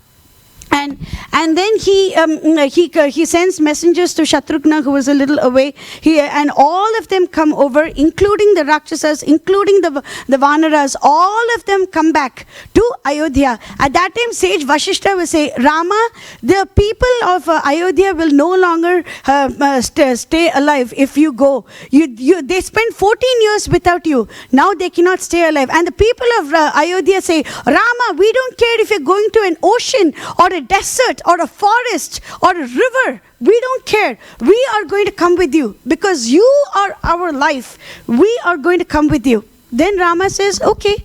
Then on a very bright day, that is also mentioned, Rama wore white dress and he held kusha grass on his hand and he walked from Ayodhya to Sarayu. It was a 4-mile long walk. Sri Devi and Bhu Devi walked with him. Gayatri Mantras walked behind him. All the Vedas took personified forms and walked beside him. All the ayudhas, the swords, the bows, the arrows, everything took personified forms and they walked behind him. And then all the living, all the moving, all the immovable creatures, every single living entity, visible and invisible creatures, all of them walked behind him. Every single one of them. Then Rama goes into Sarayu and he walks a little bit into river Sarayu and then Bharata and Shatrughna merge into his body and they become Narayana. At that time, all the celestials have appeared in the sky. Every single one is resounding with great joy. Then Brahma appears and he offers some very beautiful prayers, which I don't have time to say. And so Rama says, all these are my wonderful bhaktas, and I am going to take them with me.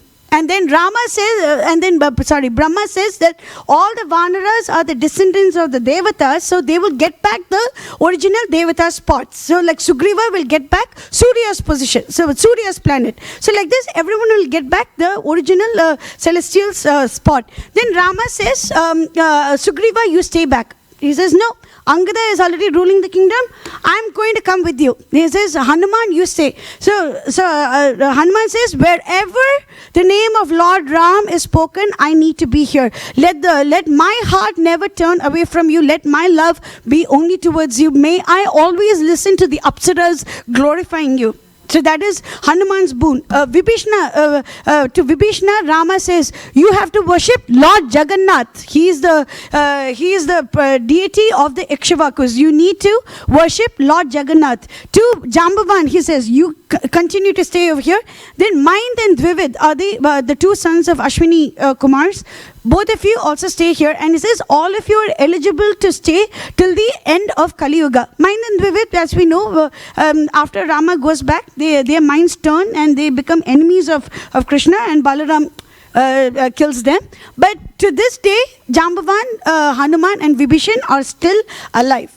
And then all of them get into Sarayu, and all of them go back to the original Ayodhya Dham, the spiritual Ayodhya Dham. Okay, and then the final chapter of Uttarakhand is the explanation of the Falashruti, which I have already gone through in the first slide. So this is Iti Shri Valmiki Ramayane Adi Kavye Uttarakande Parayanam Samaptam. We have thus concluded the Uttarakanda of Ramayana as well. Of course, in Uttarakanda there is a whole lot more which I don't have the time to say, but if you are interested, I'll be more than happy to take it over with you later on. So we saw right from the composition of Ramayana till Rama actually goes back to Ayodhya Dham. This is a conclusion of 24,000 verses. We have not scratched the surface yet. There is still so much more ground to cover. We have not scratched the surface yet, and this today is the actual Nakshatra day of Sita Rama Kalyan, and on this wonderful day we have had this opportunity to glorify the Lord. It is only out of His infinite kindness that this has happened. So let us all sing the glories of Lord Ram. Everyone, please repeat after me. Namostu Ramaya, Sa Lakshmanaya, Devi Chitasyai, Janakatmajaye.